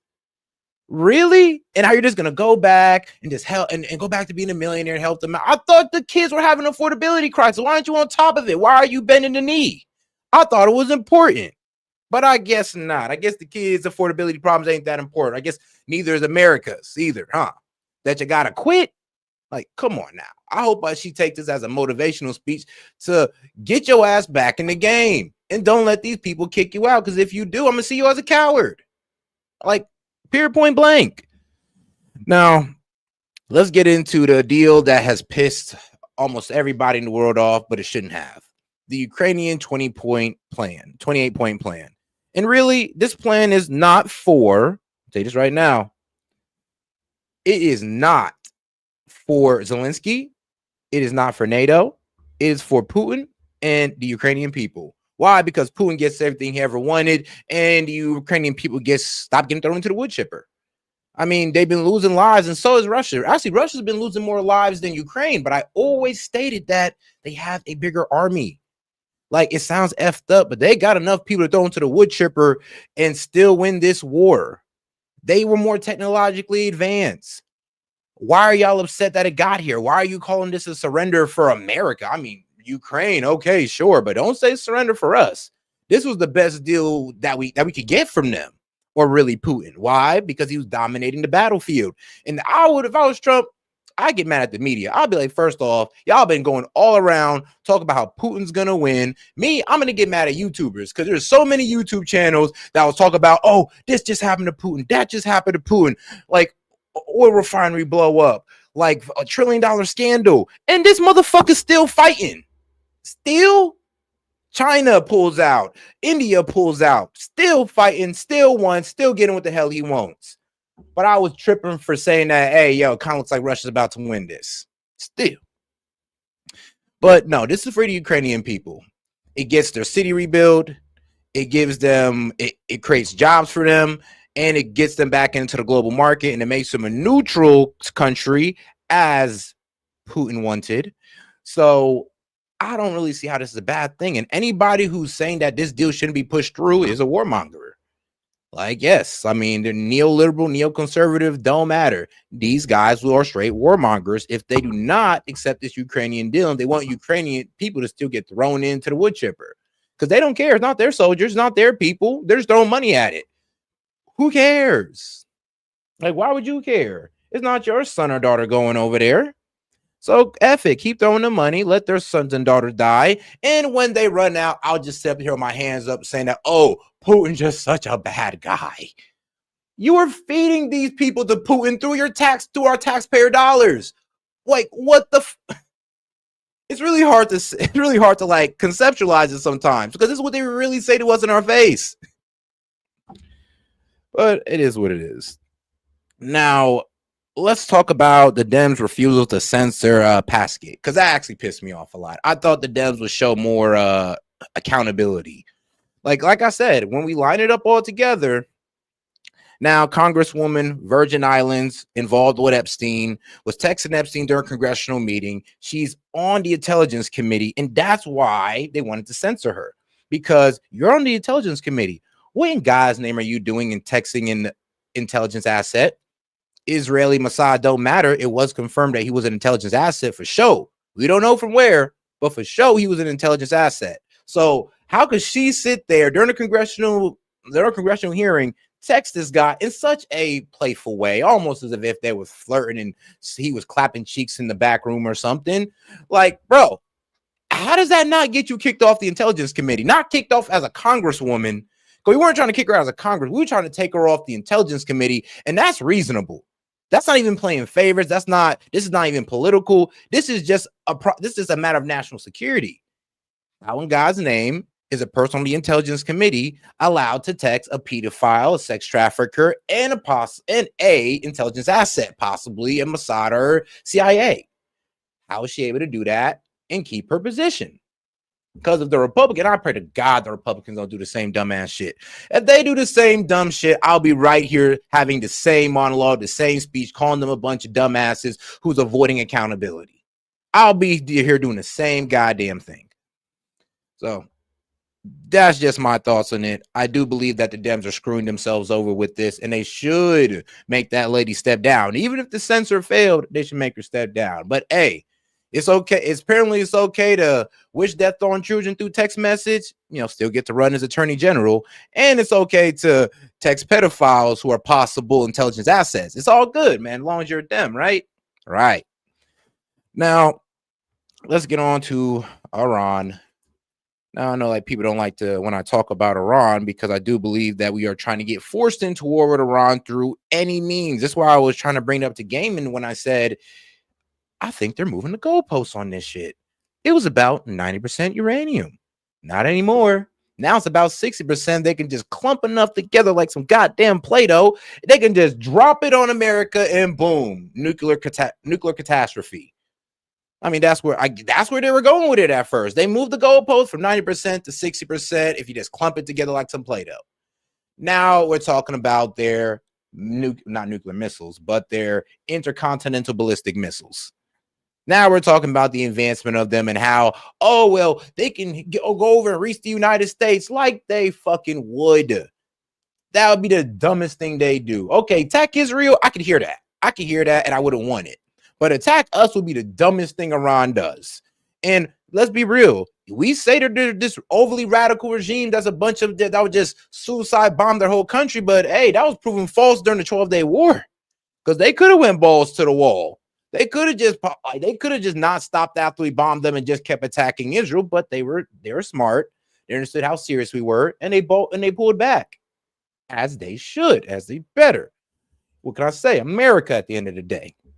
But I don't want no problems with Iran, to be quite honest, because we can win. Trust believe we can win, but it's not like it's going to be a flawless victory. Like, this ain't Mortal Kombat. We're not just going to sit there and flawlessly whoop their ass. No, it's going to be with some losses. It's going to be with trillions of dollars spent, and it's going to be with trillions of dollars added to the deficit and more financial ruin for the American people. Do you want that? Of course not. So let's just try to stay away from the whole propaganda of what they're trying to feed to us to Iran, because what they preach right there in that video is coming to you next. When you start seeing the Israeli pundits talking about, oh, the missiles can go farther now and they're coming to attack every American city, don't fall for it, because that's what they're going to hit you with next. But hey, I know we're smarter than that. We ain't going to let these guys just get us into war with Iran because they want to. Well, hopefully. But all right, guys, I'm going to go ahead and end it on this one, man. I do appreciate the support, guys. And I appreciate you sticking with me for the monologue. I know I talked your ears off, but hey, had to get it out there. And I haven't done one in like 2 days. I said I was going to start doing them. Not Tucker Carlson style at the beginning, but at the end.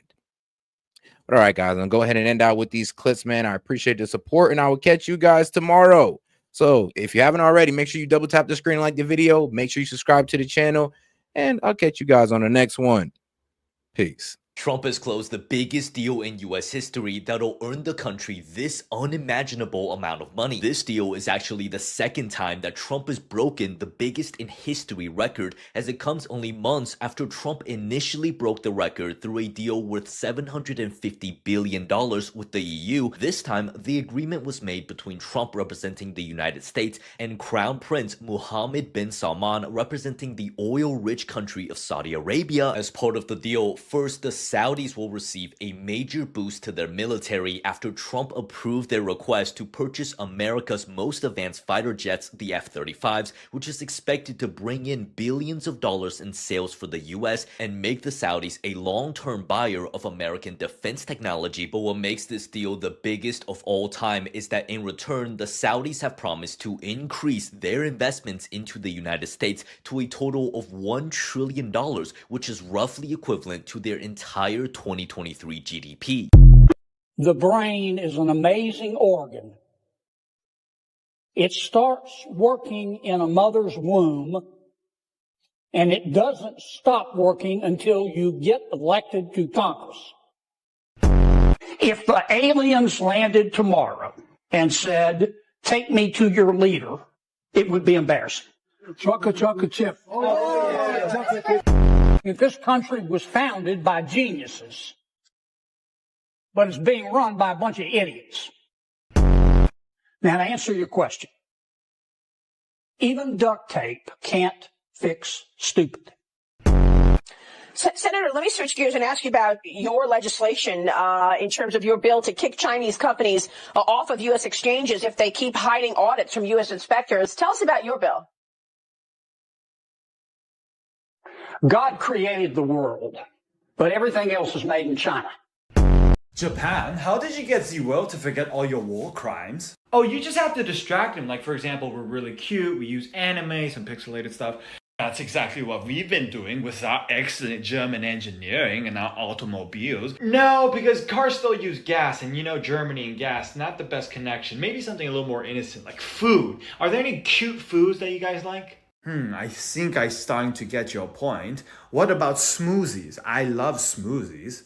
Okay, we're on to something like a little cute German smoothie / juice bar. Nein, I hate the juice. Get rid of all the fiber, becomes sugar water, 9 nutritional value fragen, glucose spiken dragon. We shall let our customers know that they will be getting good, clean smoothies and not the juice by naming our flagship store just that, Nazi juice. So we're not going to call it that. Let's just scrap the smoothie idea. There's got to be something even more innocent. Candy, German candy. There has to be some like good German sweets, right? Yes, a German candy from the Vaterland. Our Vaterland sweets shall be called... I know what you're going to say. Yamete kudasai. Our sweets. Basically, I'm here to announce that we're building Iron Man. Poor kids are just as bright and just as talented as white kids. Where I could stand in the middle of Fifth Avenue and shoot somebody and I wouldn't lose any voters, okay? So I've become friends with school shooters. Do you think Bill Clinton was our first black president? Is Elmo now, or has he ever been, a member of the Communist Party? El hombre del peliquin. Gotta have them ribs. And pussy too. Do you hate cops just because they're cops? The next time you get in trouble, call a crackhead. I'm John Kennedy, and I approve this message. Wakanda forever. Paid for by Kamala Harris. Someone with the temperament of Donald Trump is not in charge of the law in our country. Because you'd be in jail. I think you called me a liar on national TV. I think you called me a liar on national TV. And I could come down and start kissing everybody. I'll kiss every guy, man and woman, man and woman. Look at that guy, how handsome he is.